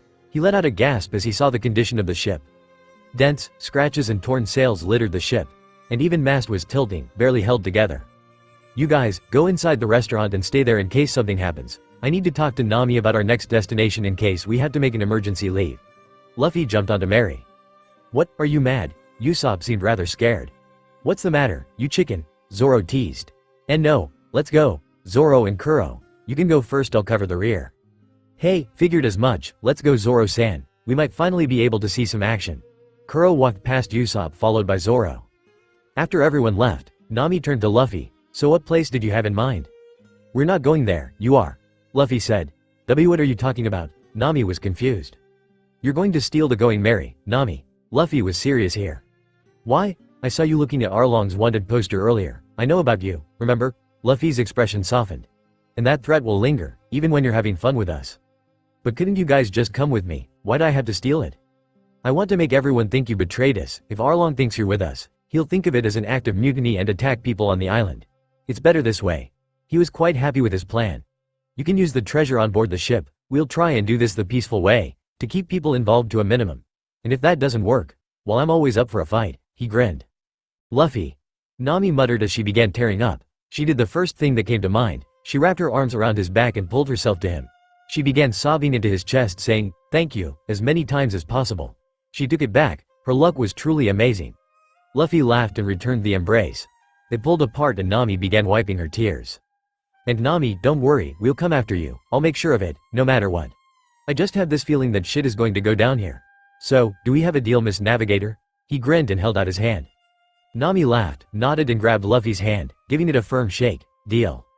Alright, now I think it's time to set this plan in motion. Johnny and Yosaku are still on the ship. I think you're smart enough to find a way to get rid of them. He smirked and winked at her, knowing she knew the implications. Yeah, and Luffy. As if already knowing what she was thinking, he replied, don't worry about a thing, Nami. I'm way stronger than that Don Krieg guy. You just focus on getting to Kokoyashi, I'll handle everything here. He smiled at her, jumped off Mary and ran into the restaurant. She smiled and turned around, preparing the ship to leave. One boy had managed to bring hope into her miserable life, and the hope was growing exponentially. If you were her Belmere, how would you judge Luffy? He doesn't even act like a pirate. She looked out into the sea towards her home village. It was almost like a hidden instinct. She always knew where her home was and would always stare out in the same direction when gazing upon the sea. Inside, as Luffy walked through the doors of the restaurant, he noticed everyone standing in front of Jin and some big guy in metal armor. Must be the captain. There was yelling, something about not supplying food to him. He heard Jin yelling desperately, please, we promise not to attack this restaurant, we just need food for our crew. Jin was trying to be reasonable. We want to hear it from your captain, one of the cooks argued. I won't do anything. I promise I will leave after I eat. So please, just spare some food. Don Krieg was on his hand and knees kneeling before the cooks. Please stop, Captain, don't beg. Jin tried to stop him from begging. How could his great captain do such a humble thing as to begging? His protests were ignored as Don Krieg continued. Please. Even leftovers, anything will suffice. His plea seemed to have fell on deaf ears as all the cooks still weren't buying it. Sanji, however, didn't listen as he set a bowl of food in front of the pirate captain. Take it, Jin. Let him eat it. Jin looked up at Sanji in awe. It was hard to imagine that someone like this actually existed. Don Krieg wasted no time in eating as he said his thanks and began eating. Oi Sanji. Take that food away from him. Don't you know what kind of person he is? He's a snake. He once raised a marine flag on his ship and docked at a town and then pillaged it when the townspeople least expected it. What makes you think this is any different? You might have endangered all our lives, Carne warned. As Carne was finished his rant, Krieg quickly got up off the ground and punched Sanji straight in the jaw, sending him flying back several feet, groaning in pain. Don Krieg, what are you doing? You promised that you'd never hurt these people, so I took you here. Besides, that man saved our lives. Yeah, the food was good. Krieg got up and stood tall over everyone else. I'm gonna cut things short. My ship is wrecked, and I want a new one, so since you gave me food, I'm going to be nice and let you collect your things and leave with your lives. Also, there's about 100 men still alive on my ship. I need food for all of them. Like hell we will. We refuse, Carne yelled. Don't be mistaken, I'm not ordering food. I'm giving you an order that you will obey or else. Zeph suddenly appeared in front of Krieg with a giant bag. Here's food for 100 men, help him get it on board, he said with no emotion in his voice. Head Chef Zeph. The staff chorused. What is that old man doing feeding his enemy? Luffy looked on with interest. Did you just say Zeph? Krieg asked as he stepped back a bit in shock. Owner, what are you thinking? If the pirates get better then they'll take over the restaurant, one of the cooks yelled. That's if they have the guts. Isn't that right, mister? Couldn't get through the Grand Line? He looked over at Krieg whose eyes were bugged out. You're the red-legged Zeph. Krieg looked on with bugged-out eyes. This was a complete shock to him, as he wasn't expecting such a legendary pirate to be here of all places. So, you're still alive, huh? One of the greatest pirates in history? So what? It doesn't concern you, and as you can see, I make my living as a cook now. Krieg began cackling in laughter. That's one way of putting it, more like that's the only thing you're able to do, he said as he eyed his peg leg. So the rumors were true. You lost your leg in an accident at sea and now you can no longer do battle. Krieg smirked confidently, knowing that he had the advantage. So, why would I need feet to cook, as long as I have hands? Now say what you really want to say. You're the only man I know of that has returned from the Grand Line and live, and you probably kept a journal of your encounters during your voyage. I want that journal. Indeed, you are correct in assuming that I have a journal. But I'm not giving it to you. Don Krieg lost his smirk. That journal is not mine alone, it's the pride of my entire crew. Someone like you would never understand its true value. Krieg was angry now. Then you leave me no choice. If you want hand over the journal, then I'll just take it by force. I may have barely escaped the Grand Line, but I had the essentials going in: power, a giant crew, and ambition. The only thing I lacked was information. With this journal, I'll be able to create another fleet of pirates capable of conquering and ruling the Grand Line and find One Piece. Then I'll become the Pirate King, he declared to the whole restaurant. Luffy's eyebrow twitched in annoyance as he heard those words escape his lips. Him? Pirate King? Ha! He walked up to the center of the room where the commotion was and faced Krieg. Buddy, I don't care how large your damn fleet is. The person who is going to be Pirate King is me. He pointed an accusing finger at the Don. What was that, kid? I'll pretend I didn't hear that. You don't have to, I'm only speaking the truth. This is no joke, kid. Of course not, I'm going to the Grand Line soon. That's not funny, kid. It may have been just a lack of information, but my fleet of 5,000 men only lasted for 7 days. What makes you think you can make it? Because I'm not a weak-ass bitch like you, and my nakama aren't weak either. Sorry, but I hate your sense of humor. If you insist, shall I kill you off right now? Krieg's armor lifted up to reveal multiple guns hiding under the metal. Luffy grinned maliciously as he unsheathed his katana and stared right back at him. Blue eyes stared the larger man down as Luffy awaited the assault. Starting a brawl, Captain. Luffy turned his head to see Curo and Zoro standing at the staircase. It's not really a brawl, well not yet at least, until he makes the first move. He turned his head back and prepared for the fight. Krieg stared the young boy down as if sizing him up. However, he lifted up the large sack of food and began heading out of the restaurant. I'll take care of you all later. Right now I need to feed my men. For those of you who don't wish to die, you'd best be gone when I come back if y'all know what's good for you. The only things I want are the journal and this ship. Though if you all have a death wish, I'd have to go out of my way, but I'd be more than happy to send you to the bottom of the ocean. Krieg walked out of the restaurant leaving everyone behind. Hey, this is all your fault. If you hadn't had fed that pirate in the first place, he wouldn't be here right now. One of the chefs yelled as he pointed an accusing finger at Sanji. All of you shut up. Zeph exploded at the chefs. Do any of you have any idea what it's like to be starving to death? What it's like to not have food or water on this vast ocean? Sanji knows that feeling more than anyone here. Confused whispers were exchanged between the cooks. The difference between all of you and Sanji is that Sanji knows that feeling. All the cooks in the restaurant were standing there shocked, to think Sanji of all people had such a hard past. It's my job as a chef to cook for hungry people. Whenever I see that someone is hungry, no matter what their status, it's my duty to feed them. But don't take that the wrong way, Jin. After I fulfill my duty as a chef, I will kill anyone who tries to harm this restaurant, even you, he glared at Jin. Luffy grinned and stood at the 2 large doors. Finally, time for a decent fight. As Luffy stepped outside, Don Krieg's massive ship split in half and began plummeting into the dark depths below. Luffy grinned and looked out to see a small boat beside the ship. So he's finally shown himself, he said. Big bro. He looked into the water to see Johnny and Yosaku. Nami must have dumped them overboard and already made off with the treasure, he thought. He raised his hand and sent them flying out of the water and onto the deck. Nami. She stole this ship. Johnny screamed as Usopp, Curo and Zoro came outside. What? The 3 of them yelled. Luffy stood there calmly and planned his next course of action. All of you, take Johnny and Yosaku's boat and follow Nami, she couldn't have gotten far, he said. It's him. They all turned to see Zeph looking out in the same direction where the boat was floating. Zoro immediately turned his head and saw a figure sitting in the boat. His heart began racing and pumping adrenaline into each and every muscle. Hawkeye's, Mahawk. Zoro said through shaky breaths. His entire body was shaking with anticipation and anxiety. We'll deal with that later, we have to follow Nami, Luffy said. Just let it go, Luffy, that woman just spells trouble, Zoro sighed. No, I refuse to have anyone else navigating this ship. Luffy looked Zoro dead in the eye, laying down his authority as captain. After a few short moments, Zoro sighed. Man, what a pain in the ass. Alright Luffy, you win. Let's go, Curo, Usopp. Zoro walked over to the boat where Johnny and Yosaku were waiting. Aren't you coming, Luffy? No, I have unfinished business here. Watch yourself then. Things here are abnormal. Zoro once again glanced over to the boat out in the water. Yeah, I will. The small little boat came further into view as it slowly made its way towards Don Krieg's ship. Zoro readied his swords, preparing for the fight that he'd dedicated his entire life to. He jumped onto the debris, making his way over to the group of pirates where Mahawk was. He saw a pirate shoot a gun at Mahawk, the latter of which had gracefully deflected the bullet with his sword. "I've never seen such graceful skill," Zoro said as he walked up to the edge. Mahawk eyed Zoro. "A sword with power alone is not powerful." "Then I take it that this ship was also cut into pieces by that sword?" he asked.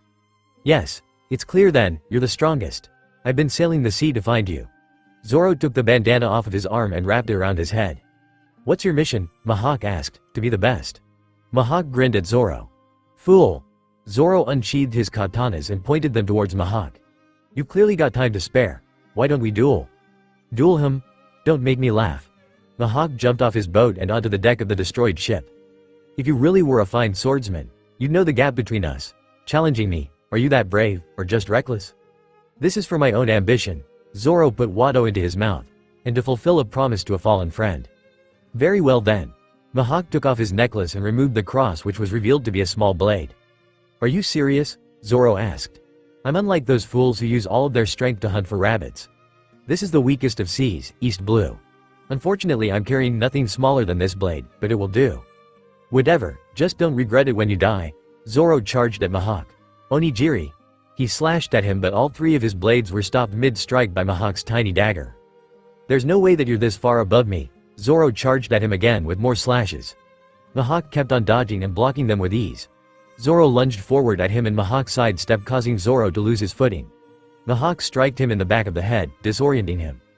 Flashbacks of Zoro's life went by. His promise, his dream, all came rushing back to him, strengthening his resolve. Before he completely fell, Zoro regained his balance and faced Mahawk, breathing heavily.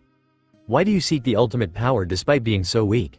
Johnny and Yosaku got angry when he called Zoro weak and were about to leap into the fight, but Luffy held them down. He kept on staring at the duel with a calm demeanor as he held them both down. "I can't afford to lose."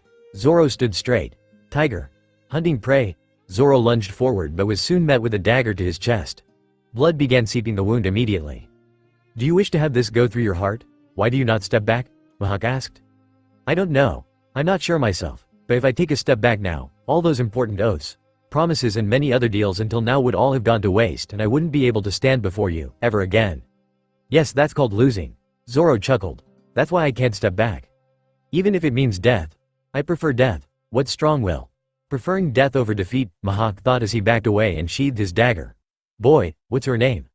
Zoro formed the hilts of his swords into a triangle. "Roronoa Zoro." "It's been a while since I've seen such strong conviction." "Roronoa Zoro." As a gesture to another swordsman. "I will wield the black blade, the most powerful sword in the world, to end your life." He took the blade off of his back. "I appreciate the gesture." Zoro began twirling his blades. 3-sword style secret technique. 1,000 worlds. Mahawk and Zoro both lunged forward. There was a brief pause and then both of the katanas in Zoro's hands shattered as blood began seeping out of newly formed wounds on his chest. "I guess I lost. So this is what it means to hold the title of the world's greatest swordsman." Zoro thought as he sheathed Watto and turned around, leaving his front side wide open for Mahawk. "What now? Wounds on a swordsman's back are the greatest shame," he grinned. "Magnificent." Mahawk slashed him across the chest, leaving a deep wound that immediately began gushing out blood. He cried out and fell into the water. Luffy's eyes began glowing blue after seeing his friend gravely wounded. Johnny and Yosaku both jumped into the water to save their friend. Luffy unsheathed his katana and shot off the railing, creating a sonic boom. Mahawk barely had enough time to dodge before he was met face to face with Luffy, eyes glowing blue and giving off strong waves of Haki. "You're the young swordsman's comrade. Thank you for not interfering until now." Luffy still continued to eye him, katana in hand, ready to go all out. "Rest assured, your friend isn't going to die." Luffy calmed down and his eyes went back to their normal blue color, the waves of Haki slowly dissipating. However, he still didn't let his guard down, still waiting for an attack. When he saw Johnny and Yosaku emerging from the water, his anger turned into relief.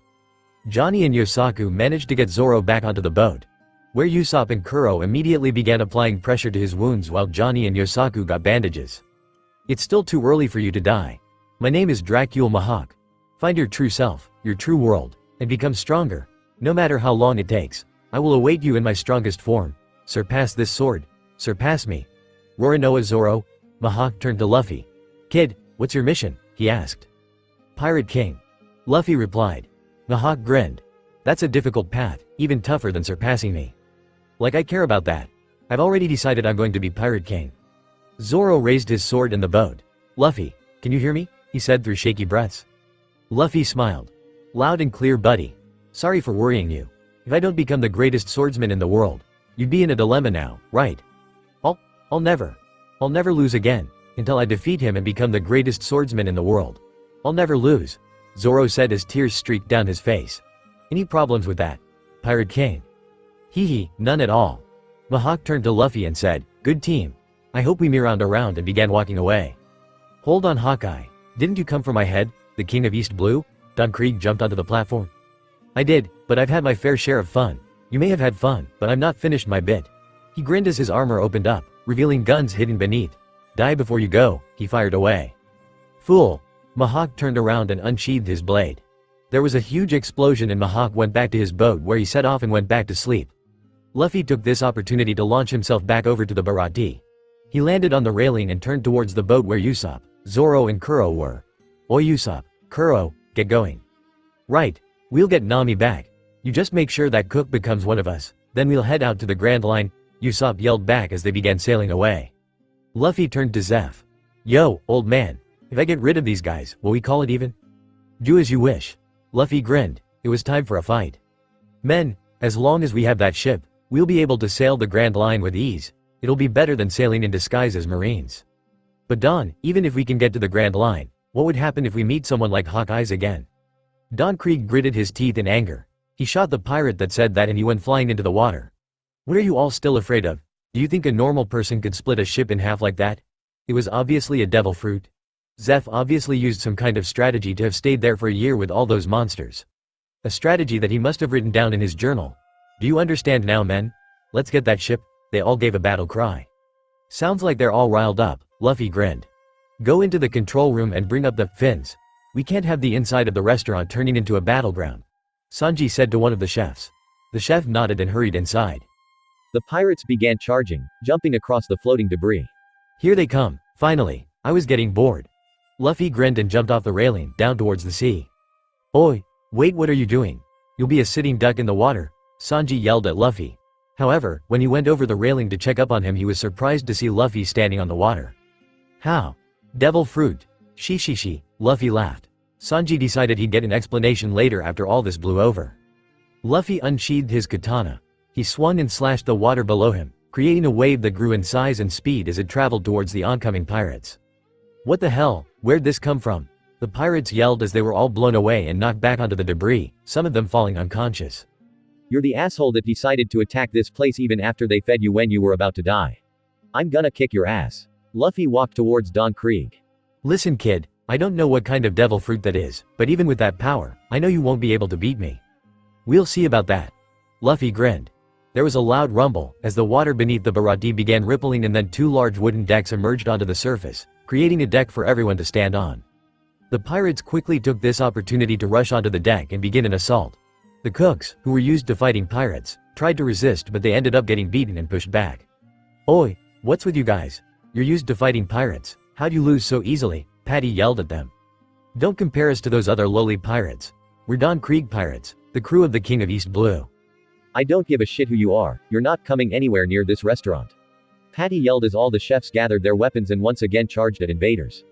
There was a large burst of water as a man jumped onto the deck, clad in iron plates.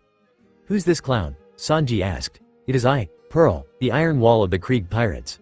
I've won all my battles without spilling even a single drop of blood. I'm invincible. You won't be invincible after I knock your ass out with these feet, Sanji said. Luffy was looking back towards the Barati. Man, what a weirdo.